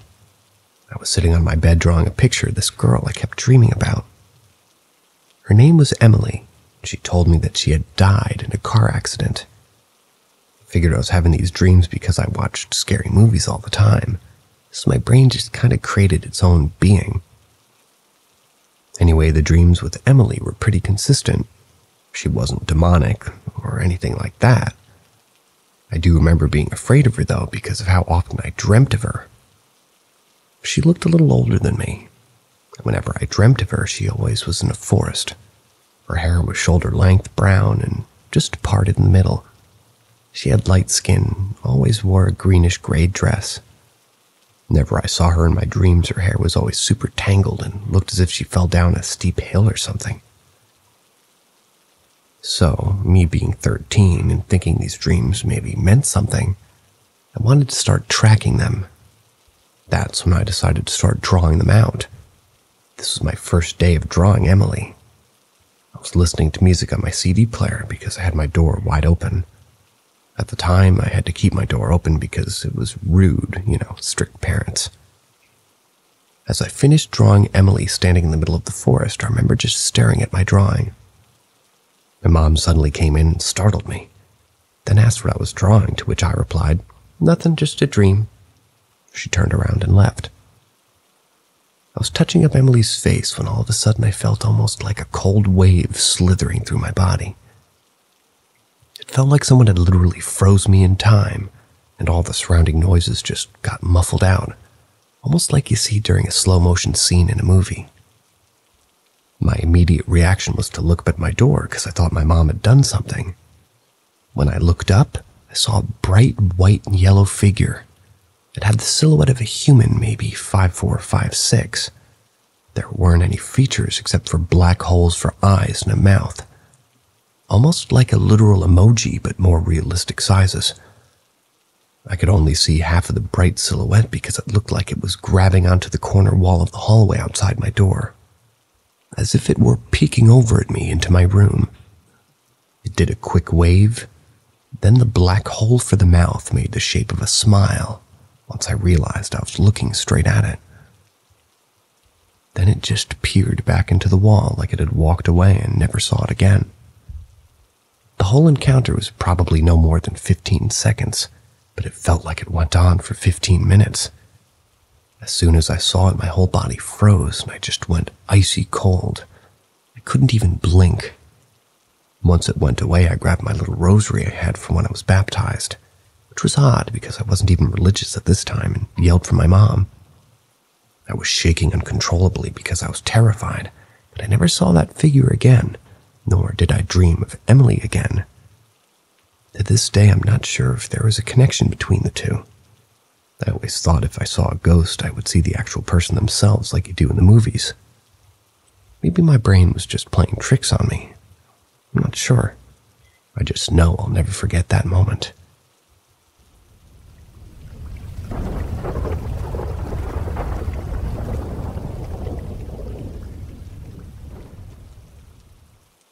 Is a demonic entity stalking my son? Okay, to start, I'm a new father. My son was born at the end of June, and we got to bring him home to our apartment in July. We've lived in our current apartment for around 6 months and haven't experienced any paranormal activity until we brought our newborn son home from the hospital. Not long after we brought our son home, the first thing that happened was me and my wife were talking in our bedroom when out of the corner of my eye, I see a white ball of light. It leaves our closet and shoots straight into the floor. And we're on the second story, by the way. At first, I didn't say anything. I finished my sentence and then I looked over toward the closet. My wife noticed I was looking that way. And she asked if I saw the same thing she just saw and said, "Yeah, we saw the exact same thing." Since then, not a lot has happened. We would find doors and cabinets opened or closed when we didn't remember leaving them that way. Now, before I get into why I'm writing this, I want to say that we have 2 cats that we've had for 4 years. They're amazing cats that are insanely nice to us and strangers. Yesterday, I woke up with the back of my neck stinging really badly, so I stood up and felt it only to feel 3 marks on the back of my neck. My son was asleep in his crib, and the wife was awake at the time, sitting next to me reading. Our cats weren't anywhere nearby. My wife sees the scratches, and at first, we blew it off to thinking it had been the cats. However, the more I thought about it, the more it didn't make any sense. In the 4 years, my cats have never scratched me. My cats sleep with us here, but never go above our hips on the bed enjoying to sleep in between me and my wife's legs. Also, why did I just start feeling it if my cats scratched me beforehand? Now confused, I had my wife take a photo of the scratches, and when I saw the picture, I ended up with more questions. There were 3 lines, 2 running down my neck, then 1 going alongside my neck at the bottom of the other 2 lines. It's almost in the shape of an L, maybe a V. I'm posting this, curious if anybody's ever heard of any demonic or evil spirits that follow newborn babies home. I'm hoping to hear I'm overthinking things and everything's okay, but I'm wanting everyone's honest opinions for what I should do from here. I did a small amount of research, and after reading a few people's suggestions on the paranormal Reddit thread, and I wanted to try and do something about the situation just in case it was a demonic entity. I didn't have nor knew where to get sage, but I did see that sometimes even just the smell of sage can help. So I went and bought some sage-scented incense and began burning that throughout the apartment. If anything, honestly, this kind of made me feel worse. I felt more tired and drained after doing this. In the early 90s, my grandma and grandpa would go and assist a pastor in cleansing and a few exorcisms. So I decided to give my grandma a call and describe everything that had happened. She wasn't positive of what it could be, but talked me through some prayers to say while on the phone. After I got off the phone, I decided to go and take a shower. Mid-shower, all of the bulbs and the lights in my bathroom went out. That evening, me and my wife laid in bed, and over in the direction of my son's crib, we heard a young boy's voice, clear as day. And he just said, "Hey." After the increased level of activity, I went over to my grandma's house and talked to them. They'll be coming over in the next week or so to do a cleansing. I'll keep everybody posted after that.